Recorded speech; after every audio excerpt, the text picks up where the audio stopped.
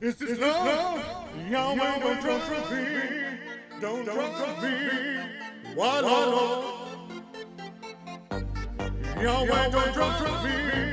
Don't trust me. Why, Lord?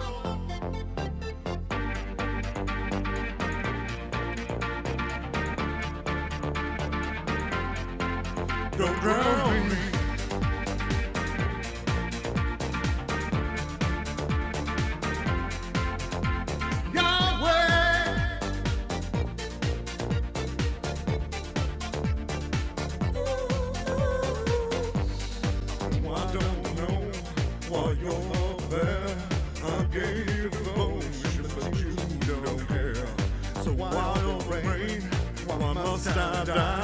Please give me a sign. So what have I done? Yahweh, just tell me. Just tell me. Why, Lord? What have they done? Yahweh, my family. My family. Why them?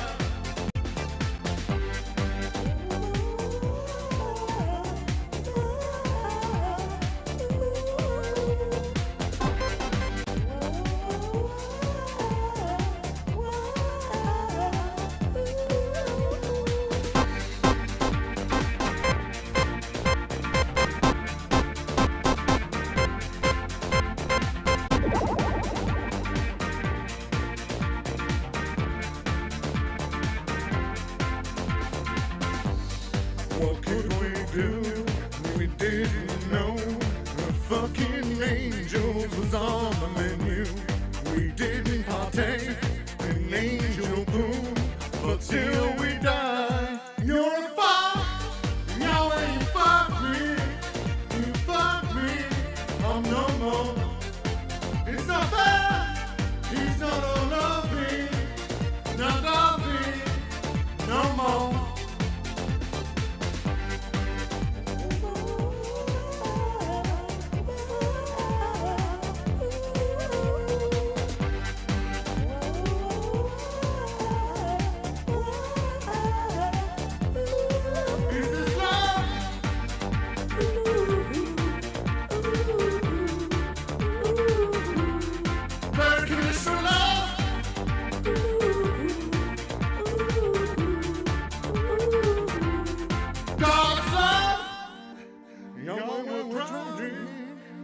We're drowning, save me.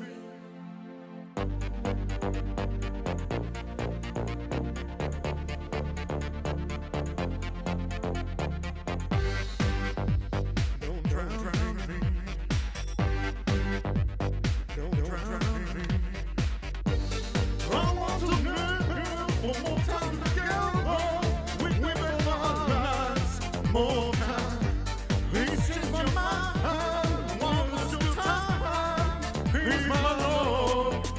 Is this love paying for crimes or crimes are not mine?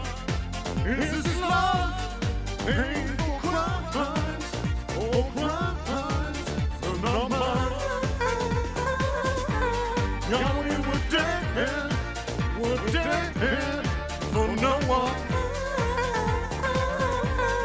Yahweh, we're dead for no one. Fuck your dose!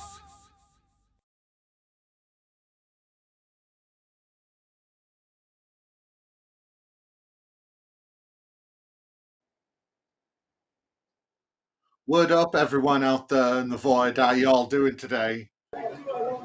Got a guest here. It's Mr. Beverly. Hello, Mr. Beverly. How you doing? Hello, hey everybody. Hey Zach, how are you all doing today? Word up, yo! On the most holiest of days. The most holy day of holies. Yeah. Well, I feel like it's just another day. I barely keep track of the days of the week anymore. They almost don't matter to me. They all blend together. Well, they would do. But today is the most holiest of days. He is risen. Do you not know? He is risen. We must all rejoice. I've been told this story, but I think it's got holes in it. It very much does. Very much does. That's why I decided, fuck it, I'm gonna do a fucking Gary Habbermas video because it's It's always a pleasure to watch some Gary Habbermas. Well, he's certainly proven that the resurrection is totally 100% believable to Christians who already believe that it's 100% true. Yeah, and he made a very big book about it. And because he made a very big book about it, it must be the most true, because it is very big indeed. Oh, somebody just put in the chat. I had forgotten it's 420 and Easter. Hey, Yes. see, how are you? It's yeah. There's our house has been dry since this little monster. Let me introduce my co-host. He's the reason that we're 420 doesn't mean nothing around here. Say hi, buddy. Yeah, so his mom was asking ChatGPT the other day, why is it that I tried to smoke weed the other day and it made me paranoid and sick and I didn't like it?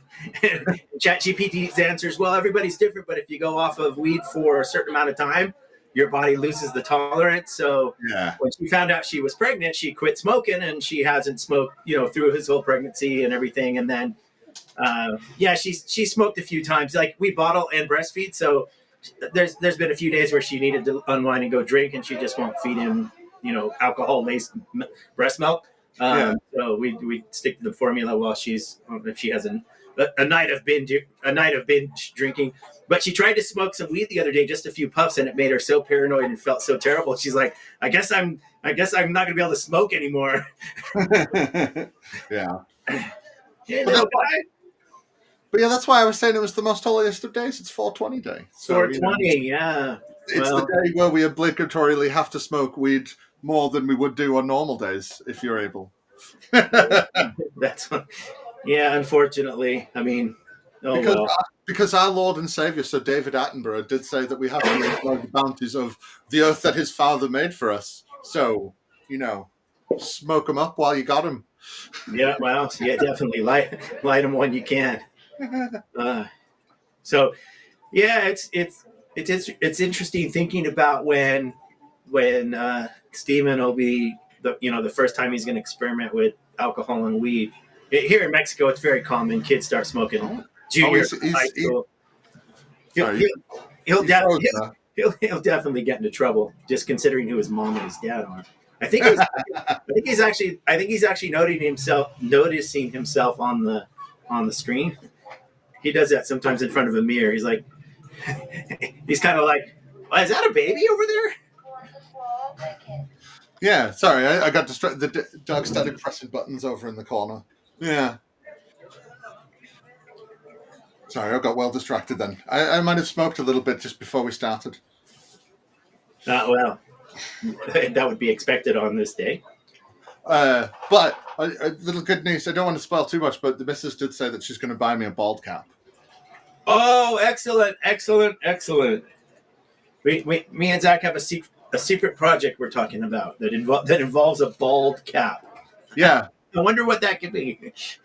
Yeah, it's gonna be interesting. Yeah. But so this video is going to be long enough, so let's just get into it, shall we? Yeah, let's hear what Gary has to say. Maybe we'll become Christians by the end of his talk. Well, it is. He is risen today. Today is the day. So I guess. Well, the topic tonight in this session is the. No, show this one. Yeah. No, that's the wrong button.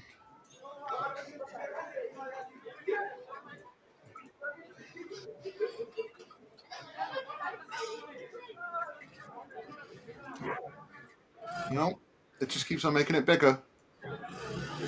There we go. Yay, success. Do you know, I might be good at technology one of these days. Resurrection. And I'm going to... Sorry, so this video, I started it, I let it run a little bit because he blathers on a little bit about some people that are there, and he's not really talking about anything, so. To be introducing it here briefly, and then I'm going to walk down to the floor and I'm going to spend all my time walking back and forth. Some of you perhaps seen me do this before. I tell people I have a PowerPoint for this, but I'm not going to be using it because it's got to be frustrating. You have to keep running back and pushing the next slide or saying next and so on. I was doing this in Oxford a few years ago, And someone said to me, "You don't need a PowerPoint. You're a human PowerPoint." And you'll see, because I'll be doing a lot of walking across the front here. So I want you to track with me while we talk a little about historiography and why the resurrection is so exceptional by way of evidence. And his evidence is going to be how many times you can walk backwards and forwards. Yeah, it'd be really refreshing if these guys didn't just lie pretty much every sentence, because the evidence isn't that great. Like, fine, we understand you believe it, like it's good enough to convince you, but it's not great evidence. Like, why do you have to lie about that? It just doesn't make any sense. Because they think it's good enough for them. So if it's good enough for them, that's just the be all end all, and that's all it is. Do you know what I mean? Because if it convinced them, then why doesn't it convince you? Because, well, he's an astute man. He should know better. Why aren't you agreeing with him? You know, because you also get a good helping of, well, they're just good old Christians, right? And why would they lie? Christians wouldn't lie, would they? You know what I mean? Because the good old boys for Jesus. But if you want to turn with me to 1 Corinthians 15, let me just say a few things by way of introduction. I think without any question, this is the grandest passage of Scripture in the New Testament on the resurrection. It's the grandest. The grandest line of the whole Bible about the resurrection. You ready for the grandness? Yes, I'm ready for the grandeur. The earliest extended portion of the New Testament. Friend and foe, liberal and conservative, date this book, 1 Corinthians, to about 55 AD, give or take. So about 25 years after the cross. We'll talk a little bit. Very noisy on your end, isn't it? Oh, yeah, sorry. Fucking. Is there like a whole party outside? Yeah, let me fix that. Just let me.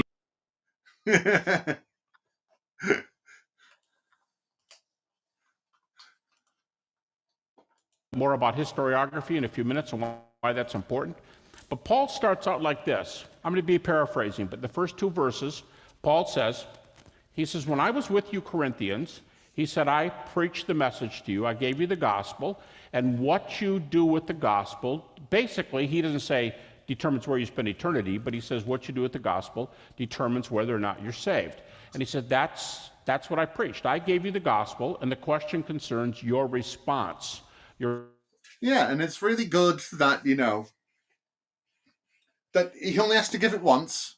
And, if it's changed down the line a few times by scribes, or, people add bits, or people take away bits, people just get stuff wrong, that, you should inherently just know better because he gave it to you 2,000 years ago. Don't worry about the fact that it was a long time ago, but he already gave it to you, and it was untouched once. It doesn't matter if there's a game of telephone going on with the literature in the Bible for 2,000 years or anything like that. You know what I mean? It's just, hey, he gave it to us, so it should just be good enough as is. Your life response, your faith response, your response to data. Now, if I were writing this out, I'd have an endnote right here, and I'd say that whenever Paul defines the gospel, and the places where the gospel data are defined is usually in Paul's epistles or the book of Acts. See, that's where the data is, right? The data is in his epistles and Acts, right? Yeah, it's funny because what real data to us, if you're being reasonable to history and fair, data would be outside attestation and other sources, and not somebody saying, well, Paul wrote about these unnamed witnesses 25, 30 years later at the earliest. And there's some good indications that these books might even been written later than that. We don't know 100% for sure. There's some new scholarship now that theorizes that possibly Paul's epistles were written after the Gospels, and Paul isn't even a real character. Now, this is very speculative, but the point being is we don't have enough strong evidence to just say, oh yeah, for sure Paul wrote this in 55 CE and used real witnesses, and the one that's the funniest one is when Christians say, well, those 500 people could have just gone and our people could have just in Corinth could have just gone and talked to these 500 people as if an 800 or 900 mile trip 2,000 years ago was just an easy, oh, just jump on the train here. Or, it's super easy to go down to Jerusalem and talk to people. Because like Bart Ehrman says that for the most part this religion was spread by like people like merchants. That's how it spread from city to city by most part. You know what I mean? And like the idea that these people were telling the true undiluted story every time is silly. Like I think it might be a bit much to say that Paul didn't exist, but I think I just don't think people ever think of religion in human terms and how these things are made. Like I am more of the belief that Paul completely made a bunch of shit up to try and fucking steal it for his own, to make it his own church, because he goes on about how he persecuted it, and then all of a sudden, I've seen Jesus and I'm gonna make it my own. I disagree with the apostles and Peter doesn't like me and he disagrees with me, but I'm totally correct and they're wrong. So why don't we do it differently? See, we're not Jews after all. Do you know what I mean? Yeah. The idea seems a little crazy that Paul didn't exist, but it's the same thing. It's the same issue with Jesus mythicism, in that it's easy to accept Jesus and Paul were both real people, but what's hard is to know what attributes about them are real. Like, for instance, we know some of the letters with Paul's name on them are pseudofiguria. Yeah. So that means we know people did indeed pretend to be Paul, and we're okay. So the consensus of scholarship says 1 Corinthians was really written by Paul. Okay, but was it redacted? Was it edited? Who touched it? Yeah. What's the earliest copies that we know are authentic? And it's like what outside information? Like, do we have works from Jews or Romans, contemporary writings that talk about Paul and back up any of the stuff that you find out? One of the things that's missing from all this, and I think never gets spoken about, because a lot of religions based around writing and stuff. Where the fuck is literally any piece of archaeological evidence, any of it? Do you know what I mean? Where it's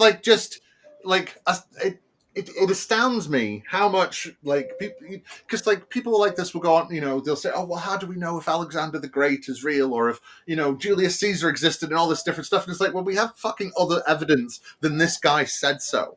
Do you know what I mean? And then when people come along and go, sculpture, and cities are named after Alexander. It's pretty hard. It's pretty hard not to accept that we have real information about a lot of characters, including like the Caesars and so forth. We have contemporary writings or writings that they dictated, coins, sculpture, inscriptions, enemy attestation, and so it's really hard. It's hard to take anything that's written in Paul's name as 100% Paul, even if Paul existed and did most of the stuff and in making the religion. And let's just say it's all the writings of Paul are 100% Paul, right? How are we supposed to trust that Paul is aside from he's a guy in the Bible, how are you supposed to trust that he's trustworthy in literally anything that he's saying? Do you know what I mean? Yeah. And it's the same for and I know that none of the Gospels are actually, written by any of the people that it says that it's supposed to be. How could you trust any of these people? The people, all these different. Do you know what I mean? It does my head in. Well, these people said it, so it must be true because they're the same religion as me, and we're on the same team. As long as we're on the same team, then it doesn't matter, right? It's all building. You know what I mean? Yeah, that's the downfall to this rhetoric from Gary and his students, both of who I've read their books and have interacted with a little bit of Mike Lacona and Ben Shaw. When you read their works, they're coming to the argument with a precept that it's true, and that to me undercuts the whole apologetic. You're coming to the question already deciding the answer. So to me that you're done. And they're deliberately fallacious in the arguments they make a lot of the time anyway. And we'll get into it. Let's get him to get some stuff before I start criticizing things later on. And the gospel data, whatever else is mentioned in the vicinity, These three doctrines are always mentioned: deity, death, resurrection of Jesus. Now, we often say death, burial, resurrection, but actually the New Testament doesn't mention burial. I mean, it does in the Gospels, but when it's telling the Gospel later, it's mentioned several times, but it's not mentioned all that often. Deity, death, resurrection, always It's not mentioned at all in the Bible. Wait, no, it's in that bit though. No, it's also in these other bits, but it's not in that much though. I mean,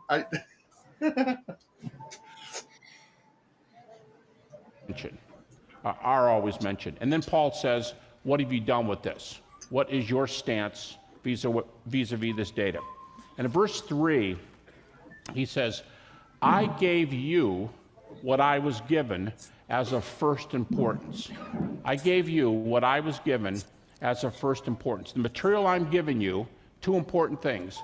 I passed on material that I heard from others. And secondly, this is the most important thing I can tell you. This is of first importance because it concerns the gospel. well, as long as it's first, he says it's first importance, and it must be first importance because, well,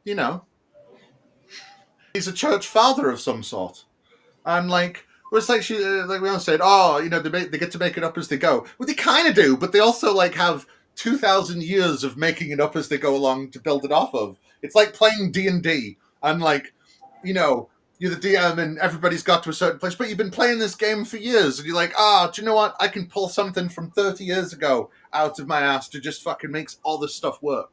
Because, hey, I know fucking Aquinas is from fucking the 1200s or whatever, but we got to take exactly what he says because he knew about cells and fucking electromagnetism and electricity or whatever. Do you know what I mean?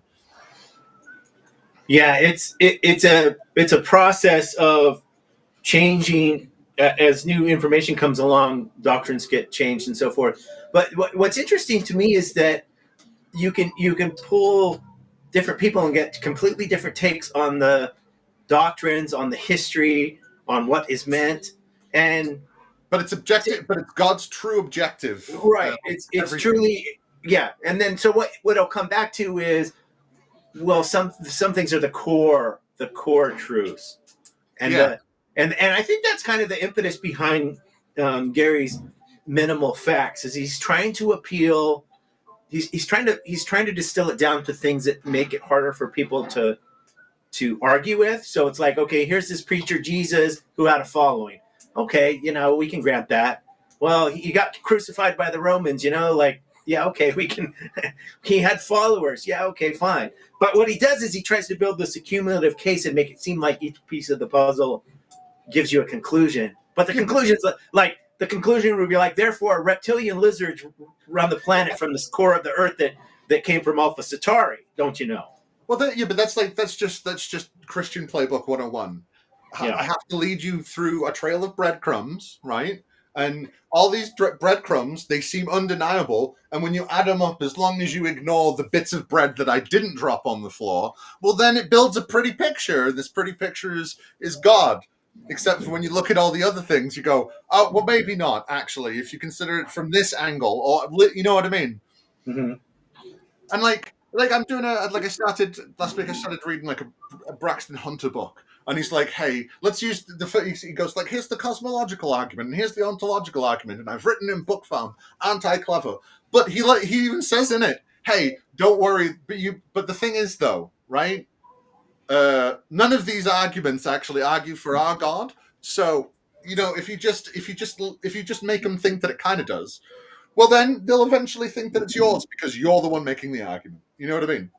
Yeah, just follow. Just they will say when they're talking about these. Well, these don't quite get you to Jesus yet, but we need to establish that there must be a God. Yeah. Yeah. Well, never mind that. If you established all the stuff about Jesus was true, then we would establish there's some supernatural thing. You don't need the cosmological argument or tag or any of those BS things. You just don't. Just prove to us that it's real. Here's the test. Let's go down to the cancer ward and empty the hospital, laying hands like Jesus said, you'll do greater things than me. And James said, if you have faith, the elders of the church will place oil on you and you'll be healed. So let's just do that. Just do those things, and go to the inner city with 3 sandwiches and a couple Cokes and a bag, 2 bags of Lay's potato chips, and feed 1,000 people with a third party making sure you're not cheating, because we know Christians cheat on this stuff. If Gary got a bull and then I got a bull, and then we went to a high place, and then we sacrificed the bull to our gods, I would, of course, do it for Baal, and he, of course, would do it for Yahweh. We would pray, and whoever gets to eat first is the winner, I suppose, isn't it? Yeah. If it's good enough, right? If it's good enough for the Canaanites, why can't it be good enough for us? Yeah, that's a good point. I would go to that ceremony. I would even, I'm an atheist, but I would pray to Baal just in case. That would be fun. Maybe I we should set challenge that up. all. I challenge all of any Christian anywhere, forever and ever. Let's get some bulls and let's do what it does in the Bible, because God says trust in Him and not your own understanding. So let's do what God has presented us, and let's fucking kill a bull and let's burn that and see who burns it first. Fair enough. And then we don't have to read a book about Jesus, and we don't have to read, his 20,000 page treatise on this bullshit. We could just go, look, the bull burnt, motherfucker. Yeah, there you go. Now, let me stop here for a moment, talk a little bit about my methodology, a little about historiography, and then we're going to go down and do the walking and talking for the rest of this. By the way, at the time of the end, it takes me a little while to do this. We're done at 9:30, but I've been told that there's nothing else going on in here, and we can stay a little bit longer if you folks want to stay for Q&A after it's over. If you need to get up and go, or you told somebody you'd meet him at 9:30, no offense whatsoever, just... You love how you gotta love he's only got like an hour thing, and you gotta love how much time he wastes. Talking about stuff. Yeah. Let's do a... Hey, do you have a second real fast? Yeah. Let's do a sacrifice to Baal. Yeah. Holy Baal, Goose. we dedicate this child. We ask that you strike him down with fire or lightning or... anything. What do you think? You want to be an acolyte of Baal? He's thinking about it. He'll get back to us. Yeah, well, do you know what? We'll check back periodically through the stream. Okay. He's laughing at me now. Hey, buddy. Here, stick that in your mouth. Get up and leave at 9:30. But if some of you want to stay around, especially some of you who consider yourself skeptics or questioners, you want to talk, I think there's some microphones around. We'll just see how that goes. I won't go any longer than 9:30 with the lecture itself. I might even end a few minutes early, but just feel free to stick around if you want to ask some questions or hear other people ask questions. Okay. I spent 10 years more than 10 years actually, but 10 straight years as a skeptic and a questioner. I was raised in a German Baptist church, and I always loved that shit. I was a skeptic once. So who gives a flying fuck? You obviously weren't skeptical enough. These people's version of skepticism is, well, if I'm a Catholic, I've read a Protestant book, or vice versa. Do you know what I mean? Yeah. I was so... I've really studied hard. I've really come to my conclusions based on logic, reason, evidence. I picked the books and the people that were already going to agree with me, and they said they were skeptical. So, I did my homework. Job's a good one. Tried really hard. Just wasn't convinced otherwise. Don't know why. In Detroit, Michigan. I hope I don't offend anybody from Detroit here, but I think Detroit's a great place to be from. And good place to watch hockey, but good place to be from. And when I was growing up, I actually, sports came into it a lot, because I played football and I played hockey, and I spent my afternoons playing sports, and at night, I would get back to my doubts. And I'd always be concerned with, where did I leave off the night before? Is there any basis for Christianity? Now, some of my friends got concerned about me. My parents got concerned about me. I did wander in my beliefs. I wondered what else was true. I came very close to becoming a Buddhist. In fact, sometimes I think I kind of went over the other side. I came very close to that way of thinking. And my folks were concerned, friends were concerned, and they would say, hey, check out this evidence, check out this evidence. I'd love to see him in a set of beads burning incense. You know what I mean? Yeah. Yeah, I mean, he probably would have end up being a nicer person if he had become a Buddhist. I mean, maybe, but, you know. Marcos. Well, as Mr. Beverly is being attacked by a pack of ravenous wild dogs, I suppose Ball has come to collect his fee, sir.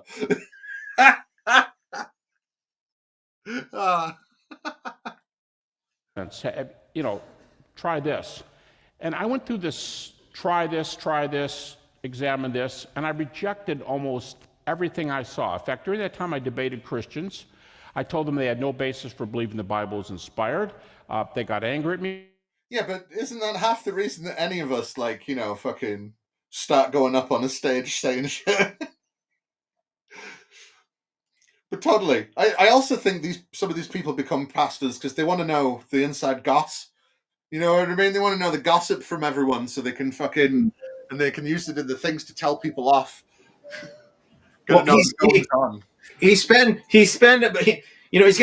spend half of his hour talking about his life and where he's from and how he feels and what he's going to do after the talk and and maybe the evidence is so good he only needs 15 or 20 minutes. Do you know what? That is where the heart and the truth really comes from. He doesn't need all the time. He just wastes it all.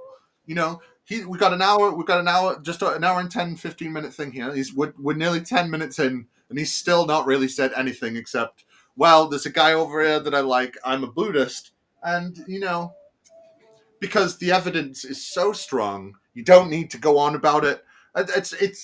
It's one of the things I think that actually works for these people, right? Is that all their shit is really simple and easy to say because they're just fucking making it up. So it doesn't need to sound even the slightest bit technical. You just kind of got to say something that sounds slightly pithy and like intuitively correct. And everybody goes, well, I wanted to believe it anyway. So if you're going to try and disprove anything, you're going to sit there for 15 minutes and go, actually, that's how this works this way and this works this way. And it takes so fucking long to explain anything. People's fucking attention span's already gone before you're halfway through the fucking thing.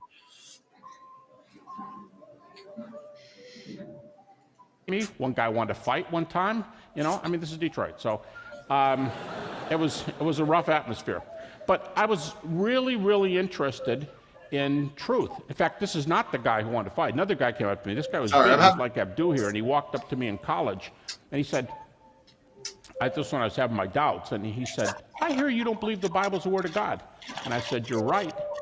And he looked down at me, and he said, man, you've got 7 demons in you. And he turned and walked away. And I thought, demon, fight. Okay, maybe the demons are better. We'll see. But that's where I was at that time, and I didn't mind. I wasn't. He's a man full of demons. He's a man full of demons. He's only got 7 demons. Speaking of demons, Joe just showed up. You know, Joe. When the demons are extra on your show, then you get the really worst demon-infected atheist to show up in your chat. Fuck it. There you go. If anyone wants to join in, there you go. I forgot I'm on a thing that I can, like, you know, have people on this if they want to. Trying to get Christians to give up their faith, but he's full of demons because, you know, it's Buddhism. And he's full of 7 demons, like the 7 chakras. You see, it was definitely God. God knew what was affecting him, and he totally didn't make up the story or augment it in any way whatsoever. Well, it's actually believable. I've been in churches that everybody thought that kind of way. If you went off the ranch, you were definitely being influenced by demons. Yeah, but he's saying just some random guy came up and said he's full of demons. Maybe he's one of those thingies followers. The old guy with the plane. No, Kenneth Copeland. You know, Yeah, that guy's definitely demon possessed. Yeah, he's been traveling around in his long tomb full of demons, and oh, word up, yo, What's up, guys? holler at Hey, your boy now. How you doing? hey, Joe. Hey. Are you Uh, incognito today? What? Are you naked? Where you can't turn on your camera and give us eye uh, contact? What's up? I mean, I can if that's what you want. It'll take me a Yeah, we need to moment. see all that loveliness we're on about. Yeah, we want to see your face. We Okay. otherwise we're not gonna trust that it's you. It might be AI. Yeah, you could be part of the evil computer overlords taking us over. Yeah, it could be a bot here. If AI started representing itself as coming from Kentucky, it's a failure. No, Uh, that's how you know it's working the best. That's part of the secret, obviously. Yeah. People think that the AI is going to try to be the most powerful people. It's not. It's going to be the low down ones driving everybody into the. You can already see it at work. Well, unless we're gonna start praying in tongues, let's get back to because I'm starting to feel oppression from the demons. Just wanted to say first, actually, had your live stream, had your fundraiser go yesterday, Joe?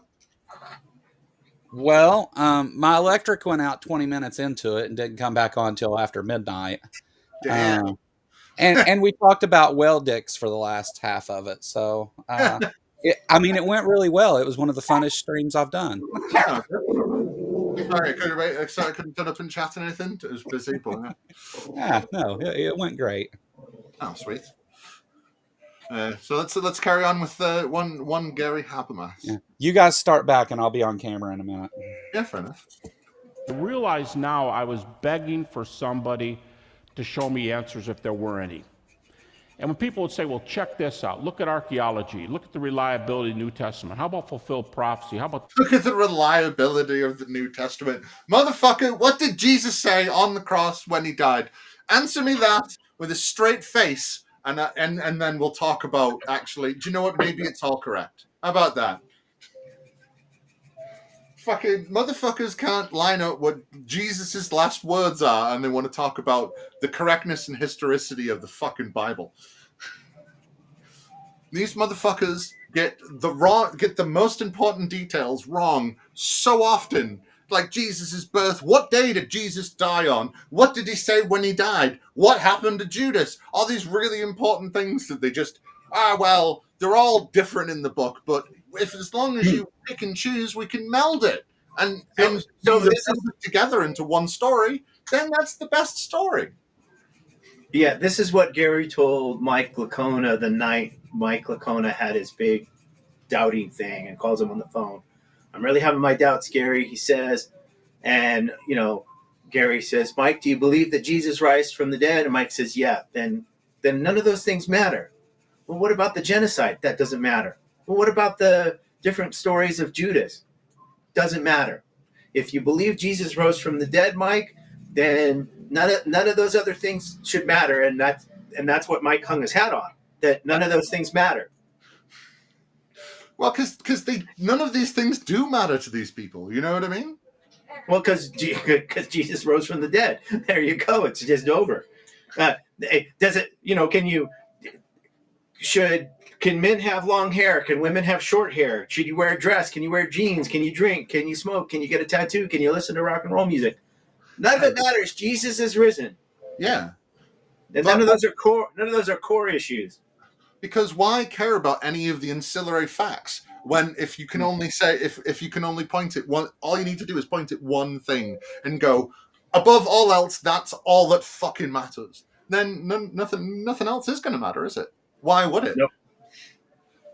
Plus, another thing that I don't think people think about enough is like how these people think of the earth and how they deal with things, because like they think that they're going to go to heaven forever, right? So what does spending 80 years on a planet mean? So what does it mean so it doesn't really matter how you treat it and how you treat people, does it? As long as you have this one tenet you cling to, and you can do whatever bad thing you want because, well, we're all sinners, and as long as we can apologize, then fuck everything about what's going on in the world because it's very finite, right? And we're going to be in there forever. And are you going to care about the world in 80 quintillion years? You know what I mean?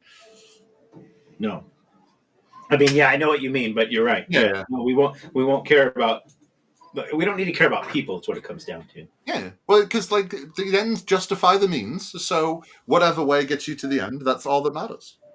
This, and I kept thinking, yeah, wow, there's some things here worth studying, but Christians just can't close the circle. They just can't complete the argument. And then it occurred to me that if Christians were right about the resurrection had something that other potential evidences did not have. There's good data. It's historical, self-defeating to deny history. Science cannot even deny history because science has to make use of historical conclusions to do science. And I thought, Science can't deny history. Science helps figure out history, but hey, who cares about those sorts of things, right? Yeah, that was a bizarre sort of claim. Well, it's one of those. It's just framing for later, right? Yeah. Well, the Shroud of Turin is really Jesus, and it's been proven scientifically, don't you know? Hey, haven't you seen the fraying edges? The edges frayed slightly in a way that might be contrived to definitely be 2,000 years old. Oh, yeah, obviously. 100%. Don't know why you doubt it. It's got Jesus's face on it, doesn't it? Absolutely. And the face on the shroud looks a little bit like Joe. It's probably a distant relative. Joe is risen. Can't No, hear you. now we can see your face, but we can't hear you. Now you're gonna have to sign or something. You can't. Oh, there you go. Voice. Bam.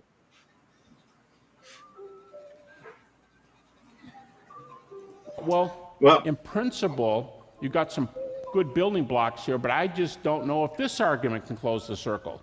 So because I was of a skeptical mindset and did not accept things at face value from Scripture, I started working on a methodology that I now call the minimal facts method. I developed in my doctoral dissertation at Michigan State University.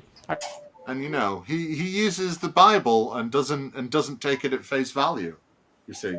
Because he uses the Bible against the Bible, so it's okay. As long as you got your minimal facts. I should stop and see where I am before I think about, okay, do they hate Michigan State around here? Okay, we're in the West Coast. I probably can say that I'm okay. Now, if I said Michigan, I'm not from Michigan, but University of Michigan, somebody told me tonight there's a lot of academic going back and forth between Cal Berkeley and Michigan. But yes, at the time, I don't like Michigan either. Sorry, man. I mean, University of Michigan. Yeah, he's going to stand up in a minute. He's going to want to do something. But I went to Michigan State and I developed this methodology of working the resurrection. Here's the way I started doing it. I sort of thought like this. If this book is the Word of God, it's like, duh. Well, then Christianity's true. And if this book's the Word of God, Jesus has been raised from the dead, but I don't believe this book's the Word of God. I didn't believe it was inspired. At the time, I would have told you I thought it was pretty reliable, but I was starting to kind of slip away from reliability and think it was pretty, that it was just like a book of ancient literature. So, I mean, like, I always want to know what exactly makes it reliable. Oh, he's got a lecture on that one too. There's 50 bajillion copies, so we know it's better than. We know it's more attested to than the works of Homer, so it must be true. Oh, right. Yeah, I know, but Homer doesn't claim to be true, so I don't care. Yeah, never mind. It's 4 conflicting copies of the same story that don't go together at all.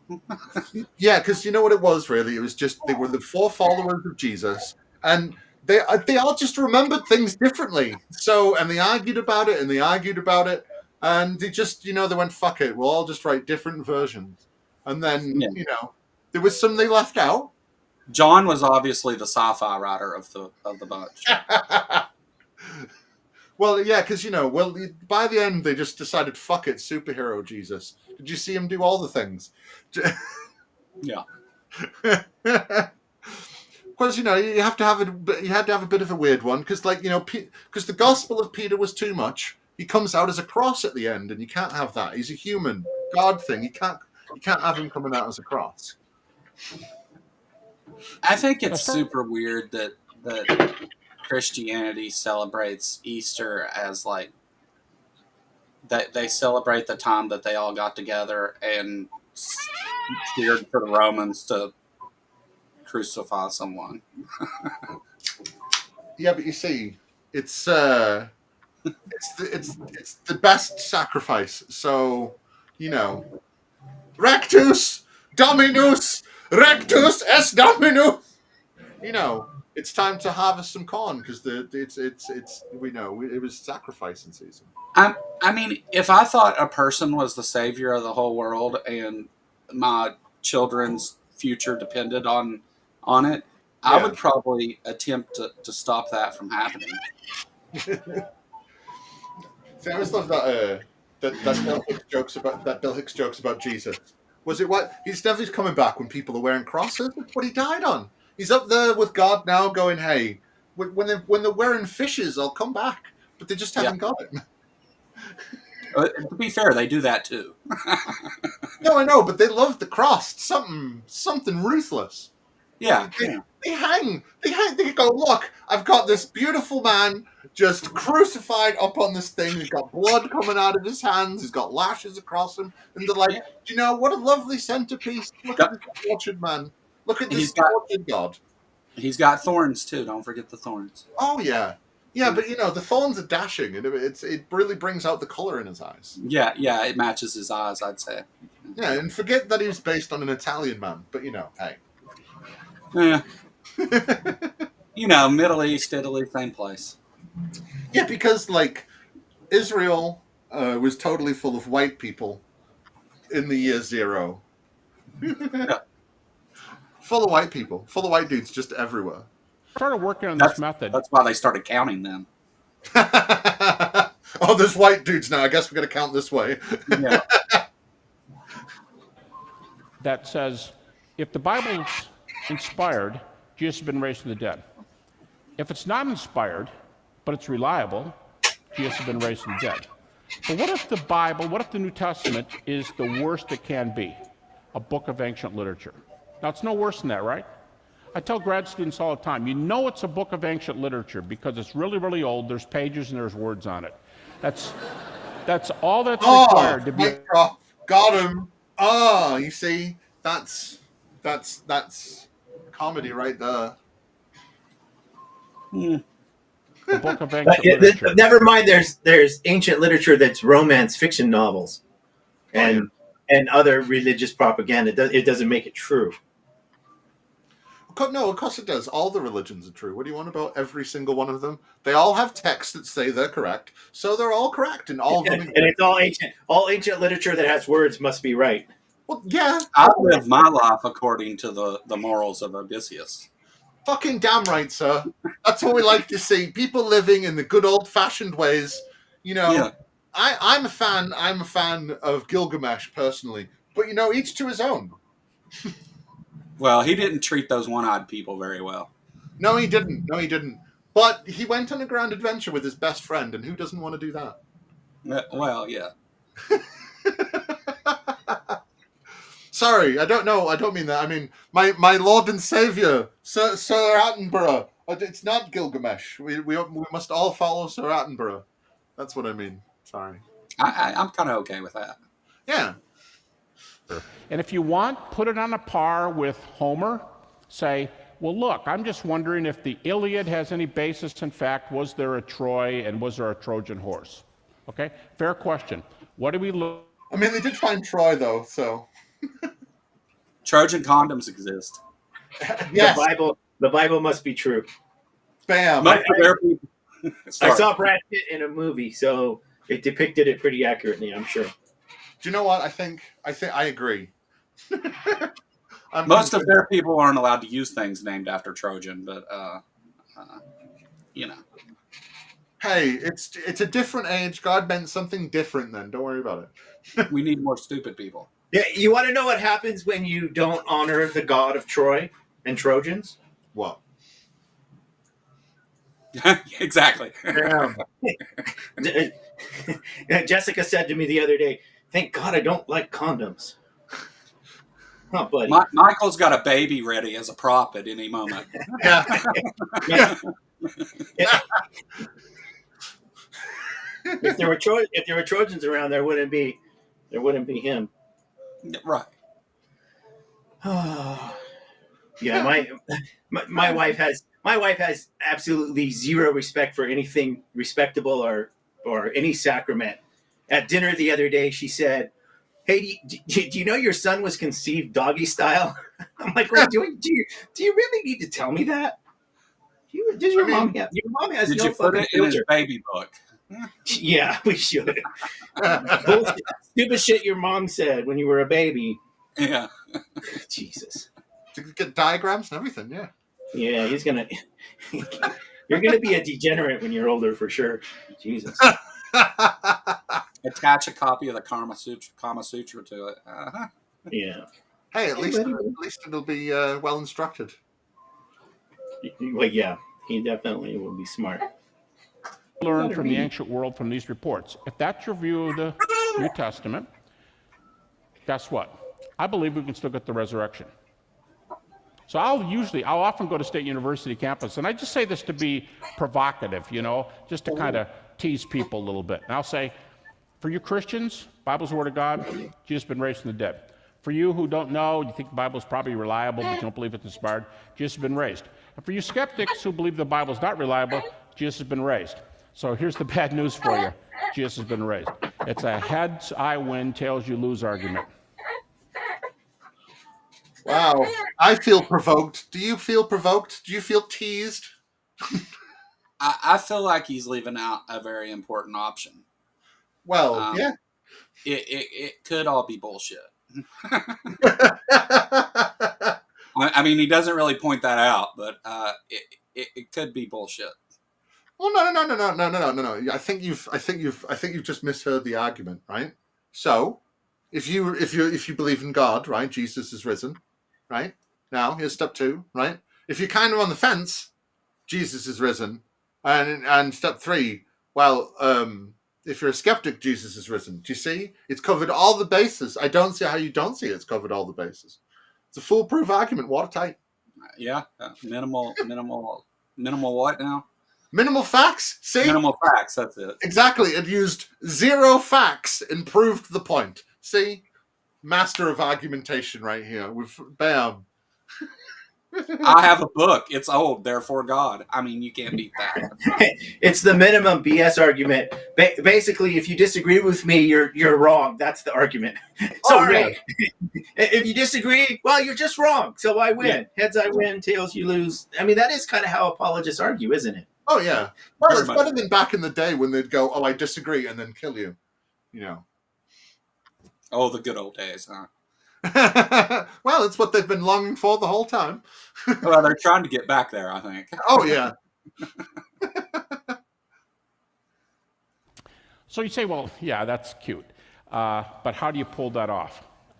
Well, I'm going to use this minimal facts method that says this. Almost nothing I'm going to share with you. Now, I'm going to start giving you with another method.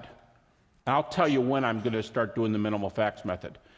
So he's got one method to start another method, you see. He's got multiple methods with minimal facts. Don't worry about it.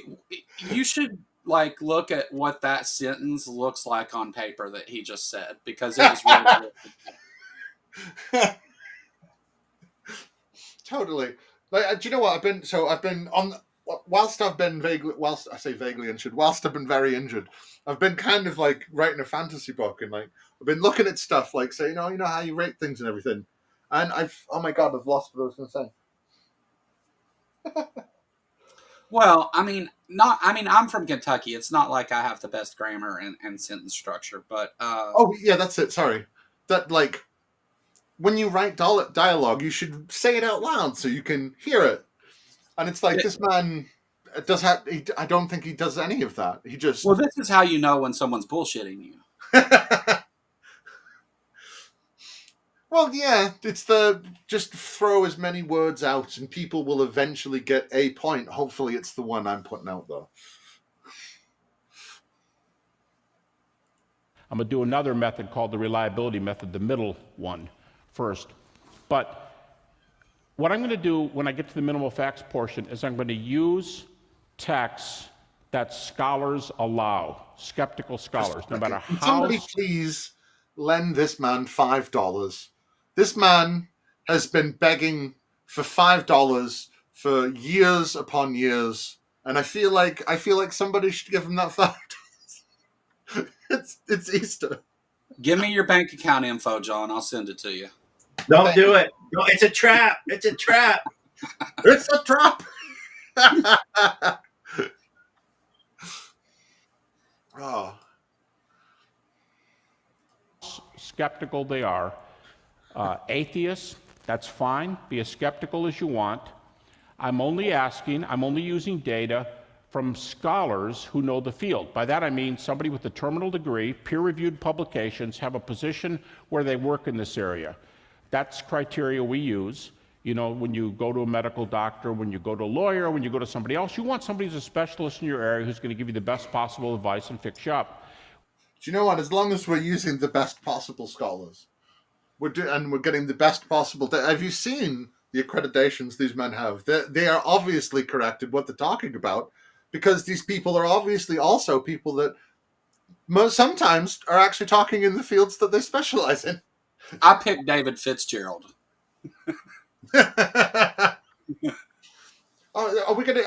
Is this gonna turn into like fantasy football, but for like apologists? You know what I mean? That's it. I don't know where I was going. Hey, that actually inspires me. I've been wanting to do this for a while. I want a futures market on which apologist YouTuber will deconstruct first, and then we can kind of get the community's opinion on like who's next maybe cool going. Yeah, the most rational. So it'd be like Frank Turek would probably be like 1,000 to 1. Tim Warner Wallace would probably be like 10,000 to 1.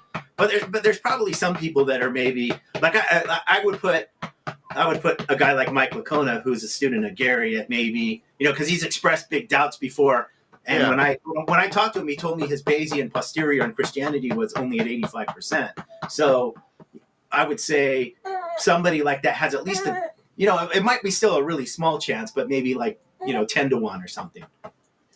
I have a question. If I was a biblical scholar and I wanted to write a peer-reviewed publication paper that was going to be submitted, and that paper said that Jesus was a myth and that the resurrection did not happen, would that paper get published? Well, that would entirely depend on who is publishing it, I suppose, because a lot of people like to keep that sort of thing hush and not want to talk about it, or throw it at the back of something that no one's paying attention of. Well, I think sometimes we use the word scholar synonymous with exegetes, and it's not the same thing. Yeah, but Christians also have a hard time of using scholars that are even in the field that they specialize in. Do you know what I mean? The amount of times you go, hey, this person is like, he's got a PhD in English literature and is talking about, hey, listen to me because I have a PhD and I know about ancient Levantine history. And it's like, what? You know why? You know why it's like that, don't you? It's because they compartmentalize the Bible, right? Oh, so scholars are experts on one particular section of the Bible, and whenever they break that down, it conflicts with the others. Yeah, well, you're bringing up a good point here, because in Habbermas's research, my understanding, now this may have changed, but my understanding is he's never released the list of scholars that he went to when he's talking about X%. Like, he'll say things. In fact, even Mike Lacona called him out on this on a live stream, because he was saying like the majority of scholars believe X, and somebody asked in the chat, well, what is a majority? 51? And Gary was very like, he was non-committal, and Mike gave him some pushback and said, well, there's a big difference between 51% and 90%, but you could call both things a majority, but they're not the same. Yeah. Well, Yeah. If he's not releasing his data on his scholars, there's a part of me that thinks he's just saying it's just him, and he's just saying it's other people because, well, he knows best, right? He's done all right. the work. Yeah. And well, it's worse. It's worse than that. It's worse than that, because the reality is, if you did a weighting on your scholarship, it would always be 50-50 or close to 50-50. Why? Because every scholar that's a born-again Christian is going to say, yeah, Jesus resurrected. and every scholar that's not a born again Christian, or at least a Christian, with a few exceptions. I know there's people that call themselves Christians that don't believe in the resurrection, but for the most part, Christians believe in the resurrection. So if you weigh it fairly, right? So if you go talk to 1 million Christians and 1 atheist, you could say it's 1,000,000 to 1 that they believe, that scholars believe Jesus rose from the dead, but that's bullshit. You have to weigh it. You have to weigh who you're polling. And if you weigh who you're polling, it would always be close to 50-50. It would have to be, because it's a pretty strong binary. If you believe Jesus actually rose from the dead, then you're going to believe the evidence, and you're going to say, yeah, the evidence shows he rose from the dead, because that's what you believe. The whole enterprise is silly, in my opinion. Well, yeah, but because sorry, I gotta. Part of the whole reason of that is just to make it kind of as nebulous as possible, anyway, isn't it? Do you know what I mean? Well, I think it's a misuse of the field, right? Because the scholars, where they study one particular thing, we should be able to take the discoveries or the understanding of the scriptures from multiple, put it together, and then draw conclusions from that. And when you do that, you come back to this, well, it might be bullshit, and it kind of seems like bullshit, because it doesn't all go together that way. But nobody references it that way. They say, well, this scholar and these scholars said that Jesus absolutely was a real person that did these things, and you don't take into account the whole thing. So it's kind of like the ultimate version of cherry picking. Well, yeah, they've turned cherry picking into an art. You know what I mean? It's half of everything they have to do. It's one of the things I actually like. I want to start asking Christians if I ever speak to them. Is like, what's the first bit of the Bible you even think is like real? Because like these people, they pick around things and act like, well, it doesn't matter that this story happens in 3 different ways, but this bit happened and this bit happened and this bit happened. Do you know what I mean? So which the first bit of the Bible you actually think is real? Because they keep on getting pushed back on it. You know what I mean? Yeah, that they don't. I mean, because I don't want to like pretend that the works of scholars. I'm not trying to dismiss scholars. That's not it.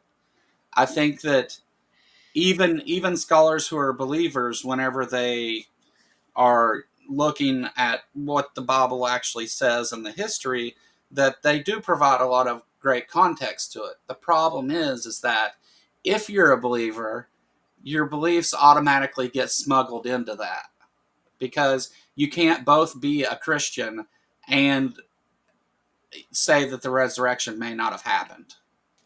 Yeah, it seems a bit weird to me.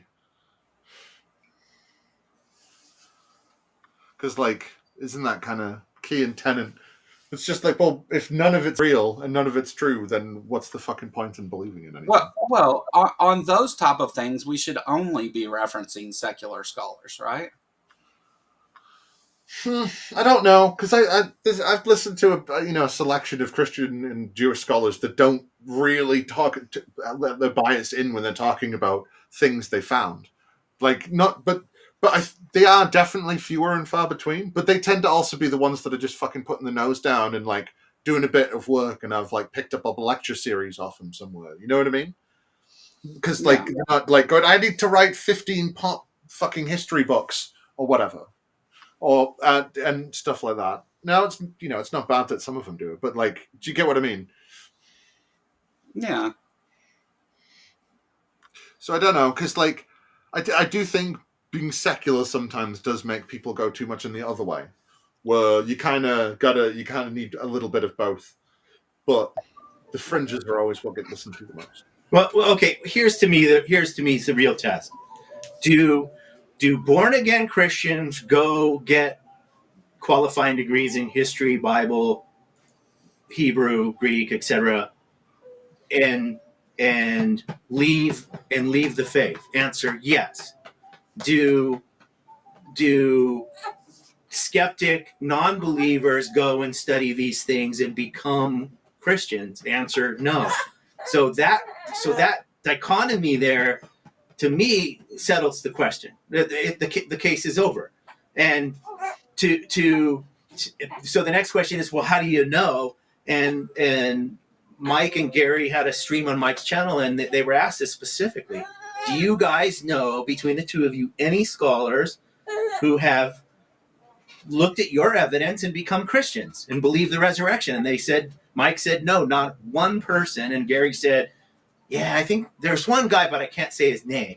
I'm like, okay, well, that doesn't really count, but okay, even if we count that one guy. So here you guys, between the two of you, you probably have 50 or 60 years in the field between the two of you, writing multiple books, lecturing like crazy, and you have not convinced one qualified person, not one.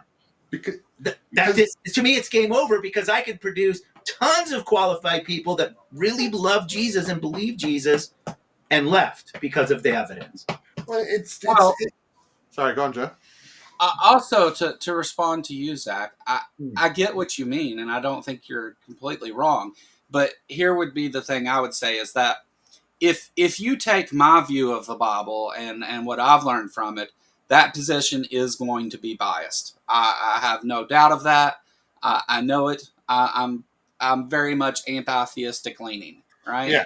So, but a person who's dedicated their life to studying this, and from a secular point of view, not someone who's an atheist activist, but someone who's just not looking at it through the lens of presupposition, then I think that you should be able to trust that more than the ones who are, right? When it comes to those specific issues. Now, there's things to do with history and literature and all that are extremely valuable, and I have much respect for anybody who dedicates their life to trying to better understand this book that has controlled so much of the world. But you know, that's kind of where I'm at on it. Yeah. Well, it's like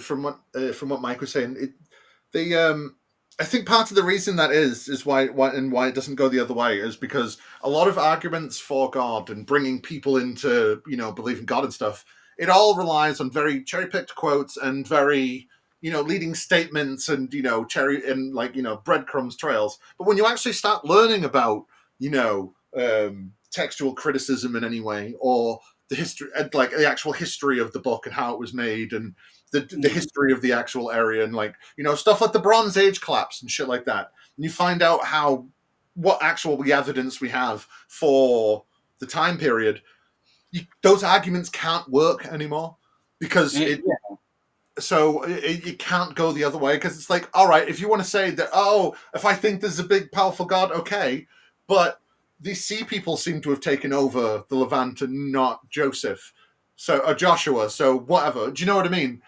And it gets a lot harder to defend from. You know what I'm saying? No, I agree with that. I think you're exactly right there. I think that I agree with that 100%. Just help me. I'm on a thing now. I can invite people in, and there's a bunch of people there. So if anyone wants to join, they can do whatever. Links there. Fuck it. Yeah. With whatever you need.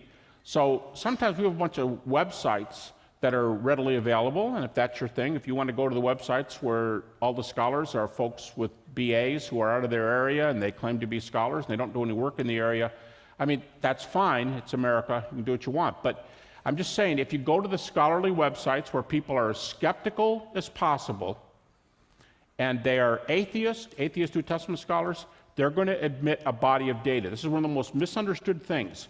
Skeptical scholars will allow you to use the New Testament. In fact, if you don't use it, they will, because they think there are some worthwhile passages. That's the only thing I'm going to use is their data. And my thesis tonight is going to be, if you take a skeptical look at the New Testament, use the data they allow, there's enough data to show that Jesus was raised from the dead.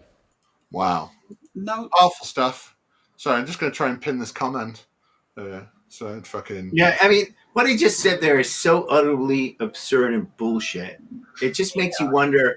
Well, he knows he's talking to Christians, so it just doesn't matter. But yeah, Come That's what on. I'm I mean, can't you just be honest and say the truth that, yeah, of course, an atheist or skeptic or non-believer can use the New Testament in their research towards history. But if they used only that, they would be idiots. And if they use all the information available, they don't come to the same conclusion, obviously. Right. Yeah, well, that's like I love how much of this is really going to come down to see all these scholars. They agree with me, but they're wrong. You know what I mean? We all agree on the same facts, but they're wrong anyway. And you know what I mean? Well, I think a more valuable like exercise would be to look at the contemporary writings and actions of the people at the time, and discuss what utility something like the Bible would have to those people, right? Yeah. Hello, Amber. Hello. So I just What got are here. you What are we breaking? making fun of Gary Habermas? A worthwhile activity, especially on Resurrection Day. Yeah. Well, I thought this most holy of days that we should talk about, Jesus, I guess. Yes, the great Lord and Zombie Master of all eternity, Yeah. and Gary, the man whose brain has already been sacrificed to the zombies' hunger.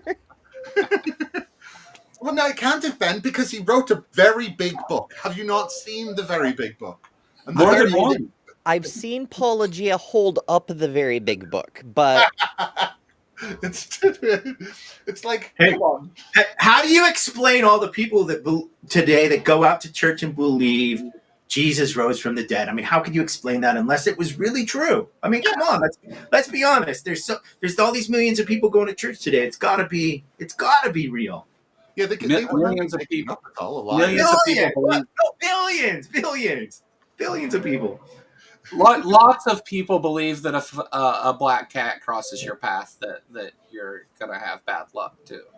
Well, but that's just true, though. So I don't know wonder what the followers of the prophet are up to today, because we know it's Passover weekend for our tiny hat wearing friends, and we know it's have ham to celebrate a Jew for some reason day for the Christians.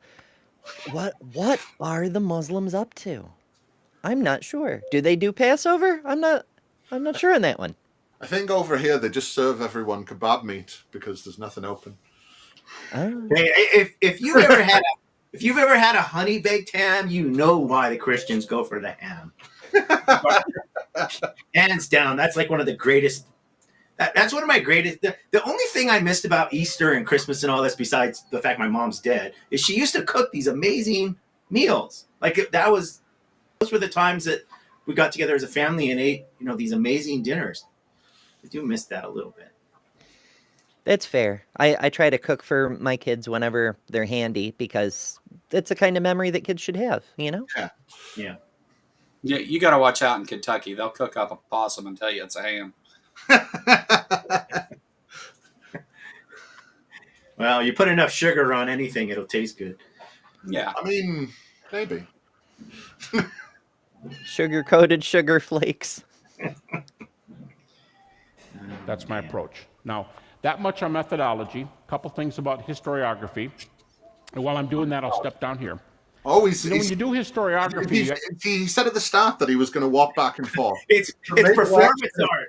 Get to a fucking point. Got to get the crowd work in. These people paid probably. Yeah.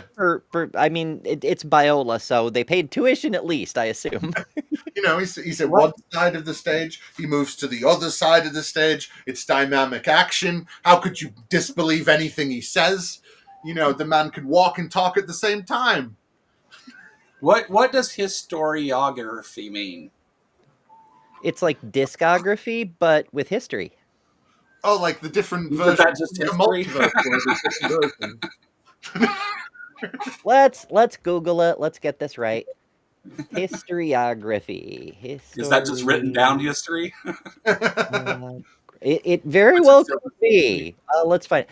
Google says it is the study of historical writing. So it's like the meta history, because history is what actually happened, and historians write down what they think happened, and historiography is the study of the historical writings about the history.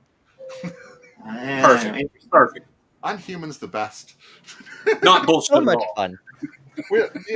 It's still, they wrote the history books, but they lied about everything. So we've got to study it to find the grains of truth in there somewhere. I mean, Well- we could like ask the paleontologists and anthropologists what the fuck actually happened, but no, that would be Yeah, we might learn something that way. Yeah, why would you ask people that might actually know things when you could listen to people like Gary here just tell you minimal facts, so you have to learn minimal things, and you don't have to know a lot. That's the best, right? Obvious. Yes, minimal facts, based on where reality is determined based on what kind of mood I'm in. To be honest, I find it ironic. When it comes to the Bible, he's a maximalist. When it comes to facts, he's a minimalist. Well, can you imagine my disappointment whenever I learned the truth about the rod of Paul Revere? So, excuse me if I don't necessarily buy into them publishing everything exactly as it happened. I mean, what historian would propagandize with their accounts of what took place? That would be unethical. Yeah, that would never happen. Of course not. No. You ask about whether an event occurred in history, there are certain criteria. Let me tell you real quickly a little story that you'll get the point, how this works. Years ago, many years ago, my son was 8 years old, and we were sitting at the dinner table. We often would read scripture with their family before dinner, and we had that time, and my son sat 15 minutes in, and we've not got to one fact. there, and we were done, and we prayed for the meal, and he said, "Dad, my Sunday school teacher asked us this week, he wants us to report next week. How do we know the resurrection of Jesus happened?" Oh? 8 years And I old? said, "Rob, Well, it's come from his loins. It must be a very special child indeed, very big-brained.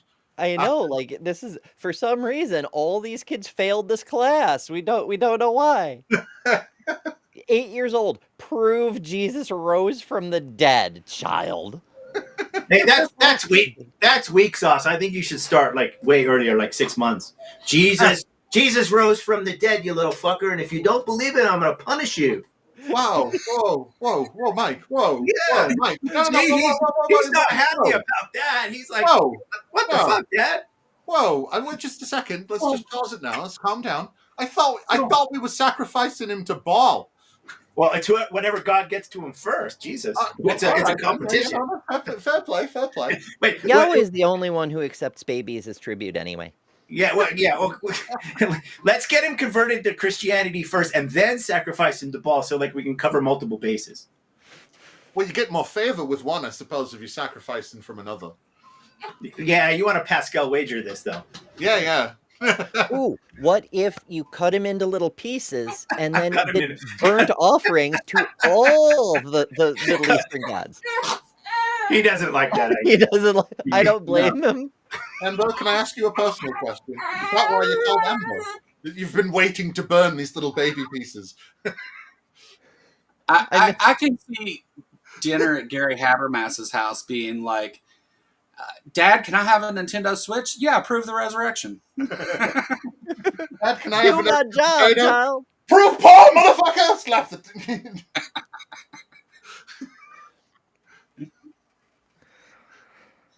Oh, come on, press play. There we go. how do you know George Washington was the first president of the United States?" He goes, "Come on, Dad."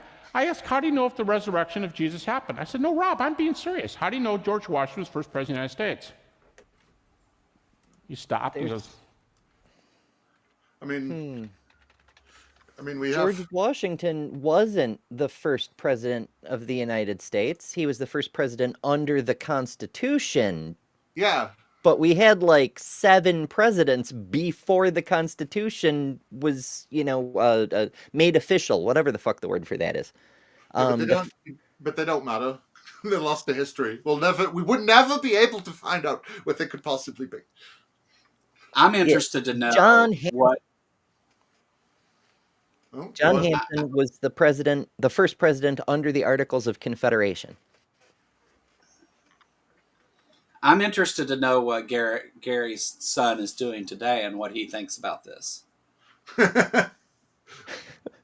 Stop telling that story, Dad.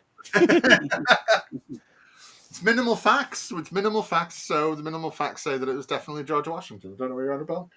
I mean, John Hanson's not on any currency, so Yeah, I mean, did you know his name before it was before Amber brought it up? I don't think so. So therefore, it didn't exist. unrelated note, but who do you want to place a bet on how long it takes before 47 replaces all the photos on currency with himself in different poses? Like he doesn't just want to be on the $1 bill. He's going to no. be on everything in just slightly different poses. Because I'm the best president who has ever presidented. I mean, he keeps on doing things much quicker, so I'm going to say next Thursday. You can also get the NFT. You can pre-order that. I mean, he's Awesome. brought out his coin already. You know what I mean? The 47 NFT. And number 47 of the NFT series, which will be a limited to 10 million. That one will be extra special. But it comes with a free citizenship. Really, he's going to replace all the dollar bills, the 1, the 5, the 10, all of them, and they're all going to be 47. And it's all money denominations are going to be denominations of 47. Because it's now the special number, the special magic number. Ay, ay, ay. That fucker really is like an antichrist. You know, he managed to avoid guilt for all his sins and makes everyone else pay for them. It's the exact opposite of the Christ dynamic. Hey, but he said that he liked the Bible, so they believe him. Remember, he knows all the verses, and he said all the verses were the best. I mean, I'm sure he thinks the glue in the spine is very tasty. I mean, he's probably sniffed it a few times. I would. All I can say is I might have in my youth maybe made a few joints out of said Bible pages, but that's about it. That's what they're good for. I mean, I've tried emergency toilet paper. Cannot recommend. Pine cones are better. Damn. That's not where I expected that to go. Rough. What do you think? What do you think inmates roll all their illicit tobacco, cigarettes, and such out of? What do they like? What do they use for rolling papers? Yeah. Yeah, Well, my dad said it was the Bible. most definitely the Bible. In Oh, fact, I those don't know. little Gideon's Bibles are great because you can get two papers out of each page. I don't know. I never tried. The only time I spent time in a involuntary motel, cigarettes were completely legal. So I just got some from the not concession. What the hell is the name for it? Commissary. Commissary. Yes. I just got some from them and then like bribed everyone to get everything I wanted and you know, like a white person would do. Well, I can tell you that that's very much what the Bible was exclusively used for. I mean, you had even the people who were like, because you get a lot of people who get religion in jail and they're, you know, Jesus is going to pay my bond or whatever. Yeah. And even those people are like, when they want a cigarette, they know where the best rolling papers are.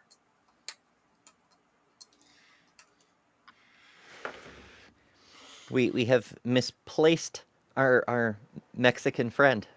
Well, I think he's dealing with his Read books. Oh, And I said, that's what played. kind of books? I think he's just dealing with his kids. Yeah, we all that talk of slicing and burning. Very angry child. He's And gone. yeah.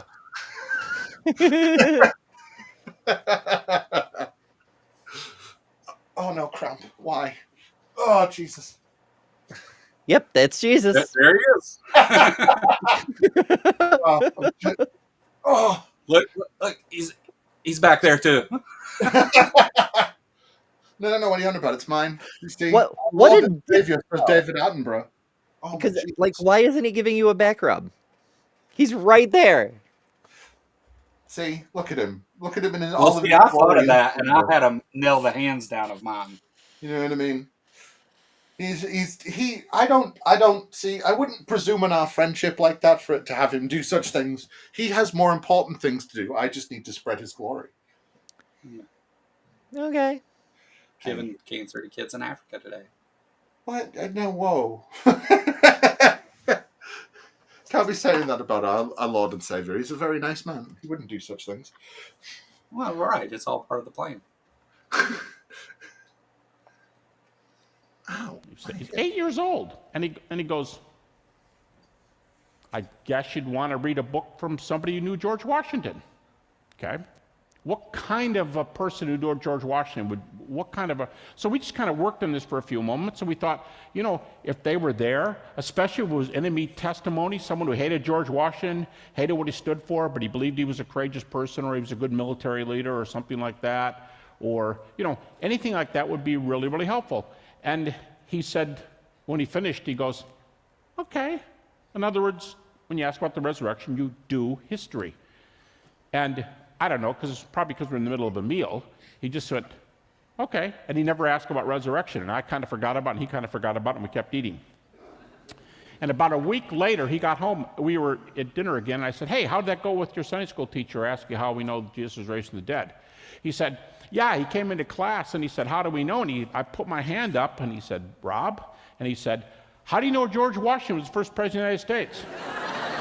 This is a true story. And the teacher went, what? And then he goes, oh, wait a minute. You're Habbermas' kid, aren't you? Damn, and the whole story was just to kind of aggrandize himself. Oh, yeah. Uh-huh. There's no actual point here, because we could just as easily turn this a different direction and be like, how do you know Harry Potter rose from the dead? Well, you read a book by a person who knew him and maybe didn't like him so much, made him out like a dumbass who relies on his friends to get anything done, total jock, completely incompetent, but he was courageous and got the job done. So, criteria of embarrassment, all that crap, rose from the dead. Boom, confirmed. It's in a book written by a person. Yeah, and it was in the past. And if a book was written in the past, it was more true. That's usually how it goes, right? Sure. And Habbermas, of course, is so famous that this guy... Okay, granted, he probably had to enroll his child in this Sunday school. But, why would the pastor... Gary thinks very highly of himself, and he gets smoke blown up his ass by the other apologists, like Sean McDowell here at Biola. Oh, Gary, you're the best ever. But whenever he's being introduced to a crowd, even of, future evangelists like here at Biola, he has to be introduced in depth, because no one outside that tight little circle of people who suck each other's Jesus sticks knows who the fuck he is. I mean, to be fair, I tried to blow myself too, and I just fell off the couch. To be fair. I've heard that's they make surgery for that.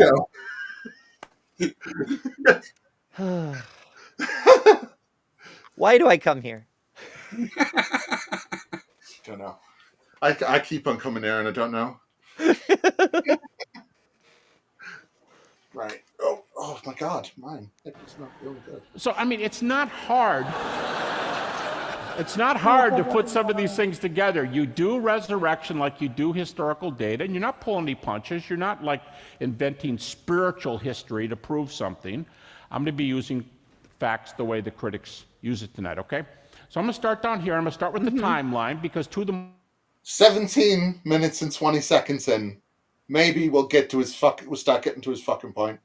If he gets to his presentation before the 20-minute mark, it's a fucking speed record for him. You gotta make sure that you lull the crowd into a lull of boredom before you give them the facts that you're going to use, And then, you've got a hefty closer and people remember that. And that's all that matters. No, he opened this as this is the facts before the facts. Yeah. Right? Oh yeah, so it's not even the minimum facts thing yet. We've got to get to there's the first method that you've got to use for a little bit before you get to the second method. So it's pre-factual? Yes. Cool. I'm gonna need my coffee. Most important things we could do in history is to get early eyewitness data. And then there were two. Who knew that this was going to be like Halloween and not Easter? Instead of resurrecting, they're dropping like flies. Like flies? To rhyme things for, I teach exclusively PhD students, and for PhD students, required books go by colors. So take out your orange book. That's what we do in grad school. And then we talk about alliteration because it's easier for grad students to remember things. We don't do this with undergrads because they don't remember it whether you do it or not. But with grad students, I say the 2 E's, okay? Early and eyewitness, just like the George Washington question. We want people who are there, and we want people who are in the right place. You say, oh, sorry, I didn't realize that you'd come back, Ronnie. If I weren't going to come back, I'd just leave. No. I meant I thought you were going to be longer. That's all. Oh no, I just left my coffee right behind the curtain. And he returned. I'm back. I just had to do a diaper change and make a bottle. Yeah, He has risen. Behold, He's risen. He's not Jesus though. He was Moses in my music video. He wasn't Jesus though. He was Moses. He got a nice arc though, so that was nice. Yeah, there is a certain Jesusness to your appearance though. Like if Jesus had lived a little bit longer. Yeah. You're the one. I need longer hair. Yeah. No. Jesus would cut his hair when he got older because he was a cool guy. Fair enough.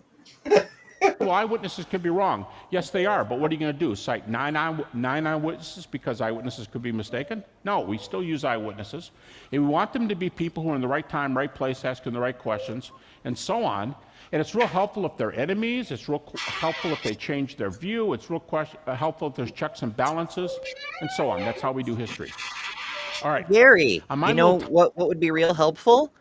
If there were evidence, instead of having to rely on supposed eyewitnesses, which even the majority of Bible scholars who are overwhelmingly Christian agree were not fucking eyewitnesses, but details. If, say, the literal Son of God had written down anything, at least we could look at that and say, okay, this dude probably existed.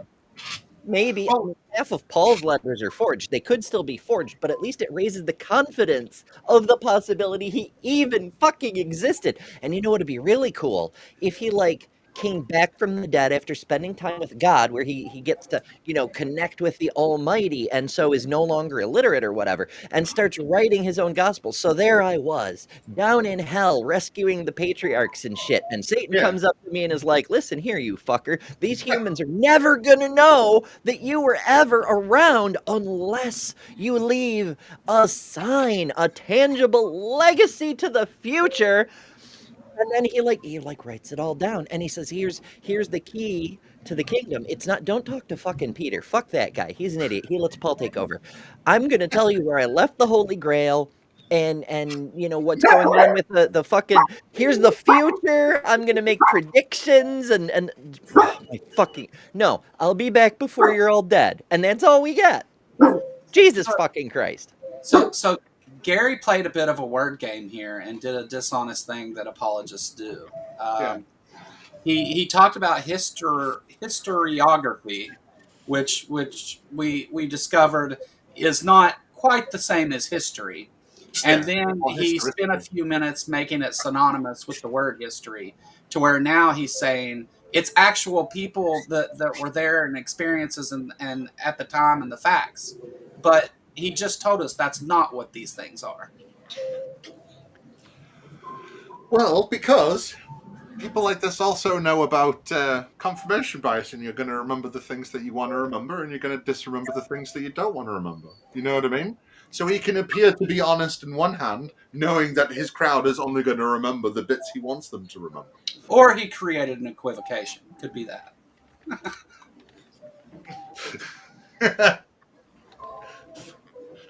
That's a good point. I've never thought of. I wanted to say, like, if your resurrection lasts more than 3 days, consult your physician, right? But why? Why, if the God is almighty, why would it take 3 days for him to come back to begin with? What did he have to wait 3 days for dramatic effect? It was a cooldown timer on his respawn. Oh, See, he shit. actually died twice. He died from the crucifixion, and just as he was rezzing on the cross to show his majesty and divine power, behold, you can't kill me, you stupid mortals, this Roman guard comes along and jabs him in the side with a spear when he only had 1 hit point left, and bloop, he's dead again. So he had to wait for the cooldown on the respawn. That's what happened. Yeah, and processing power 1,000 years ago was nowhere near as strong. So It's true. It takes more time. They had to use crabs holding flags to make calculations. Being savior of the world is tiring work, True. You just need to. You've just been crucified for a few minutes. You need to sit back for a few days and just you need to take in really what's happened, reflect, grow, learn. Have a lay down in a cave with an ep cards. Yeah. You get really good at solitaire. Timeline here, that's going to be creation down there. This is the cross. Scholars usually say 30 AD, but you'd be surprised how seldom they answer that question. Probably the second most popular date's 33. I'm just going to say ground zero, give or take. It's about 30 AD. Down there is 2011. Now, before I do minimal facts, let me give you a typical way that somebody, I'm going to have to be real sketchy, but when somebody says the New Testament's at least a historically trustworthy book, let me talk about how they're going to do that. It's just going to be a little sketchy. Don't worry about it. Just a tiny reach. It's only across the whole room. Just a little reach. Yeah, it's the smallest bridge to cross. Don't worry about it. Yes, you're gonna need your stretchy arms, class. Some may call it a leap, but not Gary. Yeah, do you know what? Have you ever heard of 7 league boots? That's what you need. You need Yes. 7 league Gary, boots, 1 step, bam, winner. Gary, how did you get there from here? Hermes gave me some boots. Yeah, well, he has minimal facts, and he says that it happened, and that's the minimal fact. Bam. I'm worried when the minimal facts argument starts with an assumption. Well, no, it's minimal facts, so it's mostly assumptions. It is the most minimal facts you can have. Exactly. It is exactly what it says on the tin. Just not what people think it says on the tin. It's exactly what it says on the tin. What are ethics anyway? You know what? When it comes to God matters more than human ethics, because ethics that we might have to observe like that are on a human plane of existence, and God is above that.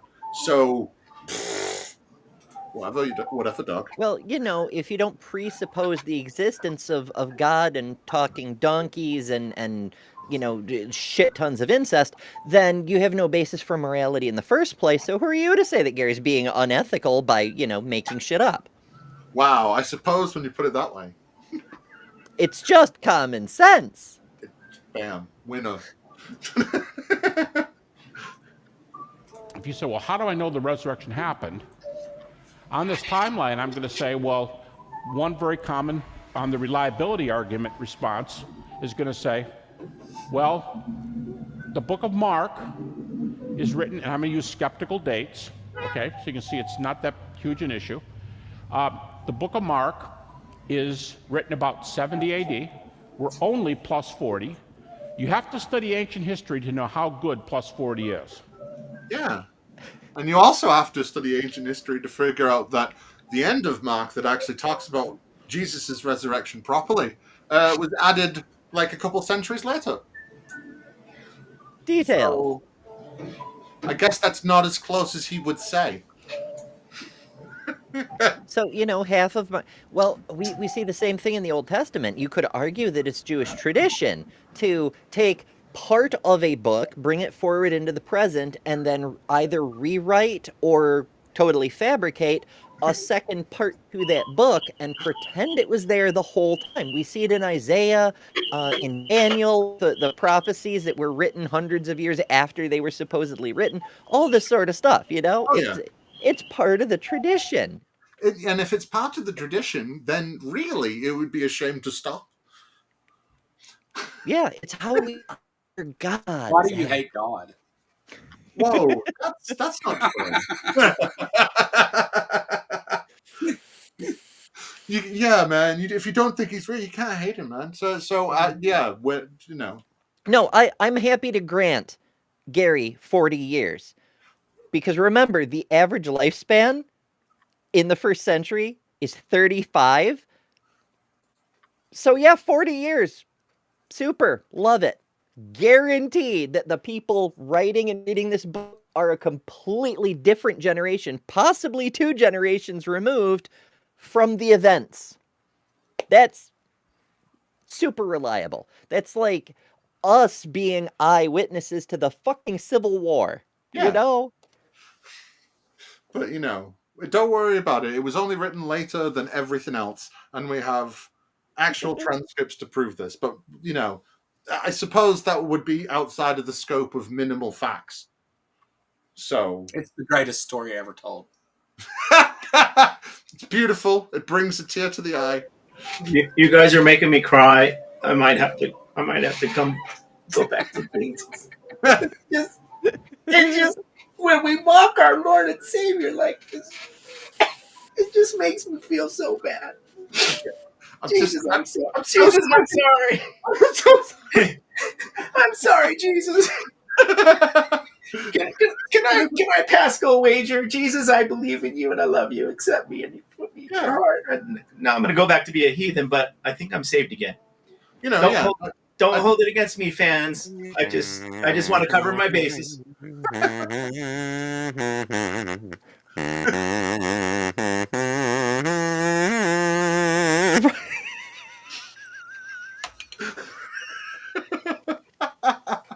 I just felt like Amazing Grace was like the most apropos thing there just then. Yes, it totally was. And it was totally so funny coincidence. When I called Dinosaur Adventure Cult the other day, the hold music is Amazing Grace. Perfect. Yeah, of course it is. Did it have the lyrics? And did it have the wrong lyrics, like is so common? No, it sounded like somebody they recorded it from the speakers that were playing a cassette tape, and it was really bad. But it's like when we were younger and we used to like record off the radio with blank cassettes, and we'd get the slight mismatch in the timing and whatnot. Well, now people are taking those cassettes and they're pressing play on the cassettes and recording an MP3 onto their phone. Yeah, right. Yeah, you want to know the scariest part of that, though? Yeah. After I started to leave a message and I said, "This is Joe, the Kentucky atheist." My phone, I got a call on the other line, and it was Kent Hovind calling me. And so he has my phone number. Do you feel special? Fun? Yeah. Although technically you also have his, so I guess that's fair. Yeah. Oh, well, you can be pen pals or maybe even text buddies. I don't know if you can text. Kent probably still has a fax machine. I don't fucking know, but I'm gonna call him real late. Bring him up at 2 a.m. boys, and you can sit on your stomach, and you can have your feet in the air, and you can get the cord, and you can wrap it around your finger, and you can talk about all the amazing things.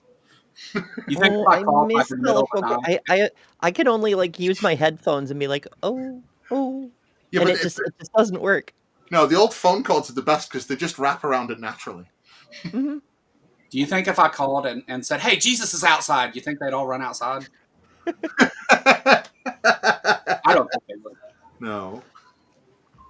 See, you said that like that Amazing Grace was really low rent. I bet like it sounded horrible. It's because I bet it's like that thing in Father Ted when he rings up and he gets put on a switchboard, and instead of a recording, it's actually just a person just really singing it. It's really it's just someone just waiting just to sing Amazing Grace every time somebody rings. They should have It's had just cats. the ringtone. Ay, ay, ay. It's just, it's great. Great time It's great. It's great. It's the best. We're nearly 20 minutes in, and he's still not really said much. So. period. Okay, using critics' dates, Matthew, about 10 years later at plus 80. Luke, about 5 years later at about plus 85. Acts, plus 85, plus 90, something like that. Everybody, conservatives and liberals, puts John at about 95 AD. But what about Q? We're going to talk about I Q. don't think that's accurate. I mean, I don't actually care because these are clearly derivative from each other anyway. I don't care how far apart in time they are, but I'm pretty sure just about everybody except apparently Gary puts John well into the 2nd century. Yeah. And Luke Acts. When I was talking to Richard T. Miller, he puts Luke Acts after John, and it's well, maybe like 110 somewhere in there. And I've heard other people say that too. That it seems like Acts is solidly in the 2nd century. Well, there's a lot of them that only really think Luke and Acts is earlier because they think it's John of Patmos that wrote it. So, and it's like we got nothing to prove that his name is John. So it's definitely that one we know of. Yeah, So and to say these are eyewitnesses, like writing in the year 70 or 80 or whatever, even if we give Gary his claim, these people were about the same age as Jesus, some of them even slightly older. So if we put the year 0 at Jesus' birth, which is what Gary is aiming at here, then these people would be in their 80s and 90s in the 1st century. But you don't understand, right? Just because normal peasants might only live to like 30, 40, maybe 50 if they're lucky, just being normal everyday peasants. These ones, they're not normal peasants. They're Bible peasants. They get to live longer. They have to spread the word. They were only fishermen. They didn't know how to read. They had to learn how to write Greek from being unlearned men living in small village towns in the outskirts of Israel. I've heard Luke was supposedly a physician. Well, as long as we can shoot it in the dark, fuck it. He was a carpenter, physician, and an engineer. He did all the things. Jesus imbued him with powers because through Christ, all things are possible. Damn right, They yes. misinterpreted their own prophecy, though. Like, say that again, Barry. They misinterpreted their own prophecy. Like, well, no, and that's. I think that there's many scholars that would agree to that the suffering servant thing, it was not at all that. So the misinterpretation, the slippery slope you have to get on in order to be able, like, you accept this one thing, so you have to accept this other thing, and you end up in this, like, well, of course the Bible's true because that can't be false because Judaism is required to be true for this other thing to be true, but they got it all wrong. That like ancient people, like you might expect ancient people to do. But no, it only has to be a little wrong, and it only has to be a little bit correct. You see, they were really, really wrong with it. Yeah, but how would you expect them to do anything better, even if it was God inspired? You know what I mean? These people were barely writing on anything better than a bit of mud. You can't expect a lot from them. Not great buildings or anything. Turn that baby into a dog. I think this is the effect of worshiping Baal. You turn into a dog. I mean, you heathen dogs. That's how this happens. Easier to kill. Damn, yeah. What am I going to tell my wife when she gets home? That you've proven our Lord Baal is he doesn't shit on himself anymore. And that immediately we should all live to his standards because he is the one that is true and alive. Praise Baal.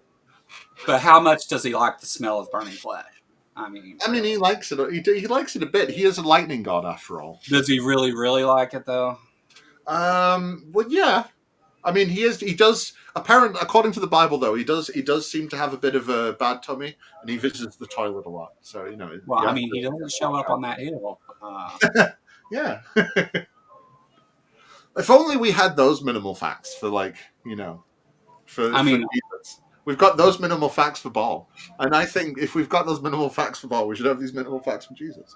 Yeah, but white God showed up, and there's dead And, for the barbecue. the proof is therefore in the pudding. Mysterious ways. So my point is that at the worst it gets is we're about plus 65 to John. What? Now, critics often The deal worst with it sort of gets. It's the worst it gets is 65. I know we said Mark, so we'll say Mark is 30, but we ignore the bit of Mark that was written like 150 years later that is about the resurrection we are in fact talking about. But hey, they were eyewitnesses, even though it was added later. Don't worry about it. See? Minimal The facts. worst it gets, folks, is he might have made it up. This is I one think of so. the reasons that I get so frustrated with Habbermas. Like, I give him shit for outright saying he's making up probabilities, because he does. He says that on live broadcasts. But really, this is a stupid fucking argument. He wants to talk about the earliness of shit. Go with Paul, the fucking guy running around writing letters in the years immediately after. He is the earliest source in canon. Why are we going with this bullshit from decades later when you have a source immediately after? Do you know why that is? Do you know why that is? Because Paul Half says of it's fuck forged. all about Jesus. Well, Paul spent a couple years talking to that donkey. Once he discovered the donkey could talk, he decided to take it home. It was a simpler time. But like, Paul says very little about Jesus in his letters. That's why. Paul doesn't say very much about him being crucified, when it happened, how it happened. Doesn't say very much about what he said or what he did. No. Paul doesn't say anything about Jesus. Paul talks about the historiography of Jesus, right? Paul talks about what other people told him about Jesus. He doesn't talk about Jesus at all. Yeah, but like he only mentions him a couple times. Most of the time, he's talking about like church structure and like how to be a fucking decent person to other Christians that are coming to your suppers and shit. Oh, Like, Yeah, imagine that. slaves obey your masters. Yeah, the guy who came from the Romans, who were trying to control people at the time, then took the story that he was being told and admits he was being told and uses it to fucking control people. Imagine that. I'm sure that's a coincidence. What monotheism is nothing but a oh my god, making power come together so you can have the power structures under your command. Never would have guessed. Yeah. All the churches must be unified, as the other apostles have told me the Savior commanded, because when I met with the magical ghost version of the Savior, he never said a fucking thing about it. But never mind that. You should do as I say, because I have the best answers, the greatest. We're going to be the greatest church, folks. Everybody's going to pay us tariffs. Yeah, because Only the best church. Yeah, because that's really so. Let's just say Jesus was real and he did resurrect. So what basically happened was there was some guys, right, and they were with Jesus night and day for 3-4 years or whatever, or however long his ministry was. Only a couple of years, right? And then he died, and then he resurrected, and these guys were going around saying what Jesus said, and doing all these things. And then Paul comes along and goes, "Those guys are wrong," and everybody went, "Okay, fair enough. I know that they lived with him and they did all the things, but hey, that guy's correct." Well, he did have a better sales pitch, because remember, the actual disciples were just heretical Jews. They were Jews who had an extra belief, an outside the church thing going on. Whereas Paul, who technically was a Hellenistic Jew, he's running around going, "Oh, those laws of Moses, fuck that shit. All you have to do is you don't even have to do what Jesus told you specifically to do. All you have to do is pay lip service to Jesus. Just suck his dick and tell him how great he is. Wash his feet. That's how you get into heaven." Wait. Which verse was the dick sucking again? Washing his feet. What? Washing his feet and sucking his dick, or sucking his dick and then washing his feet, or both?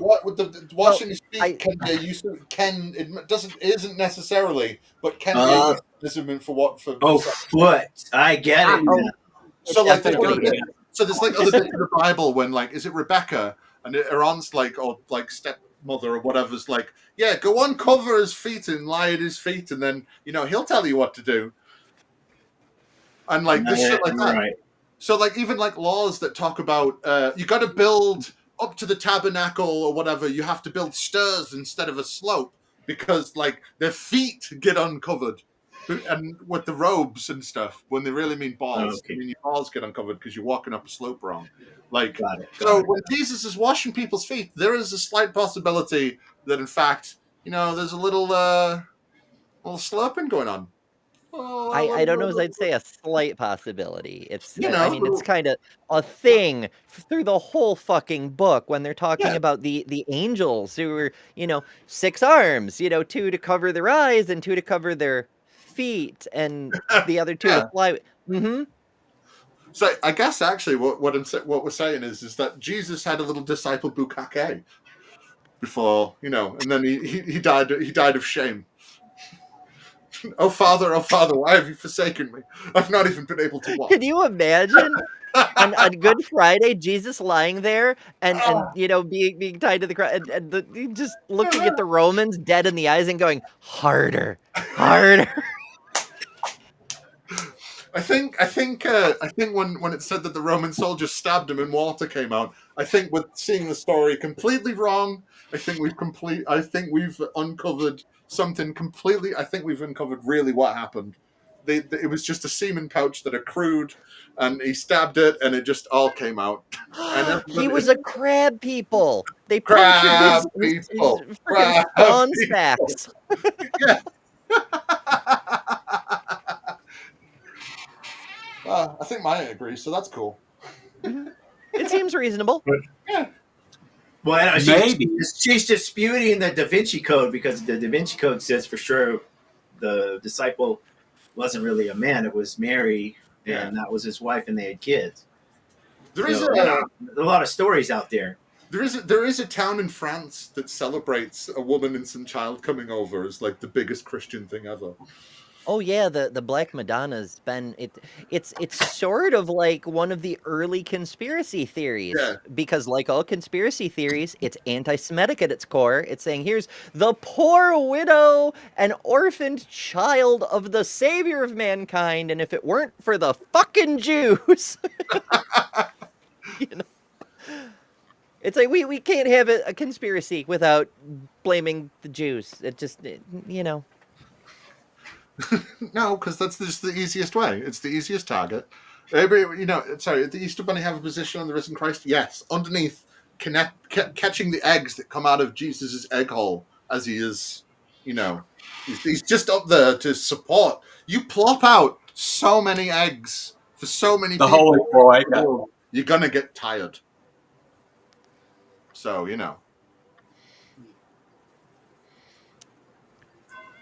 Of a double standard when they deal with the New Testament. And they're going to say, yeah, 95 AD, Matthew, 50, Luke, 55. Isn't that getting a little bit late?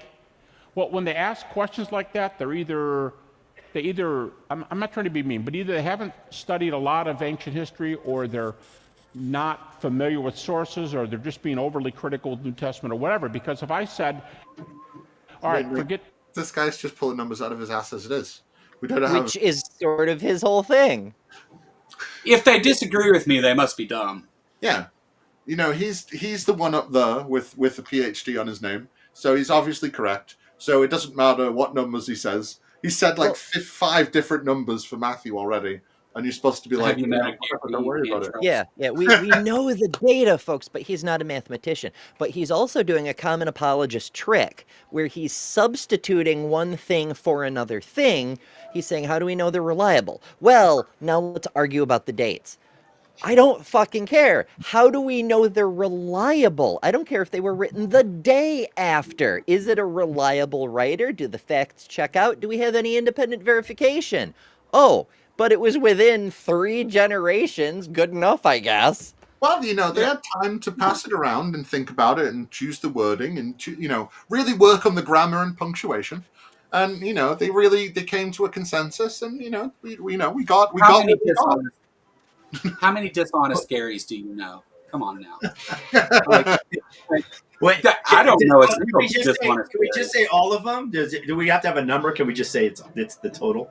I'm trying to think if I know of an honest Gary, honestly. I mean, there may be some people in our community whose name is Gary and we just don't know because they use a screen name.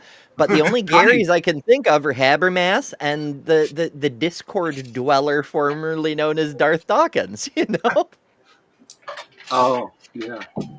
Did you see Darth Dawkins' face reveal thing? Well, it wasn't a reveal, like accident when he put himself on camera. I didn't catch it, but I don't really care. They made a big deal about it, is all I was trying to say. It wasn't. Okay. Yeah. Oh yeah.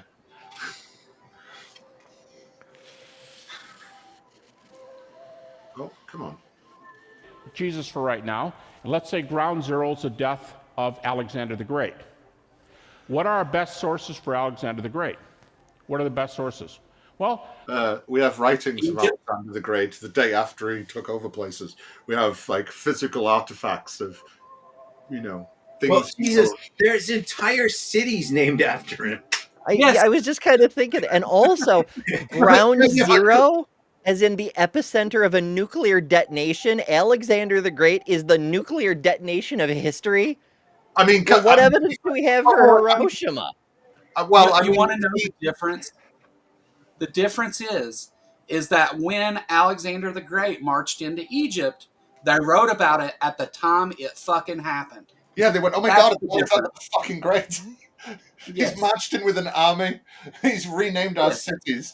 Look, we've changed our coins. Do you see the coins that we've made of him? And we can see that it's all these things that have happened in a very clear linear fashion throughout multiple nations and multiple countries that had lasting effects. Like the fucking fact that Herod is the king of Judea at the time is because of the breaking of fucking Alexander's fucking empire. Well, correct me if I get my historiography wrong here, but Alexander the Great went to marry Cleopatra. Is this correct? Is that the one? No, that's Mark Antony. Mark Antony. Mark Antony. Okay. When Julius Caesar did it first. You're talking the Ptolemies. This is the descendants of Alexander the Great. Right. Okay. His kingdom was divided up among the Ptolemies. Alexander was going to marry, and I think she was Indian, and then there was going to be a big ceremony of all the things, and then he died, and then the place split up. And well, even without that, the point still stands that the difference is that Alexander the Great, they wrote of the things he did when they happened, and there were lots of stories of this, and it spread across all different places as it happened. They didn't wait, but with the savior of mankind, they were like, we'll wait a couple hundred years, or 65 if you're Gary. Well, yeah, you got to wait a couple decades to really let the word of the Lord sink in, because it's the Holy Spirit, right? And the way they talk about it, the Holy Spirit is awful fickle. Sometimes it's going to move through you. Sometimes it isn't. Sometimes it needs you to be full of elation of the Lord, and sometimes it needs you to be full of despair. It's a fickle foe / chum. Yeah. Fickle indeed. So, it takes time. The Holy Spirit already moved through me this morning, so. But, we have physical artifacts of these things. I think that's the bigger thing. Right. And, what are physical artifacts if we've got of anything of early Jesus? We've got some we've got some fragments of fucking writings that come from much later than when they're basing the writings on, because fucking half of these writings they're only basing on the age on, well, Mark is probably made from Q and Matthew is probably copied from Mark and Q, so we're gonna estimate these ages, and then they keep on changing it around every once in a while, because these Christian scholars, they keep on trying to make it earlier and earlier, going, do you see this word here? This one word is only used at this time period. And it's it's not even in the, you know what I mean? What? Yeah. If they had the finest straws. Yeah. But, speaking of Alexander, there's a fun little tidbit that I learned semi-recently, a couple of months ago. There were still Alexander-derived kingdoms at the time of Jesus. There was a kingdom still existing in India. At the time, it was the last Greek kingdom because Greece and all its other countries had become part of Rome or Persia or whatever. But this one kingdom in India, they were still Hellenistic. They still spoke Greek. They still did everything the Greek way. Like they were the last bit of Greece, way the fuck over in the subcontinent. And they were around at the same time as Jesus, minting coins with Greek letters on them and all that shit. It was the last Greek kingdom until the reformation of modern Greece in the Age of Enlightenment or whenever the fuck that was. It's a pretty. It's just we have evidence of that. We have coins and history books and artifacts because historians often like to write about the shit that's happening in their own time because they study history and they know future historians will want to know what's going on. So it's really fucking weird that a dude who comes back from the dead with an army of zombies after an earthquake and a solar eclipse, nobody writes a fucking thing in the capital of a Roman province. Because people resurrect her and it's a penny back then. You know what I mean? It was back in magical times. And, there was Jesus, there was Apollonius of Diana. The list goes on and on. I could name them for days, but I wouldn't want to bore you with more names. So, it seems like apologists, whenever you interact with them in some way or listen to things like this, that they have like a preferred fallacious way they like to do things, right? Like that they're like, well, that trick works, I'm going to use that again. And I guess, and Gary, it seems to be like always just trying to equivocate things to each other, like to make his point and it doesn't matter if it's correct or makes any sense, but as long as it gets him paid, does it matter? Well, because he knows what audience he's talking to. He knows he's talking to an audience that come to him for the information. They're not going to look at anything else. You know what I mean? So he gets to say whatever he wants because he's literally controlling the narrative of how a swathe of Christian followers think. Because, well, no one's going to go past me, right? Look, I'm the big authoritative guy on the subject because, my historiography is correct. So, fuck everyone else, right? I said the numbers of this, and this. Do you see anyone else talking about minimal facts and numbers? No, I don't think you do. So, hey, the scholars agree with me. I've said they agree with me. And I'm talking for Jesus. Why would you distrust me? Well, remember the thing about Gary's. Well, it can be snails, I suppose. And that was a decent Gary, wasn't it? It's from SpongeBob. Didn't he bark? I think so. Which would make more sense. It'd be more coherent, more intellectual than other noteworthy Garys. But he's spitting minimal facts. He's spitting minimal facts. I mean, the minimal number of facts, I suppose, is 0. Well, no, he could go negative if he presented things as facts that were obvious lies. That might count as a negative fact, wouldn't it? What, you mean like the fact that he's talking about the resurrection story of Mark being written 30 years after his death and not 150? Do you mean something like that? I was thinking like the story of his son at 8 years old. Oh, well, Like, now you're just fucking lying to us, Gary. What is the most minimal number of facts you can have? I mean, minus infinity facts. I think that's the amount of bullshit that comes out of the right wing nowadays. I think that it shows that it has no end, and it never. Well, I wasn't allowing for negative numbers being a real thing. Of course, negative numbers are a real thing. No, come on. Hey, if real numbers are real numbers, the negative numbs are real numbers, then all numbers. If you've got negative $5 in your bank account, how many dollars do you have to spend? I'd have an overdraft. But I'd still have my. Yeah, you gotta get $5 to get back to even. I have negative accounts all the time. It's totally real. Yeah. right. I'm joking. I don't really think negative numbers are fake. Of course you do, Joe. You said it on the internet, and it's out there for everyone. Well, for the sleuthy ones of us, you may be able to find me carrying the name Gary on the internet, which is quite amusing. Bam, there you go. There is a social media account that I made videos under the name Gary. Huh. For real. Gary the Jew specifically. Wow. Well, like Gary Shannon? Not anti-Semitic in any way. Not at all. I mean, really, it's not. It was a me pretending to.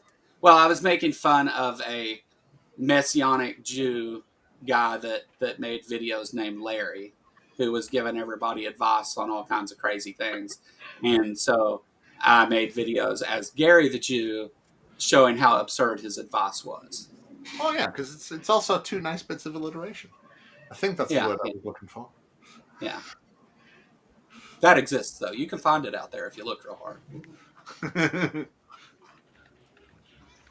There were several people who wrote during Alexander the Great's life, but we don't have any of those sources. We don't have any of them. They'd be very valuable. We don't have any of them. What? We don't have any written... Did he just said that there's no written sources for Alexander the Great. That was the thing that he just said. There's no actual written sources. Negative facts. We don't have any of them. We don't have any of the actual sources. It's like, we do have original writings of people that wrote about the fucking time. Like, shut the fuck up. Yeah, no, I think he means we don't have the actual original. Yes, we do. The original actual papyrus and ink. How would you know it was original? Signatures? Like, we have it's Indian Sanskrit type writing that we have about the wedding that was written at the time, and it's the original version of it because it's just like a little bit of info news. It wasn't really written for posterity; it was written to tell other people. Like, we have direct sources of the time of it. We just do.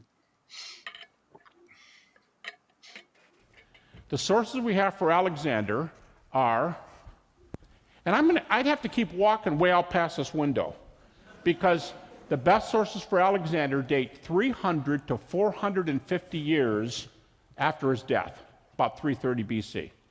Yeah, nobody wrote about Alexander for 350 years. Not one person and not one thing survived. Not at all. Never, ever, never, ever. We don't have coinage. We don't have fucking anything. I think what? But there's a window. Yeah. He got to walk out past the window to illustrate his point. Yeah, because, it was 350 years and Jesus is only 30. And, that means it's better, right?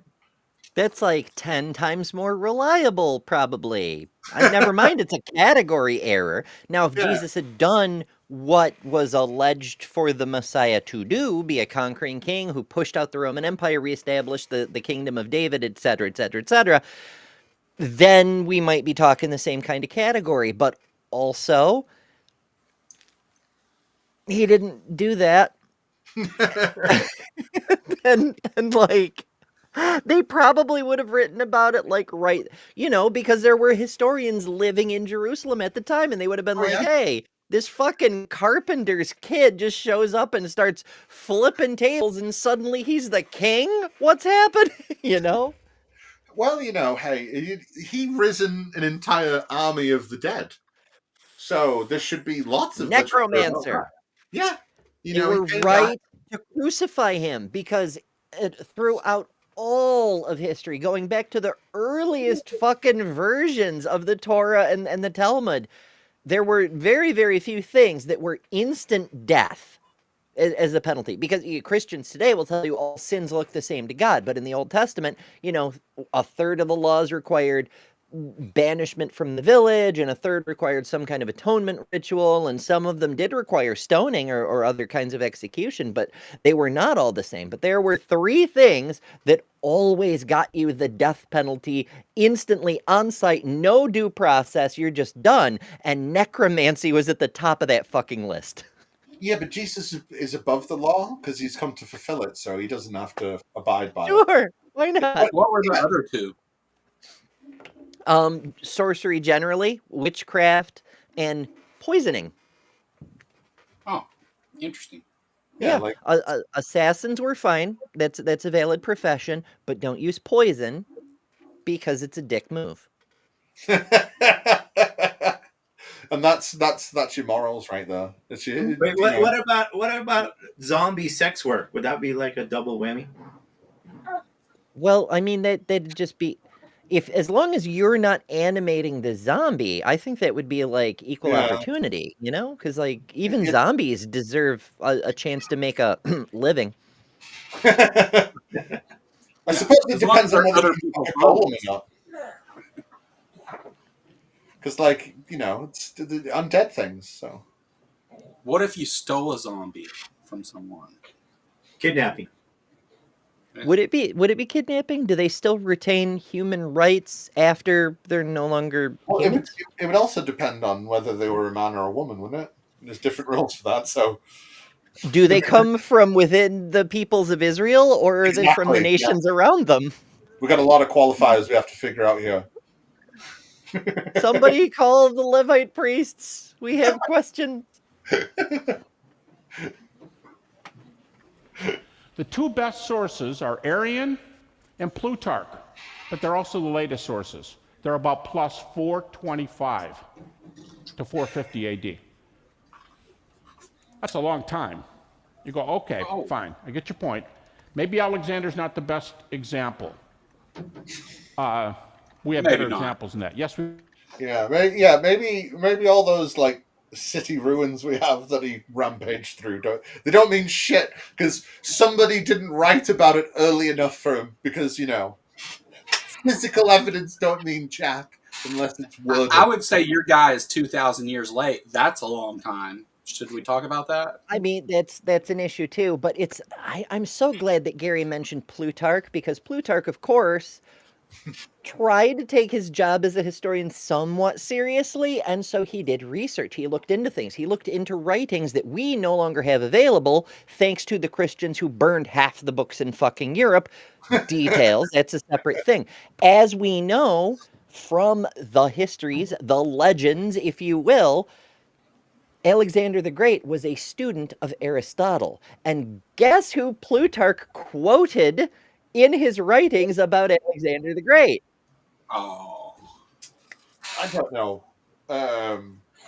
Caesar, Augustus. I mean, I Aristotle did say some wacky off the wall shit during his life, but I don't think Gary could question the veracity of his historical writings like this person fucking existed, written in the same age as Alexander lived. Because his entire profession is in a direct line of descent from Aristotle. Yeah, but like, you know, if you don't have to talk about all the all the little ancillary things that like actually mean stuff, well then you can say whatever because it sounds yeah. like you're saying big clever things. You know what I mean? But Paul Fuck said you, people Phil. told him things. Say that again. Paul said that people told him things. Well, He you heard know, voices, it's true. yeah, and you know he saw dead people, so he's like hella Well, Joel Osment, isn't he? You know. when Paul goes after the donkey thing and all that, when Paul goes into town and talks, and he the writings it says people told me these things. I mean, that's as good, right? Yeah, and he didn't speak to witnesses. He went because he made sure to not speak to the disciples for a few years, depending on which version you read, at least. And Alexander, unlike Jesus, wrote shit down. Plutarch. So Alexander wrote to Aristotle at various points, asking for guidance and philosophical insights and shit. Aristotle published the letters in his own writings about Alexander, and Plutarch had access to those writings because we're pre-Dark Age, and he put them in his own book. Gary's correct that Plutarch's history is the best resource, but it's the best resource because he combines all the extant knowledge from the previous centuries. It's not the best because he was there and he was an eyewitness. but there were eyewitnesses, and the man himself wrote shit down, which is a thing that Jesus never seemed to bother to do. So does what Gary said then qualify as historiography? Because I'm really concerned about the use of that word here. Like, I mean, technically, I think it would qualify because he's studying the study of history through the eyes of other historians' historical writings. So, we've got that 5 steps of remove from actually looking at history. So, yeah, I think it qualifies. But we've got a fancy word for it, historiography. So that gives it legitimacy.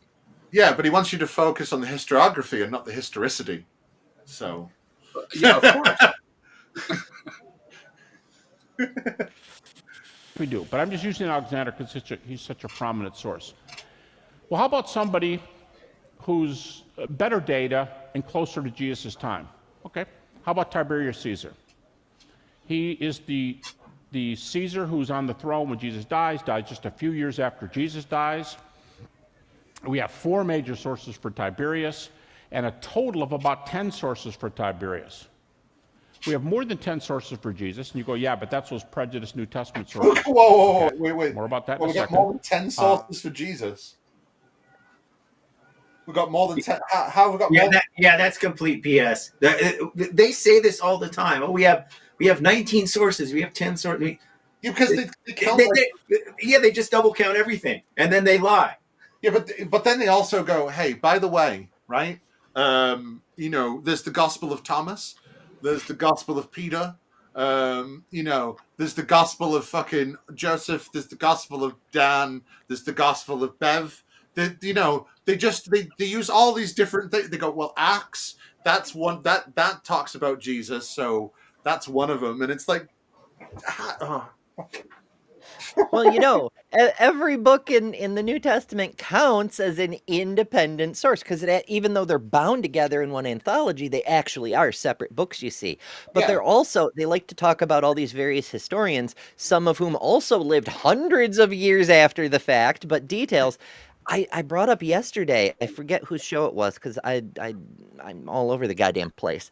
Why don't they cite the non-canonical gospels, because those are external non-biblical sources that seem to yes, they make wild claims like Jesus was a murderer at 9 years old, but it says Jesus existed. Yeah, but they do like to talk. They do like to accept them. They just don't like to say they accept them, because when they go on about, hey, Jesus must be real because Joe's dropped out. He gets raptured all the damn time. They keep kicking him out, but I know. I'm still here, but I just need a quick break. So me and Joe are running off the range. Was it the what was I going to say? Fuck.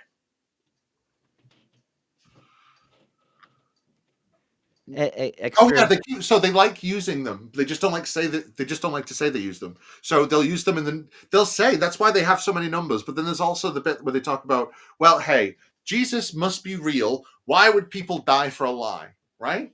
And only fucking two change the subject again. Yeah, and only 2 fucking disciples die in the Bible, and the rest of them are all it's the Gospel of Jude and thingy. It's the Gospel of this and this, and they're all these Gnostic as fuck texts. And they went to India and they were sawed in half for Jesus. And it's like, well, they don't like anything else except for when they died. We know nothing except they died a most tragic death. Yeah, it's fun to ask them.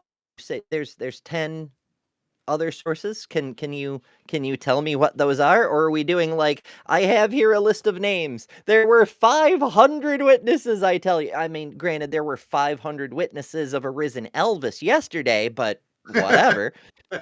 It's just my fucking God. But when they do list them, they don't want to actually say, because half of them don't know. Probably more than half don't know. The only one I've ever heard try to articulate a comprehensive list was Mike Lacona, because occasionally he attempts to put on the facade of seeming honest, Yeah. And I think it was a debate against Matt Dillahunty.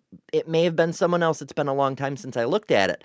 But he rattled them off real quick, and then his opponent goes, "Hold on, let's take these one at a time." And he'd do stuff like Josephus, Yeah. and then the interlocutor would be like, "That's an interpolation that was added in the 4th century by Origen." We Yeah. know that was fake. And then he'll do the next one and the next, and it's all like hundreds of years later, or quoting other people, or not actually talking about like every single one can be taken apart, which is why they don't like to mention them. They want the audience to just say, "Oh, there's so many sources. Look, Well, just never mind. Look at the trees. How yeah. pretty the trees are." Well, that's why I love it. They're like, hey, fucking, oh my god, I keep on forgetting Oh, everything. I can help with Squishy Booby. It's too It's not as nice as Nancy and Patty's, but I do have one. I can help. the Wooga, wooga, wooga. I think the 420 days affecting everyone too much. Well, you know. That's how I mean, I'm supposed to be working right now, but I'm easily distracted. Yes, same here. My head goes, you have to say something really important. I got to say it, and it goes, don't worry about it. It's all right. They're only words. They've gone now. Yeah. I'm the best YouTube creator because I remember all the words. Use the way critics use. We still have more than 10 sources for Jesus. Do you know we have 12.5 sources outside the... When they're going about Josephus as a source, and they go, hey, don't worry about that. One of the lines is just, there's a bunch of people that follow a guy called Jesus. And they go, see, look at that. That's a perfect source. There's a bunch of people that say that it happened. So 100%, that's the best source. Because he's a historian. It's the same level of quality we get for the fulfilled prophecies. Like, oh, well, Jesus fulfilled hundreds of prophecies. Like, entering Jerusalem. Yeah. He was the king of Assyria, don't you know? He like... Only Jesus could have fulfilled this prophecy. He did all of them, and it doesn't matter. Only read the lines I tell you, goddammit. Don't read the ones before it. Don't read the ones after it or around it in any way. Don't worry about them. Unless you're reading it all in one go, and then you don't have to worry about it because the bits that say that's what Jesus are come later, and you'll just believe it anyway. So that's cool. That's an interesting noise if you don't know what it is you're doing. Hey, I have a water PC, and sometimes it just needs to be checked out, and some of the bubbles manipulate through the PC to like cool it down. That's all it is. So it's a pneumatic processor. Yeah, definitely, 100%. Until inside. Testament for Jesus doesn't have sources outside the New Testament that are within 100 to 150 years after Jesus, which is fair in the ancient world. And now when I say 100 to 150, you realize that John's a lot closer than this. But back to Tiberius. We have 4 sources for Tiberius. One is contemporary. You go, whoa, we don't have anything like that for Jesus. But as I'm going to argue tonight, we do. We have sources, I'm going to spend the rest of my time explaining, that go all the way back to 30 AD for Jesus. Wow. All the way back to 30 AD. Contemporary sources from 30 AD. This is brand new stuff. And since this originally came out in 2011, we can tell how groundbreaking it is because we should already know this new groundbreaking evidence that came out. Contemporary 30. But again, reminder, he's still substituting one point for another. His original question is, how do we know they're reliable? And he's not talking about that at all. He's fucking around with dates. Well, yeah, because you're supposed to just assume that because it's about Jesus, it's automatically reliable. Why would you question how reliable it is when it's about Jesus? Jesus is reliable. Jesus equals automatically reliable. What do you want about? Everything written about Jesus, automatically true. That's why there are no non-canonical gospels, because every word written about Jesus has to be true. 100% bam. We're on a winner. See, we've come to an understanding with the light and glory of the Lord on such a glorious day. Hosanna! Hosanna! Do you know what? really, we give Gary Habbermas all this shit, and look at the illumination he has brought us together today. Really, we should thank this man for the things that he's taught us. He's inspired us to spread the truth about Jesus. 100% winners. Okay, so next best source. By the way, the earliest one for Tiberius, the historian who gives the contemporary data, he's the least useful. The least useful of the four sources. The best source for Tiberius is Tacitus. And Tacitus, if that's Tiberius down there, ground zero, Tacitus, we'd probably be 2/3 of the way up the pews here. Because Tacitus writes, sorry, that's the last guy. Tacitus is going to, if that's John, Tacitus is going to be out here. I like. Do you think he's put out little tape on the floor so he knows? No, he's making it up. Oh, the right. Same way he did Tacitus earlier, and he was in a different. He's just making it up because he's a professional fucking scholar, and everything he does, he just makes the fuck up. And there was me thinking that he was doing some kind of rigorous, explanation. I'm sorry.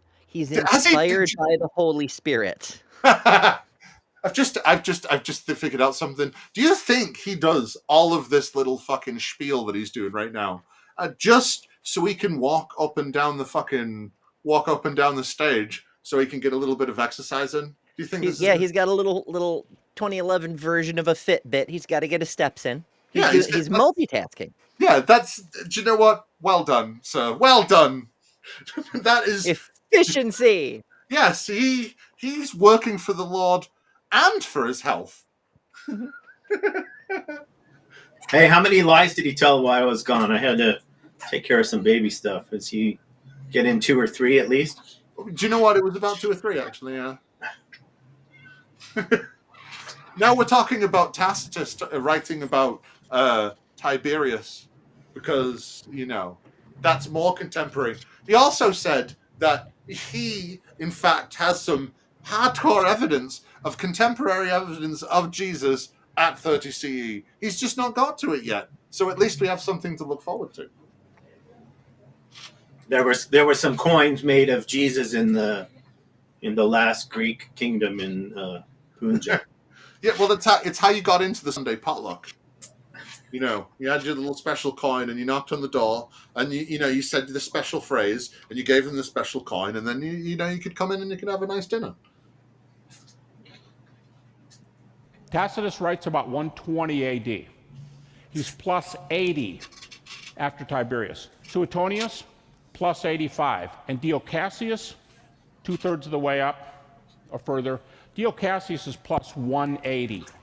But, there's no physical evidence. We don't have to worry about coinage or, statues made of him around the time, plaques, different things of that sort.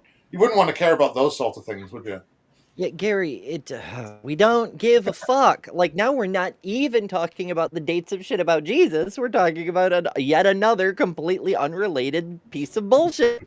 Well, because the numbers are getting smaller about figures you think we should be about. And Jesus has smaller numbers. And because Jesus has the smaller numbers, it's better.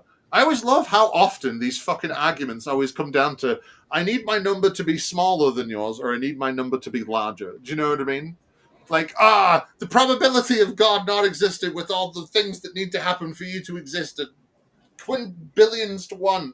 So it's too much, so it must be God. Do you know what I mean? Or like, there's so many years between this and this, and there's so few between this and this. It must be God, because the numbers just seem to be okay. Hey, what's another handy contemporary source talking about Tiberius? The fucking Bible. Bam. Because Tiberius is Nero. They're the same emperor. And hey, there's no evidence of Nero whatsoever. There's no contemporary evidence in the fucking Bible. Hey, Nero only burned all of Rome. and blamed it on the Christians. And we only have a lot of proof of that, and physical evidence. But hey, who cares about things like, burnt layers of strata? From Whatever. Tiberius. Go, well, okay, I see where you're going, but I have the ultimate objection for you. Gospels record miracles of Jesus. That disqualifies him. Really? Well, Greco-Roman, we'd say in English, bios. It's not pronounced that way in Greek, but Greco-Roman bios. It's a genre of biography, Greco-Roman biography, the most reputable writing in the ancient world. We have, say, the father of history, so-called Herodotus, all the way through such names as Thucydides, and all the way up to Livy and Julius Caesar himself, and I already gave you some names, Pliny, but we also have Tacitus, Suetonius, Dio Cassius, and so on. These guys write bios, and almost every Greco-Roman source includes miracles, prophecies, portents.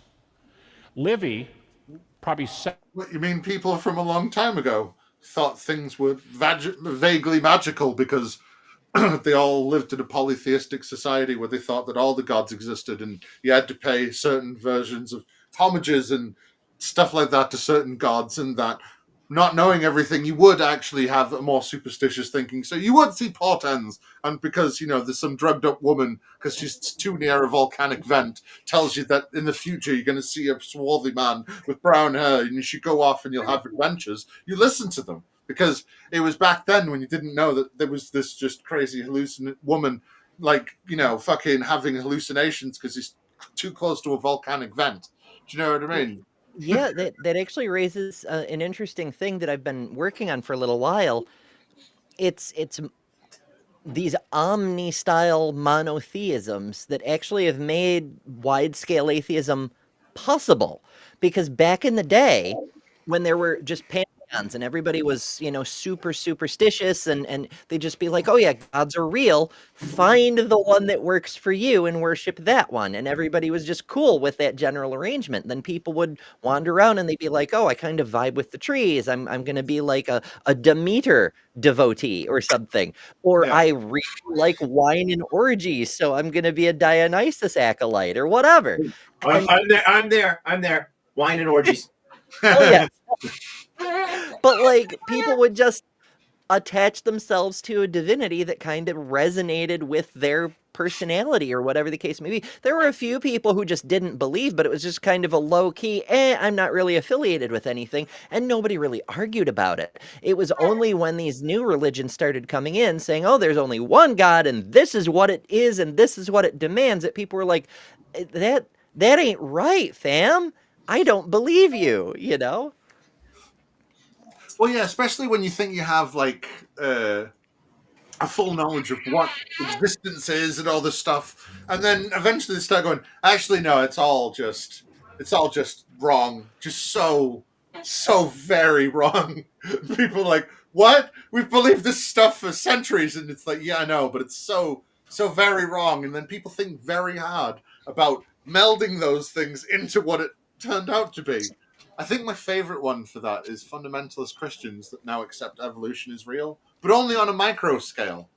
It's the same thing. We see the evolution continuing. Like today, we've got the young Earth creationist Christians who are driving people out of Christianity in droves. People who work fine with the more light scale, Jesus saves me in my moments of need and all that bullshit. But then you've got these hardcore fundamentalist fuckers who are like, the Earth is 6,000 years old, and we know because all the science says otherwise. And they're like, this bullshit's a lie. And then you've got Ken Ham and his acolytes getting on stage and saying, listen, if the story of Eden is not literally true, then what the fuck do you need Jesus for? And the people in the audience are like, you know what? He's right. We know the story of Genesis is bullshit, so what the fuck do we need Jesus for? And they're walking away. The more fundamentalist, the more hardcore Christianity becomes, the more people leave it. And it's it's horrible for what they're doing to the world, but it's also kind of awesome because it's pushing people out of the mythology. It is, but the thing is people that leave the people that leave Christianity aren't necessarily all going to become big clever people that know stuff. A lot of them turn to conspiracy theories because they still crave some overarching thing that's like it's in control in some way. It's the Illuminatum, it's the lizard folk, the and moon isn't in a real. way, it's a Chesterton's fence situation, right? Like we're tearing down the fence of Christianity without regard necessarily for what's on the other side. Because while it's true that people can get to clear-headed, rational, secular humanism, they can also go any other fucking direction. They can go into the woo. They can go into the Atheists for Liberty and start campaigning for fucking Charlie Kirk for some reason. They can do anything once they're no longer Christians, and it isn't always good. So maybe there needs to be a little bit more of a directed dispersion of these people from this nonsense. But, I tend to think overall it's still a positive step in the right direction because primarily, while there are non-believer assholes or crazy people who get wild into the woo, those people are generally more harmless, and the assholes are still attaching themselves to political power, which is primarily driven by Bible says thing, I must make everyone live the way I think, Yeah, but see, I think this is also why the right wing courted all the conspiracy theorists and courted it hard because they went, hey, these people need something, and if they're reaching out for all this stuff, all we have to do is acknowledge them a little bit, and they'll follow us in droves because these people, they need someone to tell them what to do, and they need someone to tell them how to think and how to be and what the morals are, right? So people because I wonder how much of this is like bred into our DNA, like that selective breeding for thousands of years of, do you believe in my God? No, boom, dead. Do you know what I mean? Like eventually that has to have some kind of effect on the psychological mind of like, no, you actually crave this sort of thinking now because like if you don't have it, they kill you. So hey, let me jump in here, Zach. One of the things I was talking to Dr. Kip about this, and it wasn't that the other guy's God wasn't believable. So it kind of goes what to Ember was saying earlier about they just granted the other gods were real. So when they went to war, it wasn't about like, oh, your God's not real. It's just my God's got a bigger dick than your God. And what that led to, though, was a tacit approval of the idea that if you lost, you'd be the slaves of them. But if you won, they'd be the slaves of you. And as many people as you needed to butcher was fine because their God just wasn't strong enough. And that's just, that's just how it goes. Right, but the Christians and the Muslims weren't doing that. You know what I mean? Yeah, no, I'm talking. Well, I'm on about later though. Like later on, the Christians were just like, no, you don't believe in me. You need to burn the book. You need to stone the unbeliever. They weren't all stoned at birth. There was all varieties. Sometimes they just stabbed them, like whatever. But these people, for 2,000, like what, 1,000, 1,500 years, were basically curating like thought of a whole swathes of the human consciousness. Do you know what I mean? Just through, you don't believe enough. I guess it's time for a crusade. Take out the bad cities. You know what I mean? Like, gotta clear the land for new inhabitation or something. Yeah, but I think that has to have some effect at a genetic level, because like the curiosity of humanity can be curbed at I suppose an evolutionary psychological level. Do you know what I mean? Well, I mean, there's multiple factors that go into that level of psychological predisposition. Yeah. I mean, humanity already had a strong predisposition towards supernaturalism because of that pattern finding recognition thing. What I'm saying is that it's such a complicated interplay of phenomena that it could just as easily go entirely the other way, because they're so likely to kill the most zealous believers of other faiths. They may not be wiping out our tendency to be skeptical. They may be wiping out our tendency to be fervent believers, because they're killing the other zealots more than anyone else, you know? Yeah, that's a fair point. Second only to Tacitus for his reputation as a Roman historian. Livy records the founding of Rome by Romulus and Remus, the boys who were raised by a wolf, hundreds of years before his earliest source. Well, that's obviously false. But we do doctoral dissertations. That's how we're determining things. It's obviously false. Yeah. How do you know, Gary? How do you know? Do you have a source that says so? Because this man is on a stage or next to a stage arguing that actual mythology, shit that's written in a mythological format, is literally true, but another myth, well, that's obviously false. Dude, your thing is obviously false. It's even more obviously false because there are other cultures with stories of children raised by wolves who went on to do great things. It's at least fucking plausible. What do you mean it's obviously false? Well, Fuck off! No, it's obviously false because he was born in a time and a place, and they were born in a time and a place. So obviously it was false because that was a long time ago. Except for that thing, we still do it now, so it's okay. I know those other people do other things that are from long ago, but that's not okay. Ours is the only okay thing. Don't worry about it. You can tell by the way. Do you see how there's a cross over there?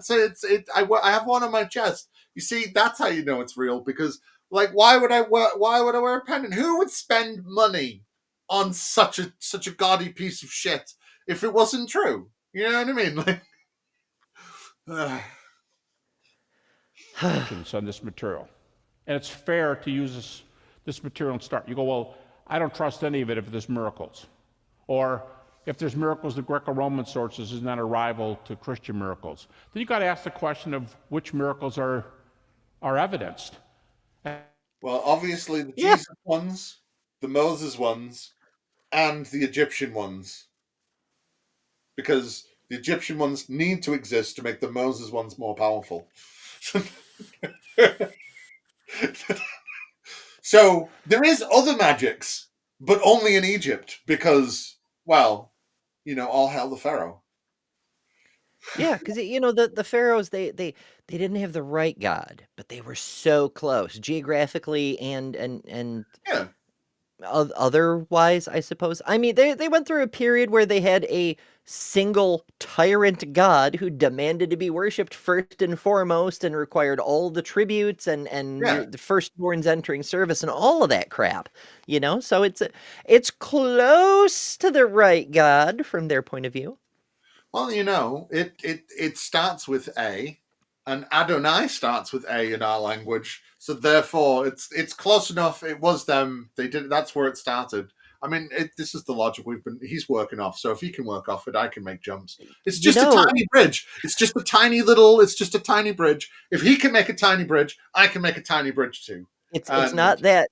It's so I've known multiple people working on the idea that we know that Moses and the Exodus must have happened in some form. They may have been mythologized, but they must have happened in some form because to this very day, Christians close their prayers by invoking the name of Ra when they say Amen. Oh, yeah. And I'm like, I don't think that's how it works, Bestie. I have a little conspiracy theory that the Exodus is just the Hyksos leaving. It has to look, there's a bunch of Levantine people leaving Egypt, and then they go into like a bunch of goat herders and live there for a while, and then the Bronze Age collapse happens, and they go, do you know what? I remember when we were in control. This place is rather crap and has fallen apart. I guess we could take it over. Like, that's my conspiracy theory. Okay, according to Google, I suddenly realized I don't actually know why Christians say amen. So looking Yeah. it up. Google search, though, not a deep, historically reliable dive, but apparently the word amen has a long history in religious context, originating from the Hebrew word, which is virtually identical, which means truth or verily. So when you say amen at the end of a pledge, like Lord, take my soul while I sleep in case I wet the bed, or whatever however that goes, Yeah. you say amen at the end because it's like certifying this is my truth. Or when you make a prayer in like a congregation, like peace be with you and also with you and whatever the fuck they say, then you can be like verily, to be like it's emphasis, it's sworn by the community, something like that. So again, quick search, but it makes a bit more sense than, oh, it's a leftover from the Exodus. They're praying to a completely different God for some reason. I like inshallah better. What's that? Inshallah means kind of like the Muslim way of saying amen. Oh, right. May Allah make it so, or if Allah permits. And yes, I did have to go change a diaper. So, I mean, I'm like God. He poops, I change his clothes. He's hungry, I feed him. He's cold, I put clothes on him. He's hot, he goes around half naked. He'd be happy to be naked totally right now because it's hot as fuck here. But when he walks through the sand and looks back and only sees one step of footprints, he looks back at you. You'll know that's when I carried him. Well, Yeah, so you know what? in a way, you're the God. Yeah, no, I am the God. That's just the way the way evolution works. Kind of what Zach was saying earlier, where we're programmed to believe in deities. So in the neonatal, there's some theories about that. You know, you come out of the womb already expecting agency to exist, and then you cry and somebody feeds you, and you know all your needs are taken care of. So it's like reconfirmed that there is something out there. You know, some agency that's magic. Yeah. But the reason I'm so happy to change his diapers now, because in a few years he's going to be changing my diapers. This is my insurance policy. Yeah, a bit of quid pro quo. Yeah, that's right. You got to take care of your old man in maybe 20 years. I'm going to be old and decrepit. Yeah, invest in the future. I'm investing in the future. Yeah. It's been hilarious, but I gotta fucking go. Work starts early tomorrow. I'll catch y'all another time. Nice chatting. Toodles. Bye-bye. Let's get through some more of this then. And I'll just say this to be provocative, and then I'm going to have to move on to my minimal facts deal. Oh, Em believes, and then he's going to be provocative. Almost every skeptical scholar, not the fly-by-night guys that don't work in the field, that just take shots at Christianity, but skeptical scholars, I don't care how liberal they are, how far to the left, virtually everybody today believes that Jesus was a miracle worker. Yeah, all of them. They all believe that Jesus was a miracle worker. Every single one of them. That seems like such an insane claim. Well, of course it is. Because he's talking to a group of people that aren't going to dispute him in any way. He's at a Christian university with a bunch of Christian students going, "Oh my God! Oh look, it's Gary Habbermas is saying things to us. We're going to learn all the things and pass all of our exams." Like, what? No, so does he?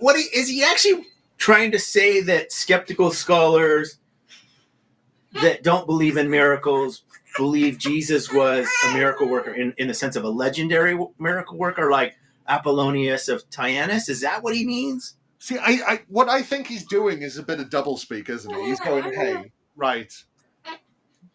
They say that he was a miracle worker." You know what I mean? But the way he's saying it and conveying it is, they agree with us that he did miracles, not that he was a person who believed he could do miracles. Do you know what I mean? And he's a bit loose with the language, so he can kind of say both things. They're inferring what they want because it's coming from him, where he's also kind of saying the truth because they'll say, "Hey, they'll say it best that he thought." You know what I mean? Yeah. Well, I mean, I don't think that's a huge stretch if he's saying that people place Jesus in the same bucket as Apollonius or other quote miracle workers. But then the question would be, yes, so what?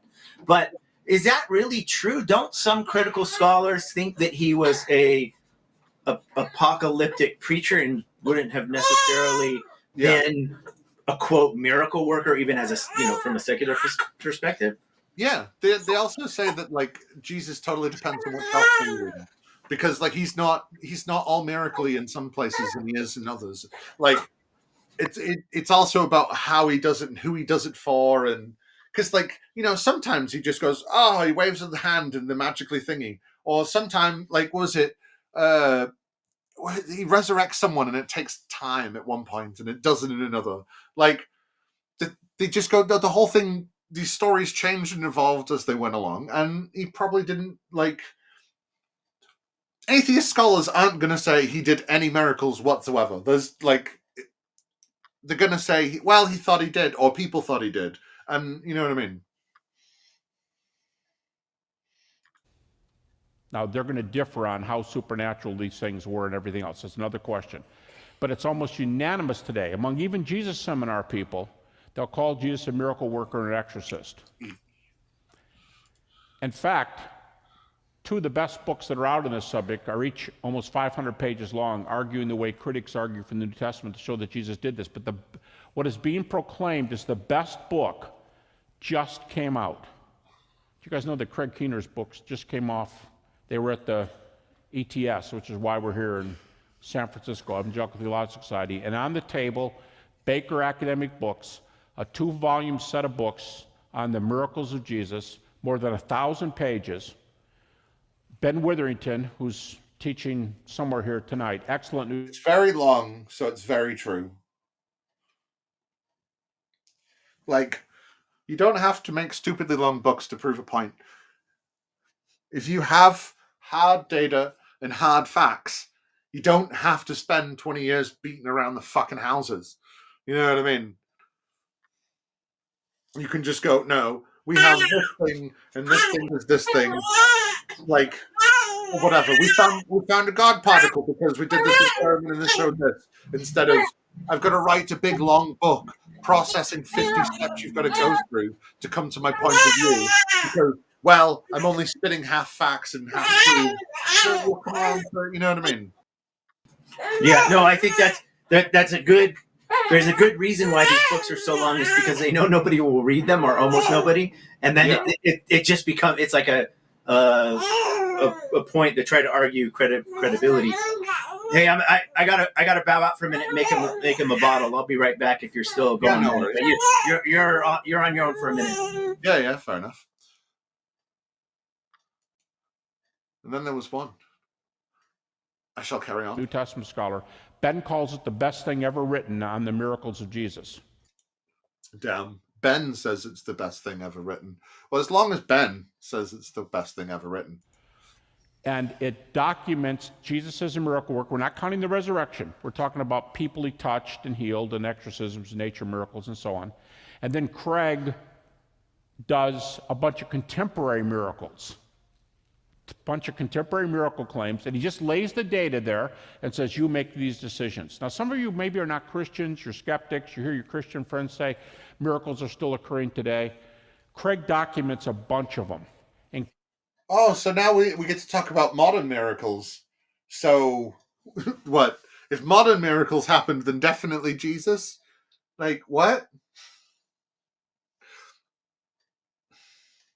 I really wish, when we was trying to figure out things, in the real world, we could do that, where we could just, I suppose we kind of do, because I suppose that's what fucking quantum entanglement is. It's all it is. It's just this is the quantum entanglement of miracle powers that mean that Jesus exists. It's the quantum miracle. It exists through everything at once, and if it happened here, it happened there, because it's weaving in and out of everything. It's the quantum miracle. Including, and you're going to have to make your own decisions about these things, including resurrections, Lazarus-type resurrections, where people are going to die again, not Jesus-type resurrections. But this is over 1,000.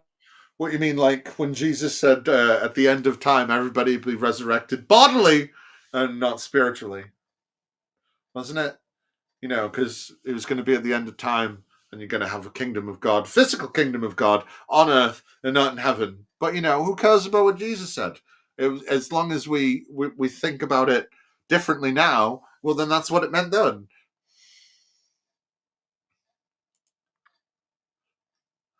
I have had a girlfriend for 13 years. So that's a miracle. Hey! 1,000 pages long. The guy who's doing it has a PhD from Duke, and he has a minor in classics. When he did his commentary in the Gospel of John, he had 20,000 cross-references to classics. His commentary in Acts, which is 20,000 cross-references. Not a single fact that he said, but 20,000 cross-references.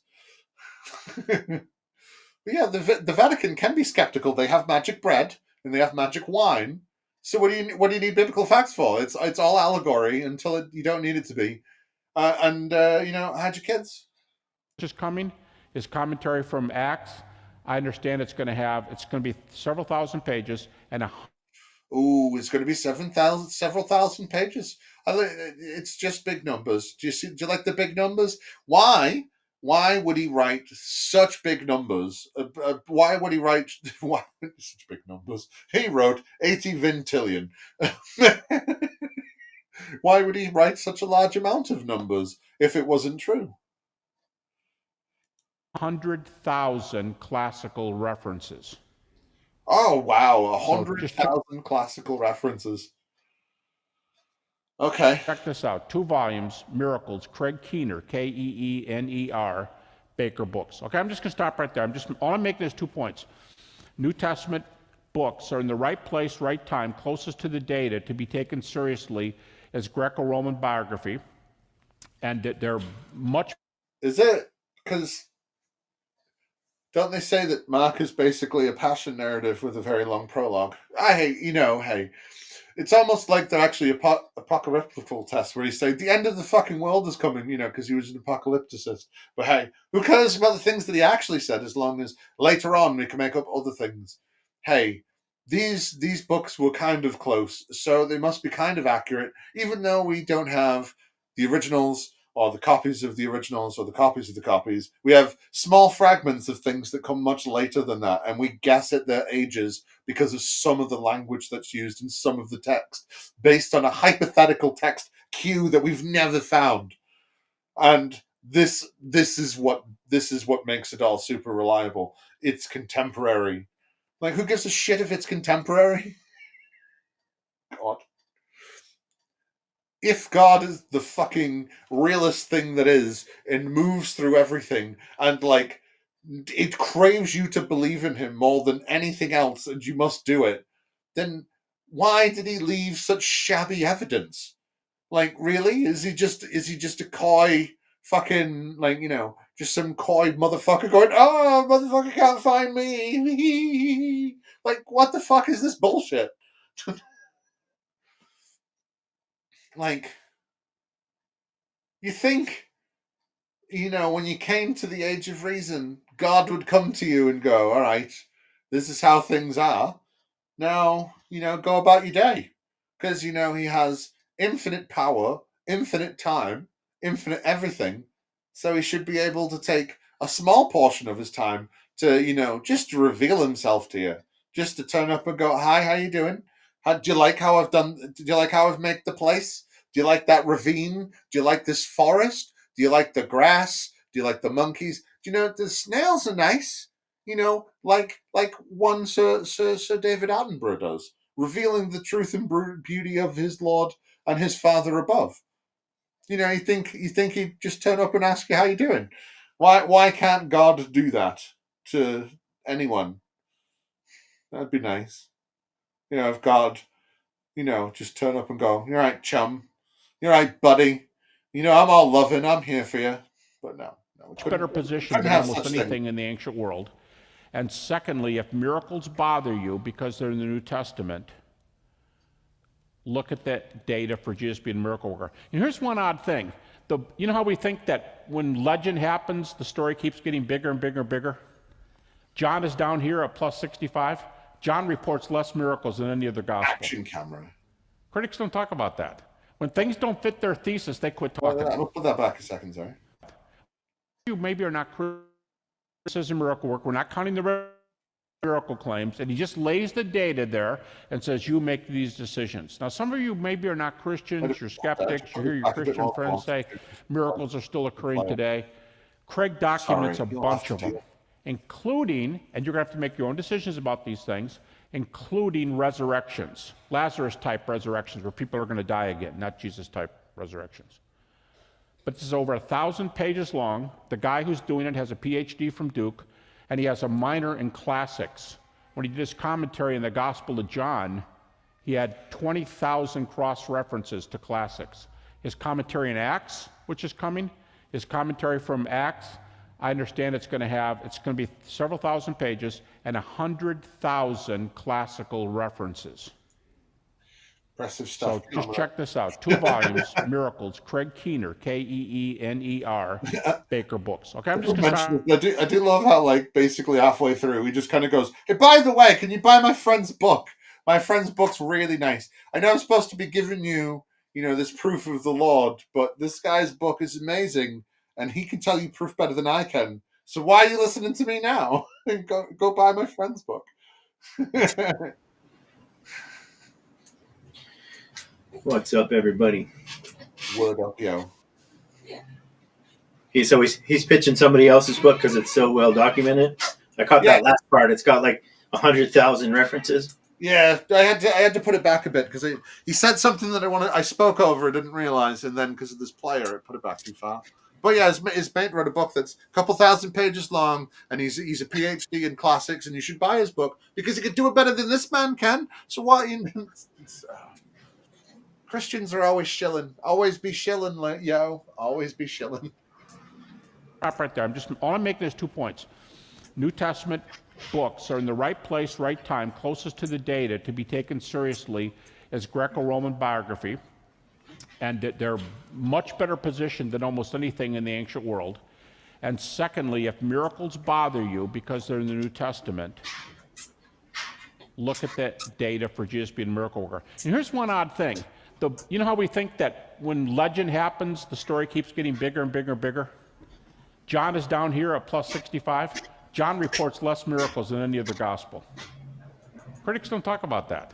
That John does less miracles than... So, he's still doing miracles.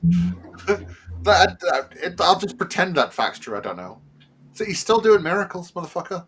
Like, if part of your whole fucking shtick is, hey, I know God did miracles and that's what makes him divine.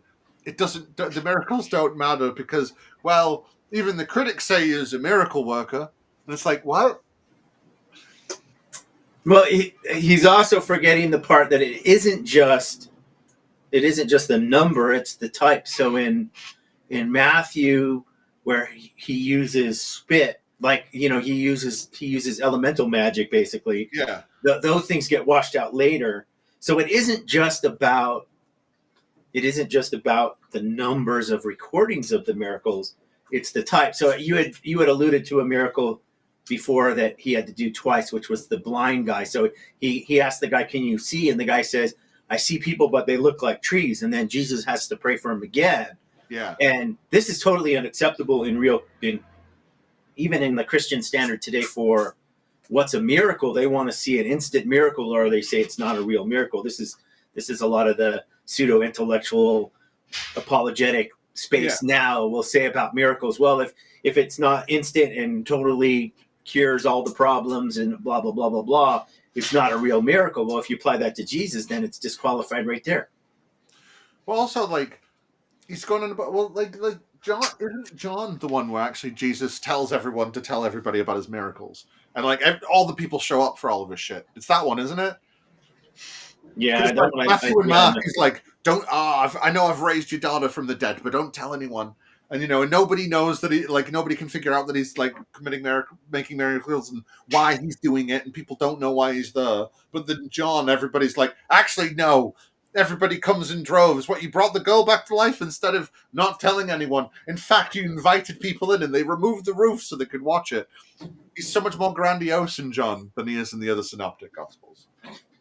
Yeah, well, so the first miracle in Mark is when he commands a demon to shut up who's screeching when he goes to he delivers his first sermon. He reads from the scroll.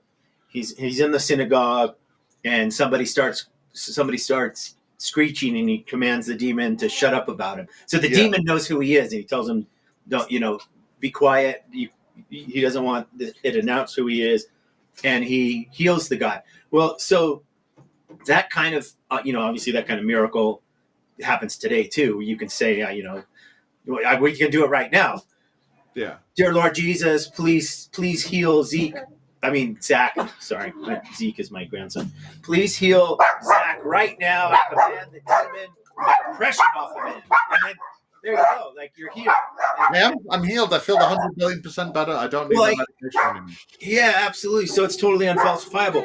Now, in the book of John, this is where he starts off his ministry with the water to wine miracle, which that would be something that would be easier to test or falsify, had you been there.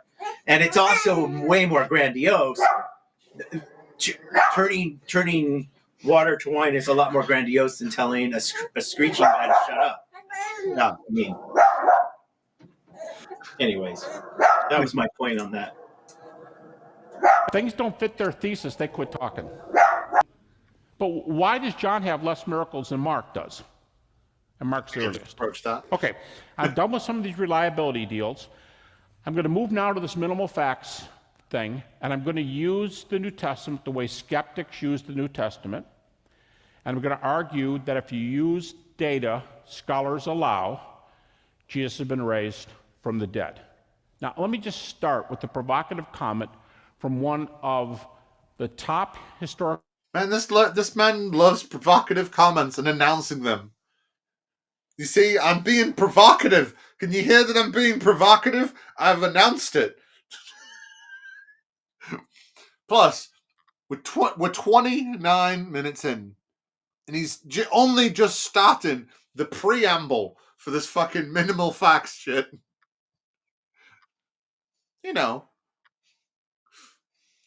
Jesus scholars around. I believe he called himself a liberal. His name is E.P. Sanders. He recently retired from Duke. He used to teach at Oxford. He's got a couple books out that changed the course of New Testament scholarship, very reputable. He wrote a little book, I believe 1993. It's called The Human Figure of Jesus. And he starts with data scholars know. Data that scholars know about the historical Jesus. And guess what he says when it comes to the aftermath of Jesus' death? He's telling you what scholars believe today, what critics believe. And he says, He's telling you what scholars believe today from a book from the early 90s. Did you notice that? Well, it's also one of those bullshit things where you can't really verify.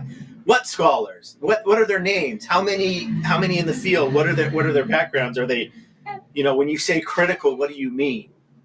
Just scholars, Yeah, it's a lot of wiggle room in there for sure. Yeah, well, you gotta, as long as that's the point, though. It's be as vague and as grandiose as possible, and people go along because half the people don't know enough to fucking even slightly counteract something they're saying. Just because, actually counteracting some of this stuff requires real deep knowledge, but spreading lies is really easy and it's really pithy and short. So it's fucking so much easier to make people believe things than to actually make them believe what real things are. It's insane. Agree that after his death, Jesus appeared to his early disciples. And then he says this twice in the book, Jesus appeared to his disciples. How he appeared, exactly how he appeared, I'm not prepared to say. But twice he says, my point is, he's not even giving his view. He's telling you what the consensus of scholarship is today. And No, it isn't. The consensus of scholarship is not, well, he definitely appeared to people. Just, in some nebulous form, That's the other thing I love. They like pulling up people that like say stuff. Like, was it Graham Hoppe who became they like pulling him up and going, well, he turned to agnosticism, or like this. He loves talking. He loves saying Bart Ehrman says this and Bart Ehrman says that, and he agrees with me on this, but he's wrong about that. And like, it's all about building just a web and a net to catch you in as much whatever strand of lie catches you the most. Because yeah, well, here's the thing. I could say all critical scholars don't believe the Trinity's real. And then well, what do you mean by that? Well, yeah, all critical scholars. And then the asterisk is, well, it's only Mormon scholars that I pulled, right? And I got hundreds of them. I got hundreds of PhDs that say the Trinity isn't real. But if you dive into the data and find out they're all Mormons, you'll just dismiss it. Well, it's the same bullshit he's saying here with, when he says all critical scholars believe X. Well, what's your pool of all critical scholars? You're obviously putting people into a bucket. So it's just a circular reasoning. Yeah. So one, Spooky says we have to start over because they just got here. So I guess we'll have to start over. Oh, yeah. Okay. Let's go another 3 hours starting from listening to Gary at the beginning of his speech. Look, here, let me just give you the gist of what we've got, what he said so far. Hi, my name's Gary. I'm a liar. Here's some friends of mine. You should buy their book. And if you talk to critical scholars, they all agree with all these minimal facts. And if you if you look at Plutarch, that Alexander the Great probably didn't really exist unless you grant all this stuff that's way worse than we have for Jesus. Yeah. Amen. See, the thing I love is, I think part of it is also, aside from they all agree with me, right? Is he's trying to sound more scholarly. Like when I read, scholarly things, they say things like the majority opinion is this and the minority opinion is this, and they'll explain them a little bit. Do you know what I mean? Yeah. None of you very rarely hear everyone thinks this unless it's a well-established fact. And the idea that anything that Jesus did as a well-established fact is just laughable. But the Bible has 4 stories of Jesus, and one of them is bound to be correct. That's that. So why would you think otherwise? Because there's 4 of them. Choose one. You get to take your pick. I'm sure it's the book of Mark because it's earlier. Yeah, I know most of it's earlier, and the resurrection stuff is afterwards. But the truest thing about Mark is when his family went out to go take him in because they thought he was crazy. Jesus, what are you doing? You're supposed to be making this wall. Why are you going out? We've contracted to do some chairs. Yeah. The Goldmans would be very angry. We need money for grain.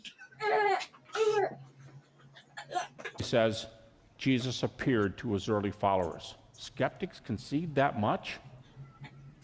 Well, I've got an article on my website. You can check it out, GaryHabbermas.com. That's underneath the articles tab. It's an article published in the Journal for the Study of the Historical Jesus, which is a critical journal. It's interesting. I'm an evangelical. When I sent them the material, they called me and they said, you want us to consider this for publication, right? Yeah. A little embarrassed to tell you this, but if you knew what our journal was about, you'd know we don't publish things on resurrection because we think that Jesus' life ended on Good Friday. Do you still want us to consider your article? I had a little egg on my face because I hadn't read their précis on what their journal does. It was just Bill Craig said to me, he goes, hey, you want to publish this? Man, it'd be a coup if you got into the Journal for Study of the Historical Jesus. Why don't you send it to them? Well, he hadn't read it. Really get into these facts. you know, he didn't read, he didn't find out about a thing, and he miswrote a thing.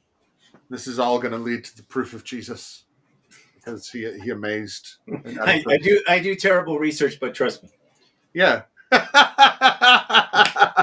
Totally, it is, isn't it? I don't want to pay attention to the smaller details of things, but I've done my homework because my friend has a multi-thousand-page book, and now he does. So,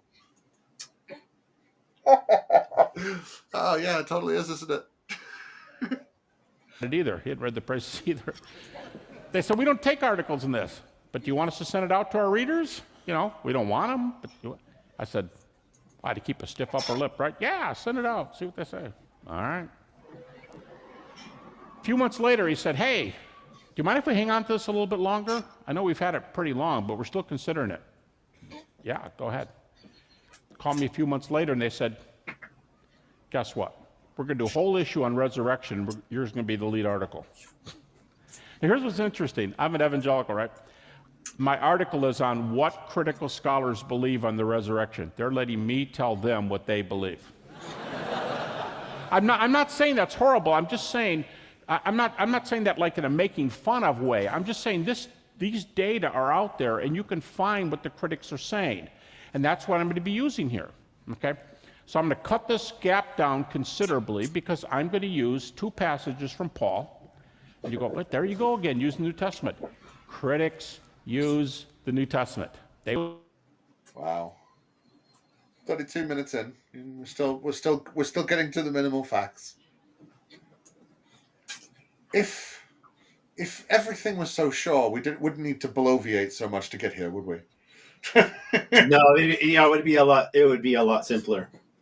Like, Sure. I don't get how people are supposed to find stuff like this impressive. Yeah, well, you notice how he says things like, "Well, even the critics use the New Testament, or even the critics use Paul." There's nothing wrong with using any material, even if it's totally crappy, to see what it says, because even nonsensical stuff sometimes has nuggets that lead you to other places. Right? So there's nothing wrong with looking at Paul and saying, well, what the fuck's the guy say? And then, do we have any outside attestation to it? Do we have, is it confirmed anywhere else? Obviously, critics are going to look at Paul. I mean, if you're studying Christianity and you're a critical scholar, of course you're going to use the New Testament. Like, it's where else would you start? Yeah. I mean, that's the claim, that you have to go to the claim, right? Like, it'd be like if somebody wrote a paper saying the Loch Ness Monster is real, and then critics wanted to prove it wasn't real, you wouldn't criticize them for reading the paper about the Loch Ness Monster being real and then say, wow, even critics of the Loch Ness Monster read this paper saying the Loch Ness Monster is true. Well, of course they would read it. They'd want to know what the claims are so they could see if there's counterfactuals, if the claims hold water, if et cetera, obviously. Well, the critical scholars, they have four, because there's a word, there's a phrase that this Habbermas is forgetting to talk about when he's talking about scholars accept this and skeptics accept that, is more likely to be true. Doesn't mean is, means more likely. So when we're talking about things when they're talking about getting stuff from the Bible, they have, was it 4 criterion for doing it? See if I can remember them. The criterion of dissatisfaction, where it's like, oh, it's making them look in a bad light, so it's more likely to be true. It doesn't mean that it is true. It just means that it's more likely to be true. Because why would they write something that would make them look bad or make their point look bad? I think there's a contradiction one.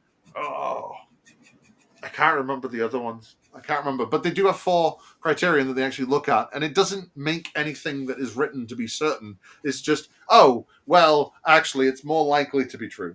Do you know, that's all it is. And correct, right.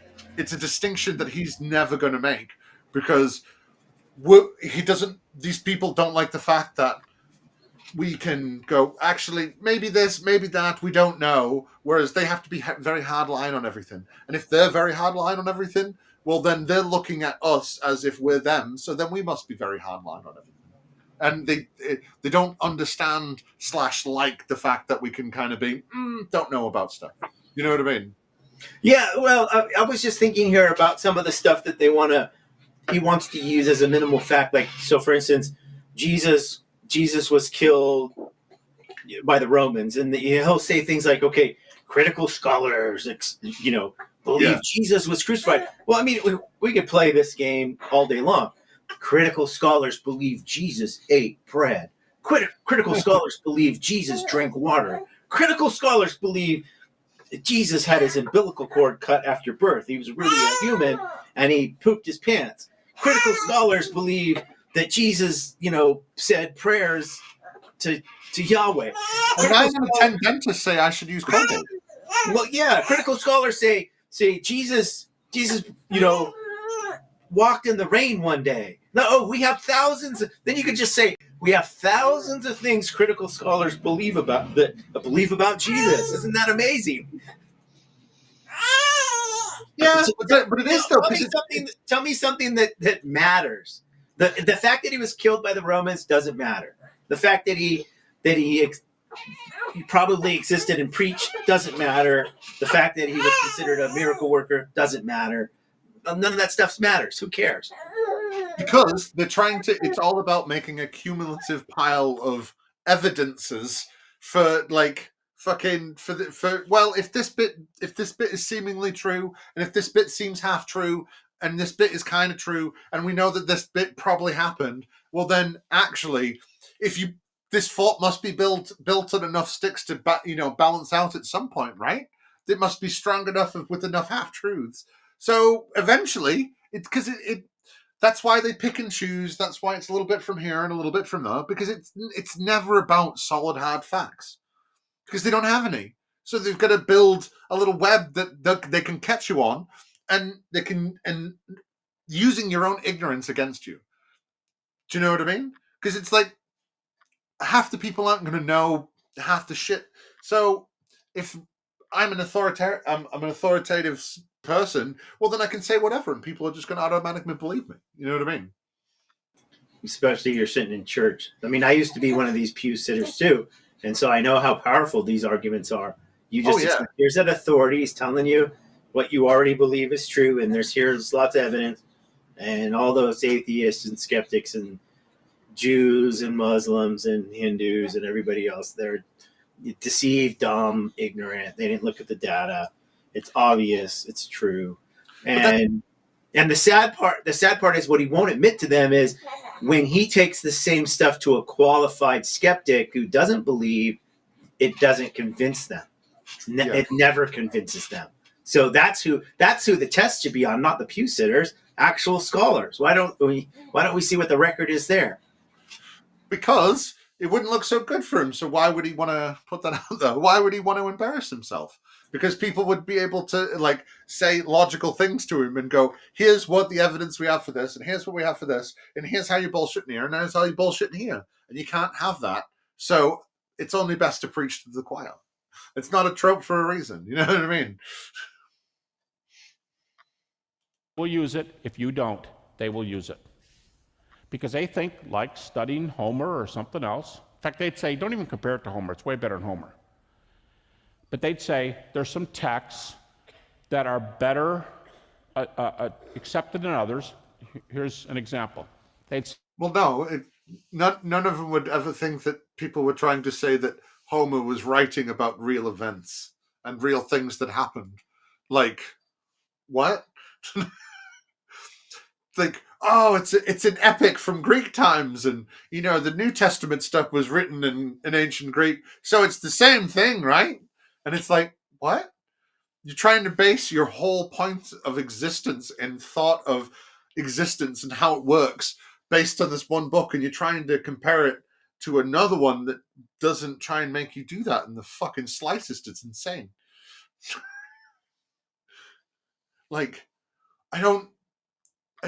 Aside from you're just supposed to be distracted, talking about old ancient texts that are around the same time as a fucking set of keys to a baby, what, you know what I mean? What the fuck?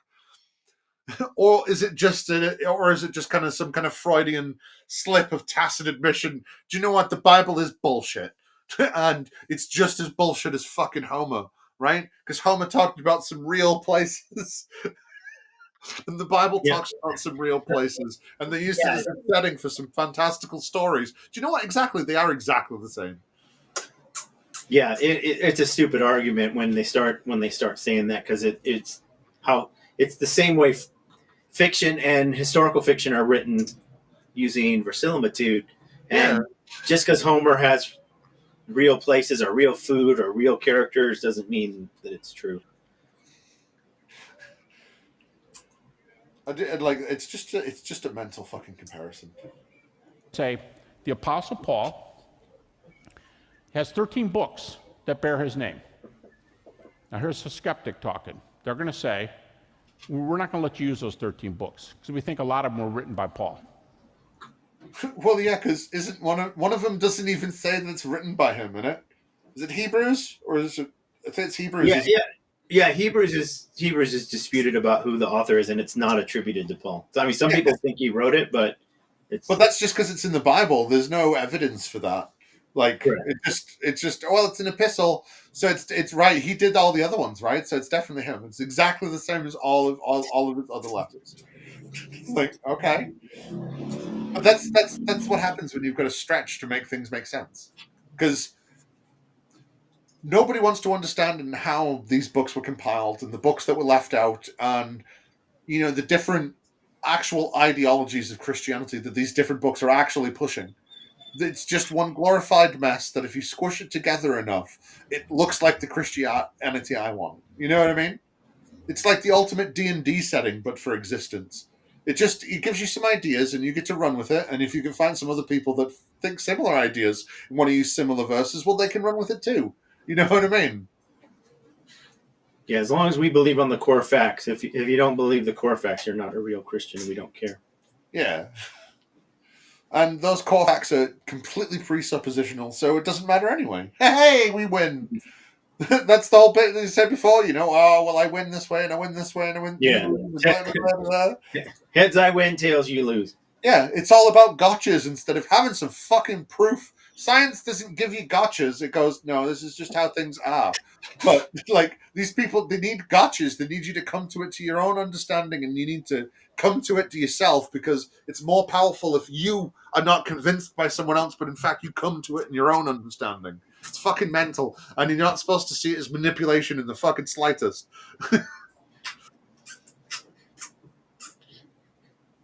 We'll let you use 6 or 7 of the books. They call these the authentic epistles.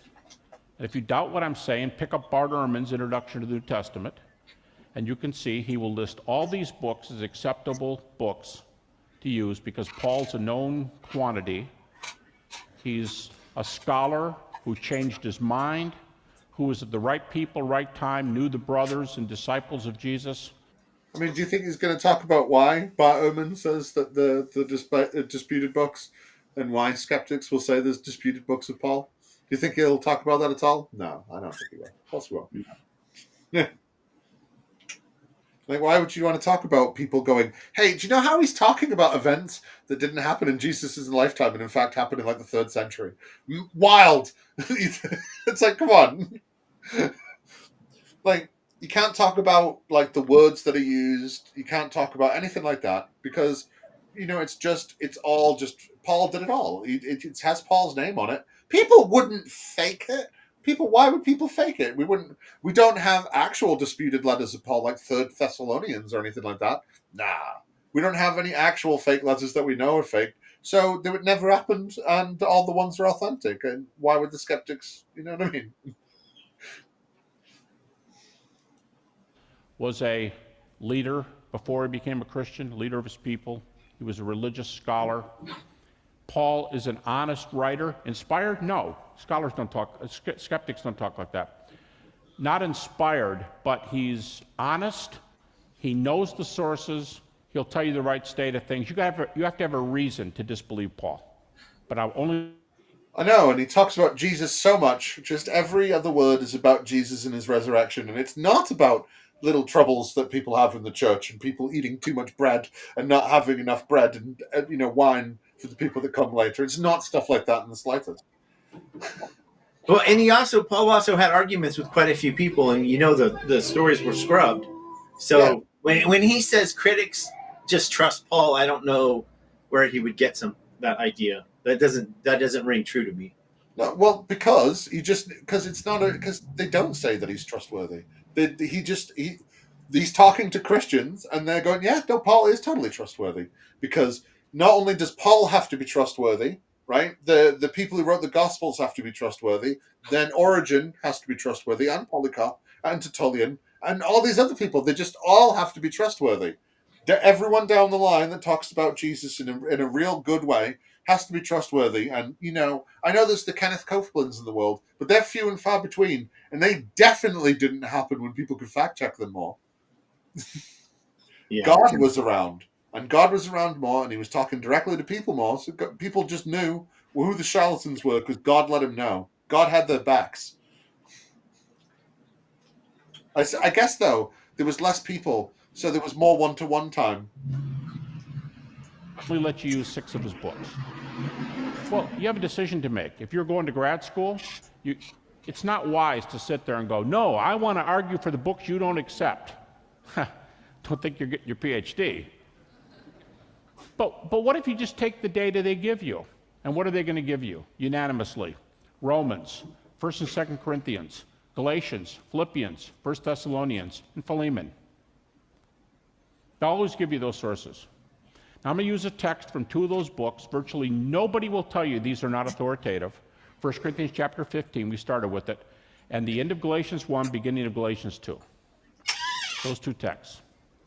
All right, where are we on our timeline?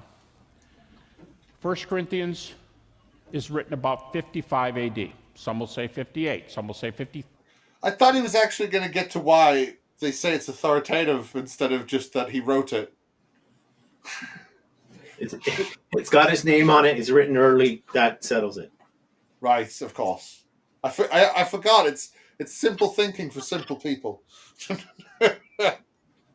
53. I mean, 55 is a fair date. And we're at plus 25. Earlier than the Gospels. And I think we should use the Gospels. I think we need people who are going to do dissertations on the Gospels and reestablish their authority. And they're coming back in right now. I'll just say, the best book on this topic right now is Richard Bauckham's book, Jesus and the Eyewitnesses. Almost 500 pages from a Cambridge University scholar saying there's eyewitness testimony behind the Gospels. We need to use them. Pages. But they're going to grant you that Paul's in the right place at the right time. So for right now, I'm going to take Paul and run. 1 Corinthians 15, Paul started, just to remind you again, Paul says, when I came to you, I gave you the gospel. This is the gospel I preached.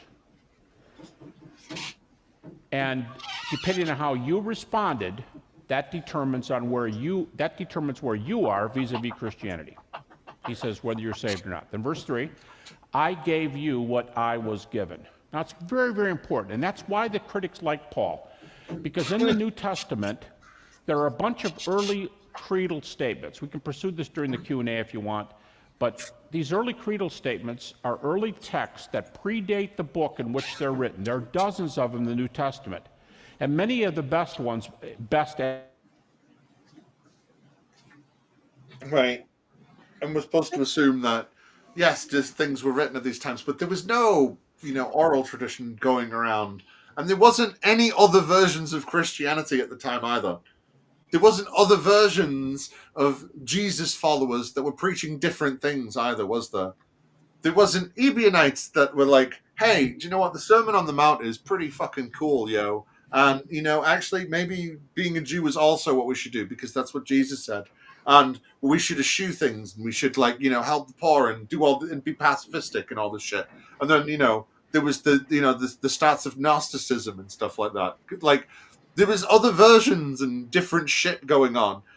He's just pretending that there was only just this one group of people and they were spreading this one group and this one guy was going around telling everybody. And that's not what was happening in the fucking slightest. But why talk about it in a better way to inform people? Unless you're trying to mislead them. No, 100% that talking about all the details works totally against his position. 100%. Well, it goes back to like what we were saying before about like it's harder to get people with all these facts to get them into religion than to get them out. You know what I mean? Because like it's just he's trying to build a cumulative case, but the cumulative case is against him massively. It's just so it's like if I just Photoshop out these bits and paint over them, nobody notices because I put a new lick of paint over them and they all look the same as the other ones. So it's like. And the thing is that people fall for the shit. Line thinker, hardcore, and like it's so hard to fight against. Just like because people don't want it to be wrong, so it's much harder to bring them to the fucking, you know what I mean, to any conclusions because they don't want to believe it. They don't want to come out of it. They just want. It's easier if someone else tells them how to think and what to know. As in early, go back to the 30s AD. And so Paul is the right guy, right place, scholar. He knows the disciples and brothers of Jesus. He's checked out the sources, as you'll see. And he says, I gave you what I was given. This is when he wrote it, a mere plus 25. He says in the first two verses, the same message I gave when I came to you.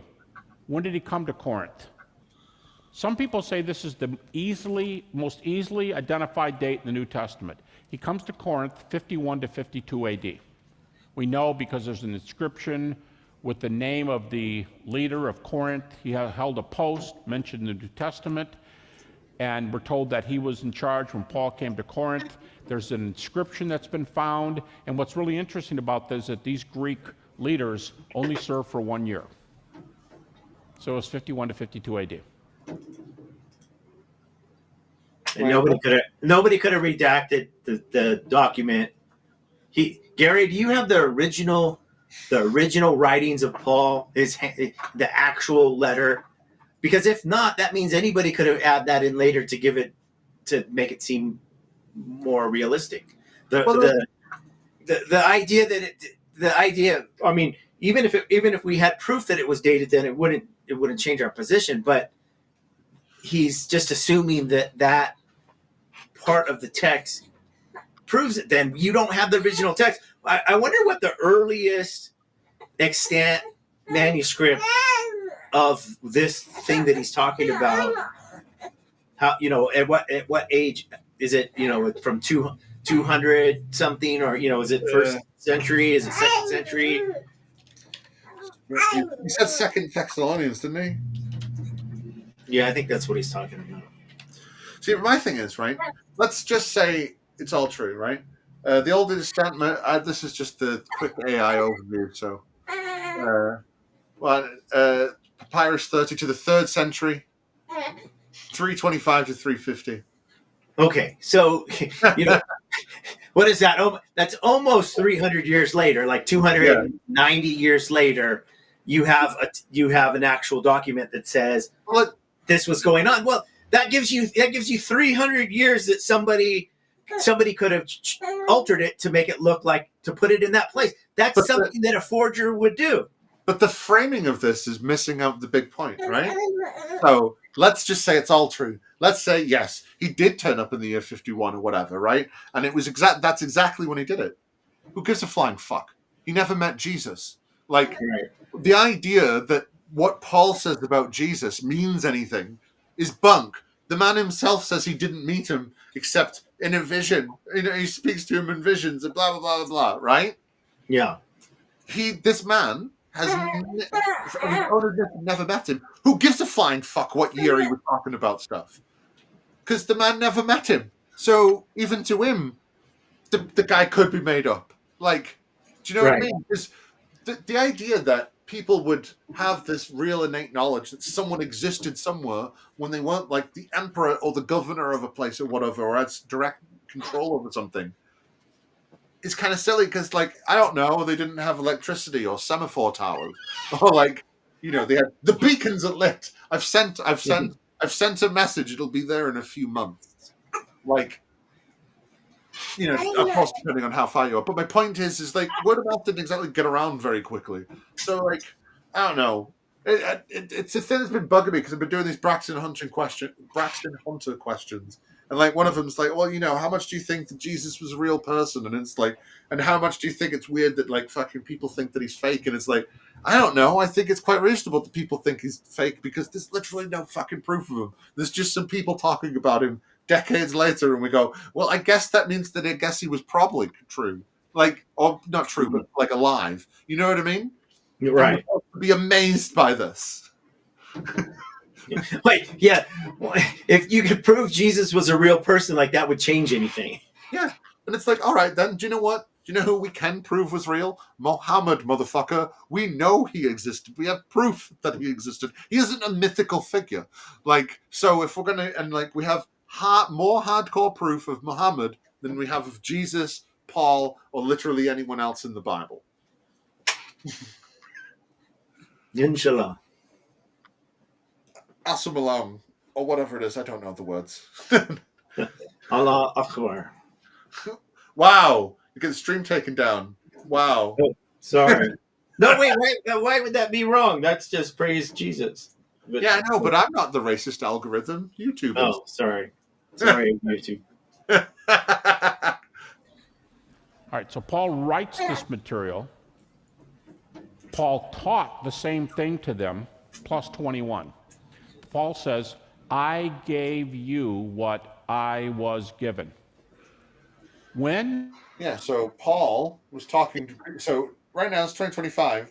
So Paul was talking about events that he didn't see or hear about properly for decades, at least 10, 15 years later. He's talking about events that happened 20 years beforehand. So that's 21 years beforehand. So that's like talking about things that happened in 2004.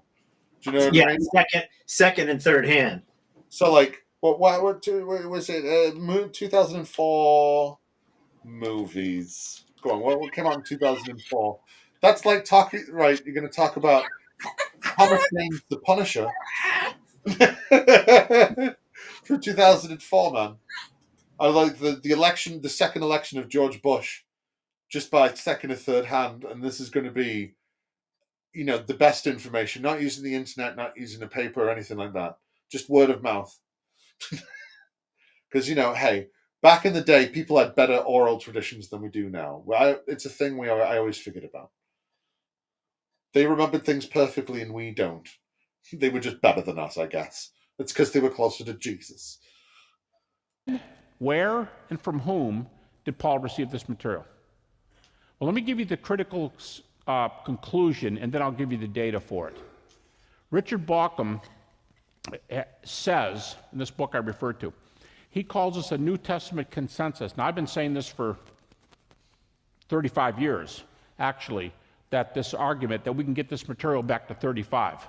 But Richard Bauckham says at one time in one book, and everyone says, Richard Bauckham says it because he's that respectable. Cambridge University, he says it's a Richard Bachman. Isn't that the name that Stephen King used when he did a pseudonym for a little bit? Wasn't it Richard Bachman who did Thinner and stuff like that? It sounds very, very similar for sure. Consensus New Testament position that Paul received this material about 35 AD. How would you... Is it? How is the skeptic position that he received this information at that time? You know that. We don't have any books from that time. How do we know Paul checked this stuff out in 35 AD? Paul's an authoritative source. We're using one of the authoritative books. And yeah, he's an authoritative source because you're saying he's an authoritative source. He's just a source. We can't prove anything that he said, but he's definitely authoritative because he's the only person that we can name by name that kind of spoke about him at the time. And Paul does the math for us. Let's do the math. Here's the cross. When did Paul become a Christian?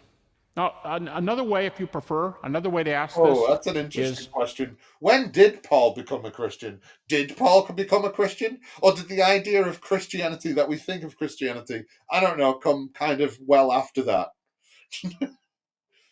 Paul was never really a Christian. He was still Jewish. Well, so I would answer this when Paul started preaching that you didn't have to get circumcised and you could eat pork, then that's when he became a Christian, when he ditched his Judaism.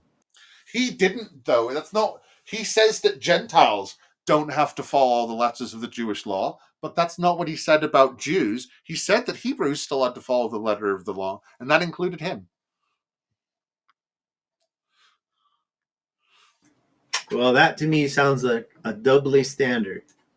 Well, the whole point was trying to like change what it exactly meant, because you can see it even in the Gospels. They change into being more accepting of Gentiles and being less Jewish, because Mark and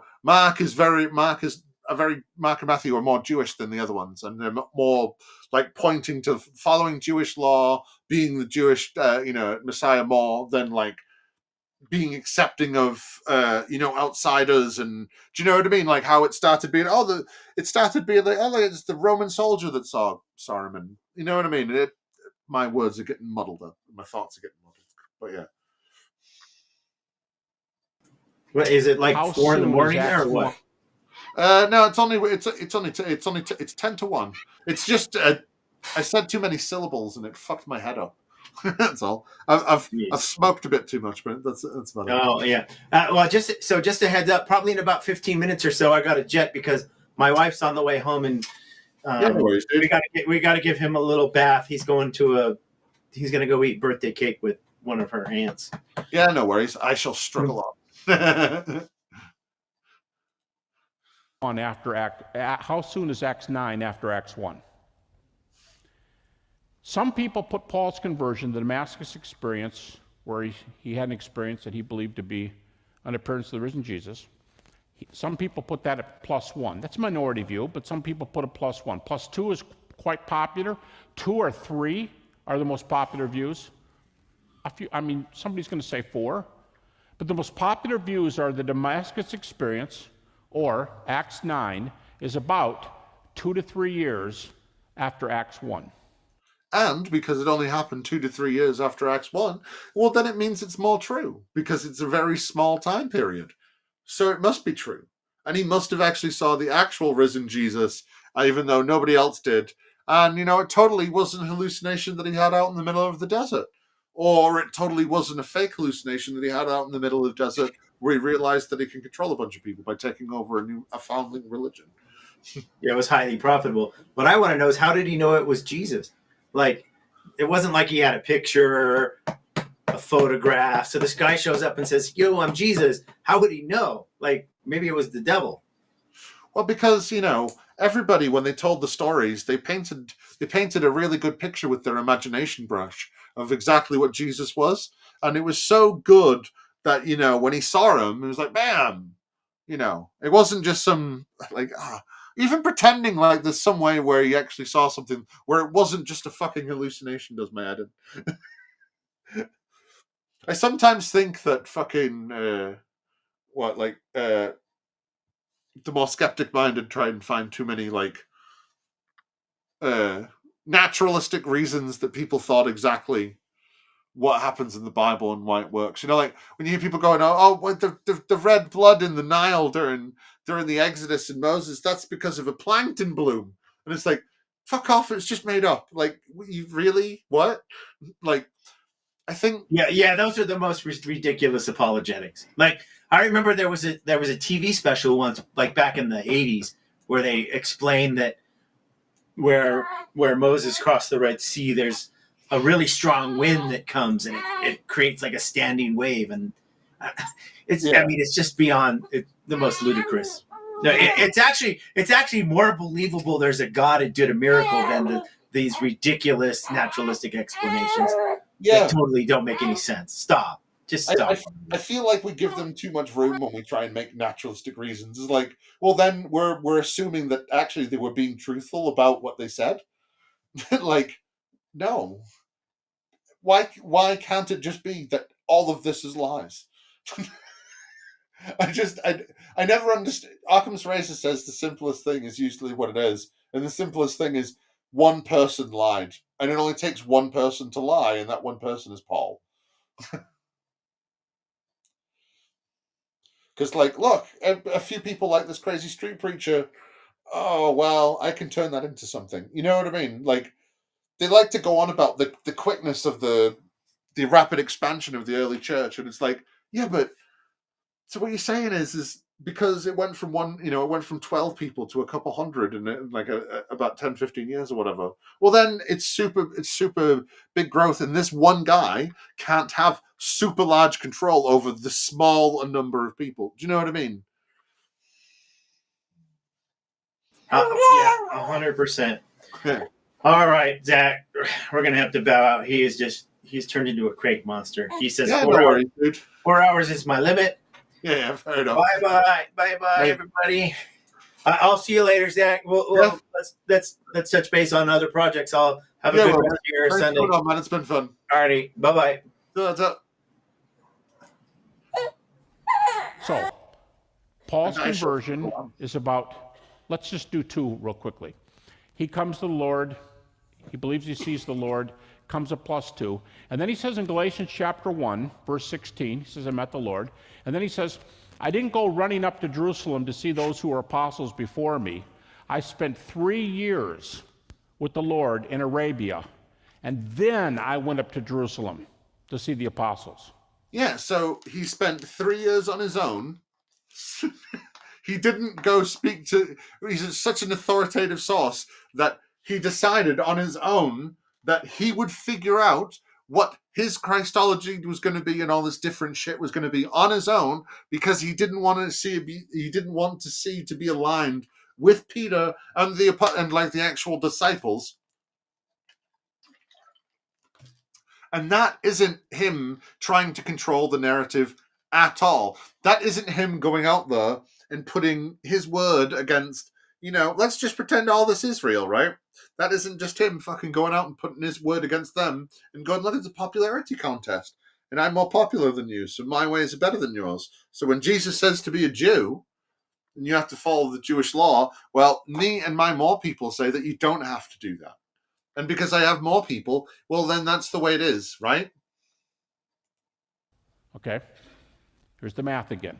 If Paul comes at +2, he spends 3 years with the Lord and then goes up to Jerusalem at the end of 3 years. 2 + 3, 5. Go, well, I think Paul's conversion was +3. Okay, good. +3, goes to Jerusalem, 36 AD, +6. And so Bauckham says consensus view that Paul comes up, and you can get a whole list of guys who say that he was in Jerusalem a maximum of 6 years after the cross. So this is really, really early. Now, what's this based on? Well, in Galatians 1:18, Paul says, then I went up to Jerusalem after 3 years, and I spent 15 days with Peter and James, the brother of the Lord. Now, what's the theme? And they argued, and Peter hated him, according to the Acts. Theme of the book of Galatians. What do you think they talked about? Well, I mean, just knowing Paul says, I preach nothing but Christ and him crucified. Paul can't go anywhere for 15. It's impossible. No one's going to argue that Paul went to Jerusalem for 15 days and didn't mention the gospel data to Peter and James. Besides, the theme of the book of Galatians, I mean, in a sentence, goes like this. It's all about the gospel. Get it right or you're reprobate, but make sure you know what the gospel is. Don't go some other way, and you're a Christian. Yeah, and we got 4 of them. And, when Paul was around, there was also the Gospel of Thomas. There was a bunch of others, and there was Gnostic Gospels and Ebionite Gospels. And, hey, there was all sorts going around. And we need to forget about the context in which it was written and how people thought and what he was trying to convert. He wasn't trying to convert, these diehard monotheists. He was trying to convert people that thought that all the gods existed anyway. Hey, do you know that my God's a little bit more real than these other gods? By the way, ours gives you heaven. And you like heaven, right? So, and the end is coming soon. That's one of those things that we're forgetting about. He's talking about all these years. And it's so impressive that these Gospels were written, 30, 35 years afterwards, even though Jesus said, I say to you now that some of you standing before me, will not taste death before my Father's kingdom will come on earth. That physical kingdom that will come on earth. Not heaven above, like, an actual new towers and trumpets, God on earth sort of thing. And, Paul also intones that actually he thought the end was near. So people lived very differently. And then, 30, 40 years go by, and all of a sudden it starts changing, and it's about actually down the road and not for this. Weird how that works, and how you can actually see that in the storytelling in the different gospels, in the actual chronological order that they're made in. Because, you should swap Matthew and you should swap Luke and John. That was hard to say for no real discernible reason. Galatians about ascertaining the truth of the gospel, not going off and trying to do good works or other things. It's all about the gospel. So Paul comes at about +5, +6, and he spends 15 days with Peter and James. The well-known Cambridge New Testament scholar of the last generation, C.H. Dodd, made a very famous comment. He said, Paul spent 15 days with Peter and James, and it's safe to say that they did more than talk about the weather. All right, so Paul talks to them here. Galatians 1 that was great. That's fantastic. Word. History. Pause the fucking thing. That was fantastic. He paused for laugh, and only one person in the crowd laughed. I think that's better than nobody laughing. It's just one person going. I don't know. I love something about that just tickles me to my core. Yeah, of course they didn't just speak yes, let's just say they did actually speak to each other. Of course they're going to speak about Jesus, right? But the thing is they come away not agreeing with each other, and Paul saying that he agreed with me. So if we even take it at face value, it's still a bit sketchy. But hey, he's authoritative and trustworthy, don't you know? The root word is histor, Histor. Histor. It's a Greek word from which we get our English word history. It doesn't necessarily mean history, but it's a Greek word. And in several non-evangelical word studies, histor is the work of a person who goes and gets eyewitness data. When you turn on your news at night, it says eyewitness news. Histor has to do with somebody who goes and checks out the data firsthand, doesn't rely on somebody else's report, goes and checks it out. And Paul says, I went to Jerusalem at about +5, talk about the gospel, talked with Peter and James, the brother of Jesus, and I did the work of a firsthand reporter. But even from what he just said about how I've got to go out and experience for myself, he's getting it for secondhand to begin with, because he's not going out and experiencing it for himself. He's getting it secondhand. But hey, it definitely happened, because he's very trustworthy and authoritative, and we have reasons for this that number in the... It would have been more effective if I'd actually pressed play correctly. Then, there's no chapter division there in the originals, and Paul moves right into Galatians 2, and he says, 14 years later, I went back to Jerusalem. Critics put this at about 48 AD, or +18. And he said, I went to Jerusalem. And, Galatians 2:2 is an incredible verse. Listen to what Paul says. Talk about honesty. Paul says, I went up to Jerusalem to set before them the gospel I was preaching, to see if I was running or had run in vain. What? Yeah, I went up to Jerusalem. I put the gospel on the table, the gospel I was preaching. I want to make sure we're all on the same page. I want to make sure we weren't preaching a different gospel. I want to make sure everybody was saying the same thing.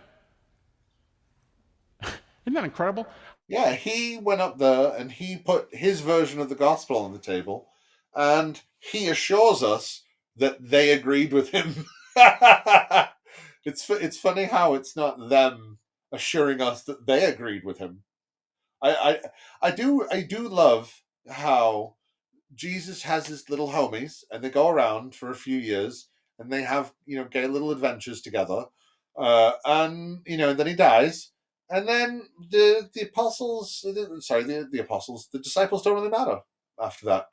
They talk to Paul once, and then they kind of go away, and they don't really matter. It's fun, that, isn't it?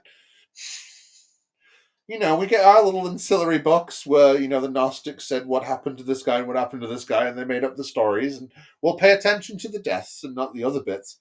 But hey, Paul is really where it's at. Not the 12 guys that Jesus personally chose. Like, if Paul was so fucking important, seriously, actually, if Paul was so fucking important, why the fuck does, God, why the fuck does God not wait a few years and wait for Paul and then make himself be born Paul, in Paul's time? Why? They're so close to each other. It just feels like he could have just waited a couple of years, and Paul could have been one of his disciples, and then he doesn't have to be. Or is Paul more powerful because he changed his mind? What? It just seems so weird to me that Jesus handpicked people and then they don't matter. I wanted to see if what I was preaching was the same thing we're all preaching. You go, Paul, if you don't mind me saying so, it took you 18 years to do that? I think Paul would say, you're really not listening to my argument. Let me give it to you again. Jesus did it. I met him. +3. You got a better source? I didn't think so. +5. I spent 50. But he didn't meet him. Look, this guy had a vision, and he said that he had a vision, but he totally met him, right? What the fuck? I don't understand these people that, can just assert shit like this and just be like, no, dude, it's totally cool. Don't worry about it. Have you got an earlier source? I don't need an earlier source to say he's not real. The idea that you're using a guy that says that he saw with him and confided in him after he was dead and never met him when he was alive, and I'm supposed to be impressed, is fucking, I don't know, embarrassing? Is embarrassing the word I'm looking for? Yeah, I think it's embarrassing, because I'm embarrassed. I'm embarrassed to be part of a race that is convinced by such fucking fallacious bullshit where, oh, man. I really wish we hadn't been demonizing intelligent people for so long. And then maybe people would aspire to be intelligent because, picking on smart people was okay for so long and still is. I don't know. It's been just this crusade against having, and not even above grade fucking I'm King Ding smartest person ever type bullshit, but just being able to exist for a while without, I don't know. Do I have to have a higher standard for the human race? Maybe I do. I don't know. Maybe I keep on, when I say things like, hey, we're just butt hairless apes, maybe I should apply it to more than knowing the origins of the universe. And maybe sometimes some of us just like to go, just fucking lie the dicks out playing with our asshole because no one's around, because we're just monkeys. Flinging poo.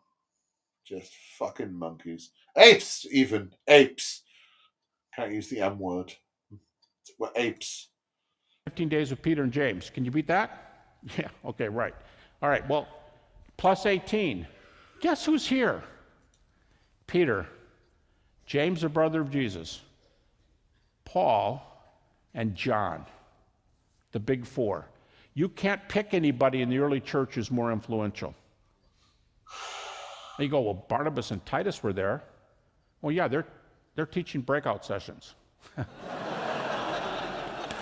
So, some of you folks have come a long distance because of you get everybody. You might even stay in a hotel for 4 days because, man, it's going to cost us some expense, but we just want to see all these guys together. How far? But these people saying it's true don't mean it's true. It doesn't matter how much we go on about how early it is. It doesn't mean it's true. There's nothing else outside of the word that this happened. And we're not, the thing is, right? is like, if we, some people might go, oh, is Socrates not real or whatever, because, he was just, or it was an Aristotle. That, he was just a learning device. My teacher said this. We could, or whatever. We're not talking about some,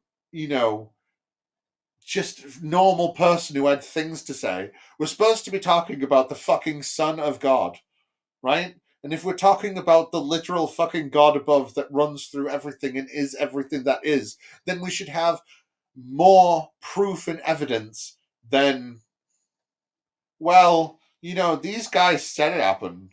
And I know we can show how the books that are about him have been edited and, missed and translational errors. And, how these people use things like Isaiah where they go, oh, well, the son of Emmanuel. And, forget that 2 lines later it goes, it is the king coming of the king of Assyria.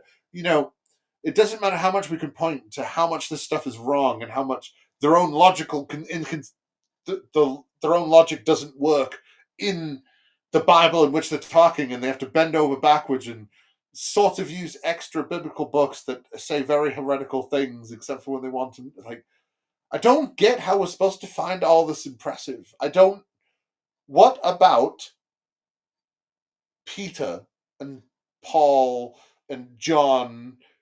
What about them is trustworthy? What about them means that anything they say, we're supposed to take it with less than a pinch of salt, aside from the fact that it's in the Bible?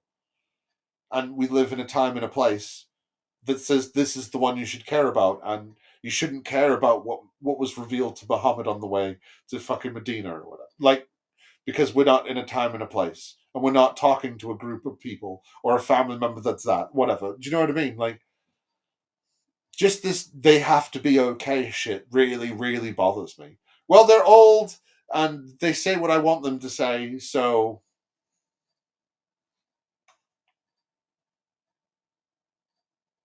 How far would you have gone to hear Peter, Paul, and Mary? No, she might have been there, but Peter. I know that she's the one that saw him first in all the stories. I know she's like, who cares about Mary, right? Who cares about the fact that Paul actually had nice things to say about women in the church and things like that, and pays homage to very high up women in the church? Actually says that the names and everything, but we forget about that because women are supposed to be property. Paul, James, the brother of Jesus, and John, the biggest, most influential guys. Paul said, it's at least the 3rd time I've checked this out. He's a good researcher. You couldn't email a message. It takes a long time to get on a ship and come back to Jerusalem and check this out. And then Paul says in verse 6, Galatians 2:6, 5 words in English. They added nothing to me. I set before them the gospel I was preaching, make sure we're all on the same page, and they added nothing. Yeah, and it's his word that they added nothing. They had no disagreements, nothing, His word was automatically correct. So what was the fucking point in the disciples to begin with? If we're all supposed to just fucking believe, Paul, hook, line, and fucking sinker, whole fucking cloth, whatever, why? Why? I don't get it. What's the point of the disciples? Why did they exist?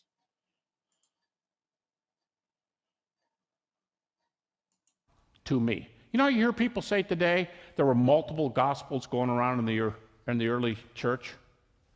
You go, what are your data for that? Well, it's because you Orthodox people destroyed the other heretical books. Then how do you know there were any? Well, there must have been, because we have them later. Well, see, that's a problem. You have them later. If you want to use heterodox books, you have to get them from the 2nd and 3rd and 4th centuries.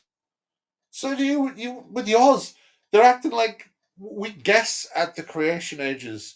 We don't, like, most of the sources we have for the Gospels, we have from a source that we've never found. It's in a completely hypothetical source. Like, we don't, we have, what, like, all right, okay, what's right, What's the oldest manuscript we have of Mark?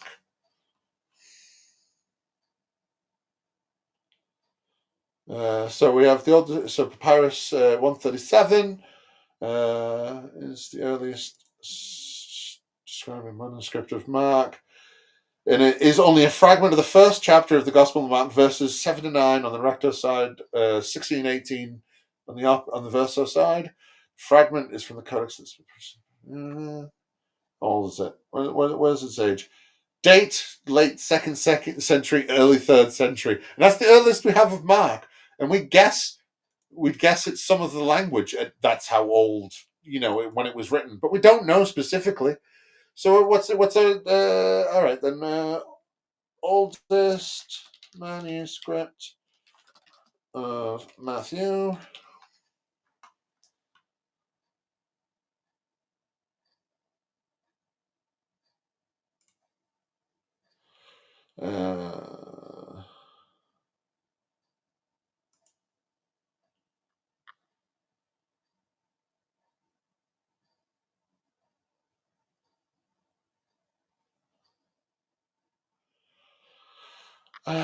Just started a second ago. Fucking, what is it? It's looking like what?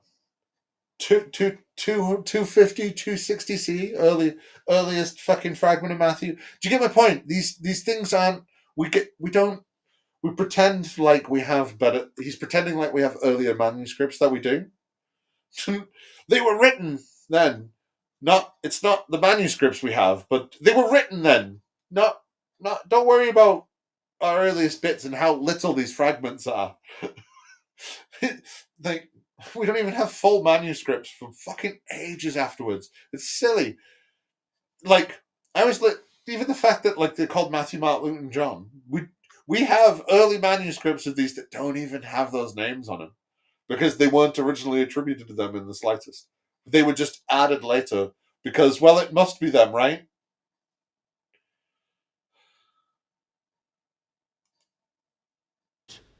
But I say to the people say to me sometimes, why did Christians only put 4 Gospels in the canon? I'll say, sorry, we took everything that was available by 100 AD. That's all there was. See, Paul went back and checked it out, and they added nothing to me. Yeah, because they added nothing to him doesn't mean he was correct. But they added nothing to him because he was a grifter fuck. And they didn't add anything he could use to his grift because he was, as he says, authoritative. He made himself the authoritative source, so I'll believe only what he says and nothing what anyone else says, especially if there was a group of people that traveled with Jesus saying that you should all be Jewish and be because it's for Hebrews. Now that's from the disciples' perspective of proving Paul. Paul says, 1 Corinthians 15:11, talking about the disciples who saw appearances of the risen Jesus.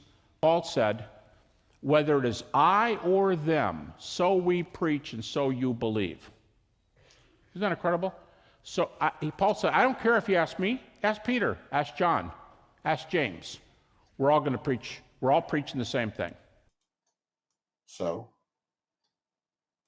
that would.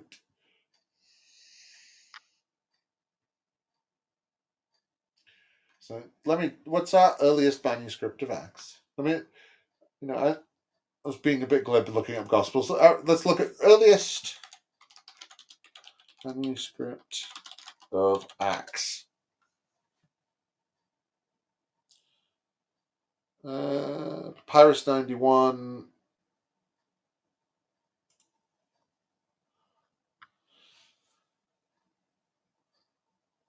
Third century, it's for Acts 2, 30 to 37 and 2:46 to 3:2. So like it's nowhere near when it was written. And we're acting like we can with definitely say these are the things that were in it.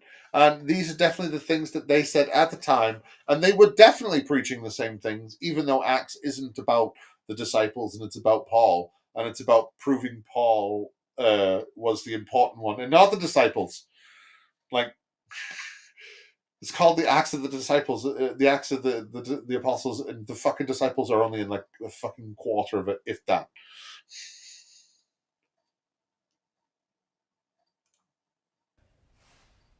You ever thought about that? Oh, get this. Here's an end note.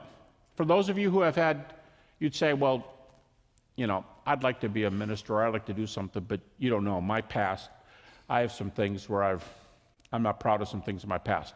Well, think about these 4 people at Jerusalem. 3 out of the 4 had issues. Paul was a persecutor. He killed people for their commitment to the Lord. And he's here, and he's a big name. Peter denied his Lord. He says that he kills people.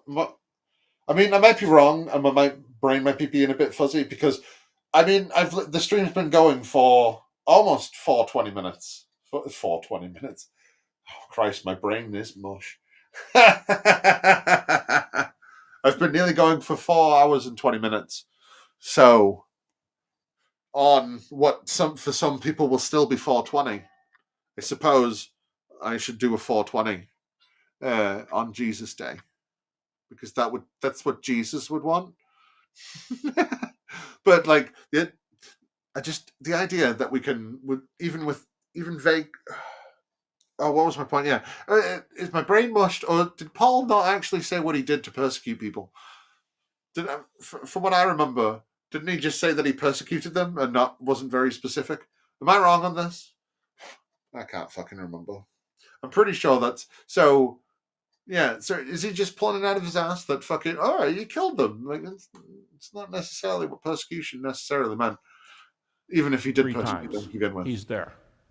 James was an unbeliever. In fact, James 3, the Greek says Jesus' family members thought he was nuts. The Greek says they thought he was beside himself. Wow. Shock horror. And, you know, they tried to say, come on over here. You're embarrassing us. We got to live here. You're embarrassing us. Uh-huh. How'd you think they've been there when Jesus appeared to 420, yo. I guess that's the thing that you do, you know, when you're doing the, I don't know. I just need things to keep me going at this point.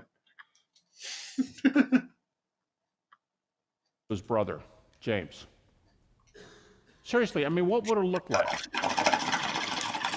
Jesus goes, bro, it's me. And here's the scars. It's me. What did he do? Did he fall on his knees? All we know is that he was the pastor of the early church because he met the risen Jesus. 3 of the 4 guys had issues, which increases the value of their testimony because they didn't have reason to agree, especially not James and Paul. All right, I'm going to have to wrap this up real quickly, so let me get back here. This is only +5. Don't lose track of what this is. This is only when Paul heard their experiences. Paul knew his, but this is only when Paul heard their experiences. If he heard it from Peter and James, they had it before he had it. But none of this means that any of them were telling the truth. None of this even means that the fucking disciples even existed. Like, I don't...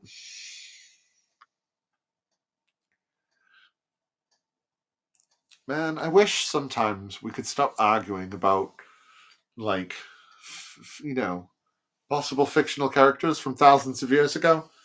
Like, do you ever wish that sometimes, just like, God would either hurry the fuck up, or we could find actual alien life, and then these fucking theist cunts can shut the fuck up. Well, I suppose the Mormons would then pipe up and go, they would, that's Kolob. You found, you know, you found another god place. You found another where one of the other gods are. Hooray! I mean, we found promising things around that. Was it that? I can't remember the name of the planet. So maybe that'd be interesting. I'd love to see what would happen with these like religious fucks when fucking if we find alien life somewhere. Like, what the fuck? You know, it's just is it a demon like that's lying to us? Was, you know, it's going to be interesting. Right? I remember there's I know he's a proper asshole now. He's always been a bit of up himself. But a religious movie that Bill Maher did back in the day. Now I remember he was talking to an astronomer at the Vatican. He was a Vatican astronomer, and he's like, well, if we find the aliens, we're going to go out there and baptize them for Jesus. And it's like, well, no, because don't the aliens disprove you completely and utterly that God made us special and it's only us? And now there's aliens over there, and they say actually, we found the Galgamex, but I suppose the Galgamex were also Catholic, so I guess then. But I suppose that would also, if we found an alien race and they were Catholic or Christian of some forms, then I suppose that would then prove them. It would be interesting either way. And it takes a while to write these texts, to get these texts stylistically. It maybe be similar today to you got words to a song, but you still haven't made it into a song yet. Because in the Greek, 1 Corinthians 15:3 and following reads like this. Da da da da da da da. Da, da, da, da, da, da, da. That's not how the Greek sounds. But what I mean is, it is in stanzas. It's believed to be in stanzas like that. It takes a while to put it in that form. So this is when Paul hears it. They had it before Paul. So it must be more like God inspired because it was stanzas. Stanzas mean it's more true. Minimal facts, people. Minimal facts. Ah, you fucker. I can't remember where I was. Fuck. Categorized, put in stanzas 6 months later. Folks, we have data that go back to the earliest times. Eyewitness, and I didn't do eyewitness the way evangelicals usually do. It's a little harder to go through the Gospels, but we're using... They wrote it in stanzas. That means that it happened closer to the time. So, okay. Paul was an eyewitness. Michael Martin, the well-known atheist philosopher who goes after Christians, says we only have one testimony from an eyewitness to a resurrection appearance, and that's Paul. Now, do you want to get upset with him and say, well, there's a lot of other eyewitnesses, or you want to say, let's talk about Paul? See, I mean, he gives you Paul. So as long as we jump around people that possibly say things, because I can't be asked looking it up, it's too late in the day for me to give a shit about how trustworthy these quotes are, because I tend to think that most of the time these quotes are rather disingenuous, because when I look them up, I would say 6 to 7 times out of 10 they are definitely not what the person is saying in the slightest, because you just got to read a couple lines before or like a couple lines afterwards, or the whole context and how it's being said, and I can't be asked looking it up. I usually do, but I'm done. We've only got 24 minutes left that I need to get through before I can die like of a death of deaths, really. What makes E.P. Sanders say scholars allow that the earliest disciples thought they saw Jesus? Okay, I'm going to bring this to a close here real quickly and then ask if you have any questions. Let's go to the end of 1 Corinthians 15, last verse. Paul says a lot of things follow from the resurrection of Jesus being true. Ministry follows. He says, stand firm, because there's nobody has a better message in this. He says, stand firm in the faith. Secondly, he says, your labor in the Lord's not in vain. So be steadfast. Go about your work. In fact, the very next verse, Paul's taken up an offering for poor believers. That's 16:1, 1 Corinthians 16:1. And then he says, back up a couple verses, he says the main thing that's true because of the resurrection is the resurrection of believers. The resurrection of Jesus is linked to almost every area of doctrine in the early church. Almost every area of doctrine. But the one that's mentioned the most, almost 20 times in the New Testament, believers are told that they will be raised from the dead like Jesus. John says we shall see him as he is and we shall be like him. Paul. Yeah, and they all thought that it was going to happen, I don't know, within their lifetimes and not 2,000 plus years later. Says he'll change our vile body to be like unto his glorious body. Many other texts. And I tell people, if you back up to 1 Corinthians 15, 56, 57, Paul is taunting death. he's taunting death. And he says, death, where's your sting? Grave, where's your victory? He gets this from the Old Testament. But what he's saying is the resurrection's changed the normal order of things, and eternal life is here for those who give their lives to Christ. Yeah, because the Jews used to think that you went to Sheol, and Sheol was like Hades. And you know what? People thought that actually, a place that isn't just barren blackness forever where you can't touch things because you're a shade, and you could go somewhere and be a thing and maybe do stuff, was better. Funny that. Weird how that works. Like, I just don't understand how any of this is supposed to be considered proof. Like, I get that I can worm my way into saying that this all happened early, and it's like, all right, let's all say it all happened early, okay? But you can't. None of it means that they didn't make it up. Like, because to be honest, the only one that has to make up anything is Paul. Like, it doesn't even have to be Paul. I don't know. Because there's a crazy street preacher, somebody took it too seriously, and then someone saw a way they could take advantage.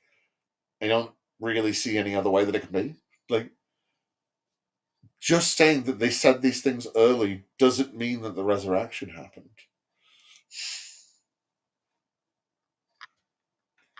I mean, I wish it did. I'd like to believe in a God, but if you're gonna throw whack-ass fucking evidence like this at me, I'm gonna laugh at you. I'm gonna laugh at you hard, and it'd be like this.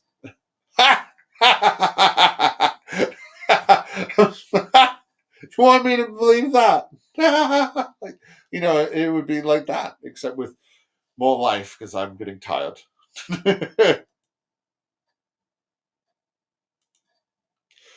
Play. But Paul is taunting death. Seriously. I mean, he's like, in our language today, I started out by talking about hockey and mixed martial arts and football and so on. Paul's getting in Satan's face, or he's getting in death's face, if you want to say it that way. Because basically what Paul's doing is he's going, you got something on me, death?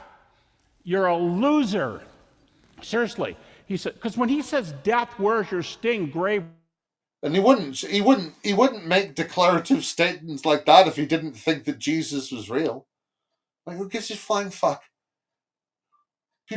People say this shit about fucking, Muhammad Allah, even though it's the same God as yours. People say this about all sorts of things. Like, who gives a flying fuck?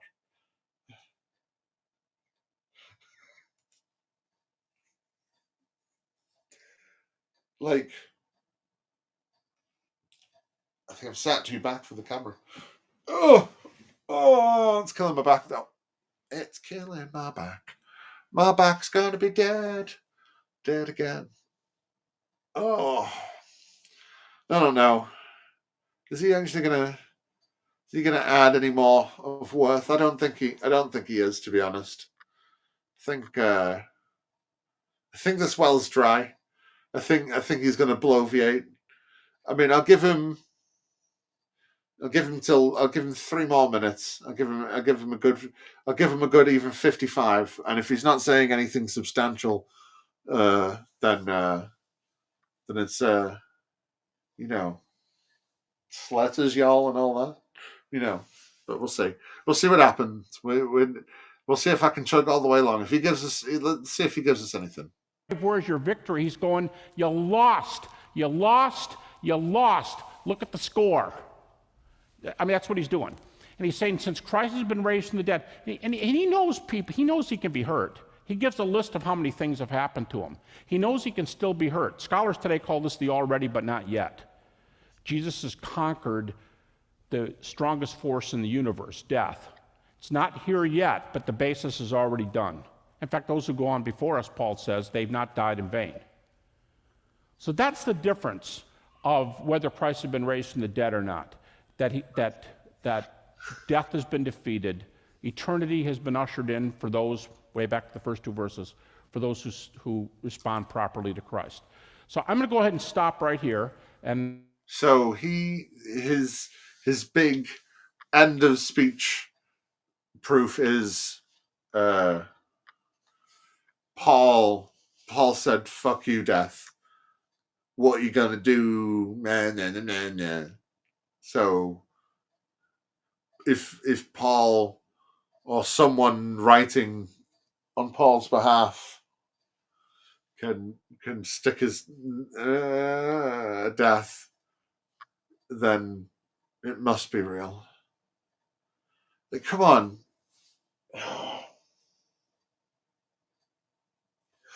Fact that like these arguments convince people, that really depress me like a lot. So this is a world I've got to inhabit with people. We're only apes. We're only apes. So is he saying he's finishing? And if now again, if some of you folks have to leave, I don't know how long before they'll kick us out. I've heard we have to be out of here at 10 o'clock, and us, the speakers, we've got to go back to San Francisco. The last bus leaves at 10. But until someone kicks us out, I'll stay here. One thing I should mention, I haven't talked much about naturalistic theories, and you skeptics will often say, yeah, but I can give you a thesis that works better with this than resurrection. I'm going to say that the same data the scholars admit are the data that disprove alternate theories. And that's why today, the vast majority of scholars, vast majority of skeptics, do not give naturalistic responses. You still, again, you have to go back to E.P. Sanders, where he says, today the consensus of scholarship is that the earliest disciples saw, he doesn't even say thought they saw Jesus. I say thought they saw Jesus. Sanders says the earliest disciples saw Jesus. That's pretty amazing. This is the scholarship that has really changed resurrection studies. And more people today in the literature think something literally happened to Jesus after his death than those who think nothing happened. Okay? Do we have, we do have at least one mic? Do we have two? We have two mics. Okay, here's some questions. They all just accept that Jesus resurrected, and it's all foolish. Like, kind of part of this, and what he's saying is just kind of that, they just believe in God, they just don't want to, really, isn't it? Well, they give us this and they give us that, and they say that there was, mystical things with Paul and Jesus, and they give us that he resurrected, and they give us that he did this, and he was a miracle worker, and it's so much of it is just they agree with me, but they're wrong, and it's mental.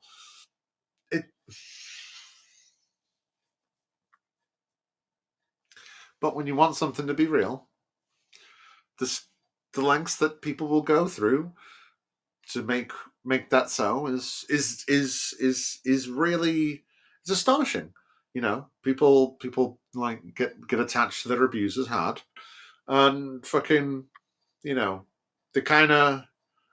worry about what's going to happen when the abuser's umbrella isn't over them, and they don't know, because they've got used to being like, basically, kicked and punched or berated in some way into a corner, and if that's not there, they don't know what to do, so they cling to it hard, and it doesn't matter what you say against it. Really, if they don't want to believe, if they want to believe, then they're not going to listen to anything you say, because, like, why would they? Because they don't want it. It's the problem with people. People don't want to do a lot of things. Because they don't want to do a lot of things, we get people like Trump. Why? Remember, our Lord and Savior, Sir Attenborough, doth say that in fact we are but apes and need to realize it, and fucking get used to it, motherfucker. I've been going for 4.5 hours, nearly 5 hours. So I guess this means that I'm back to streaming. I should have probably announced that I was going to do it on Mondays at the start of the show, but I didn't do that because I'm clever. I'm really good at doing the YouTubes and all the other things. I just like listening to books and knowing stuff. And then I want to talk about it, so I do this. You know what I mean? I'm good at making stuff. I'm not good at putting it out there. I'm not good at I'm not good at people. Not good at whatever. So, merry whatever day. I hope you all enjoyed it.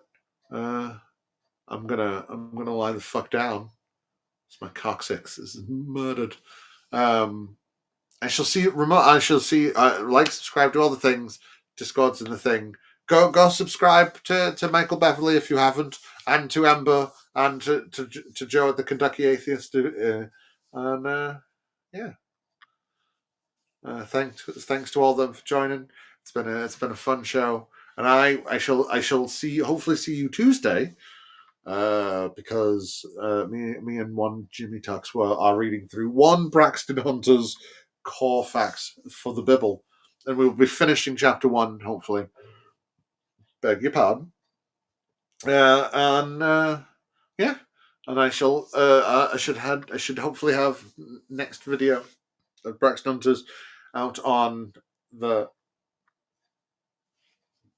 Wednesday, and yeah. And hopefully I'll be streaming like this again next Monday. So, yeah. Like, subscribe, do all the things. It's been fun. Oh, yeah. I got to click more than one button.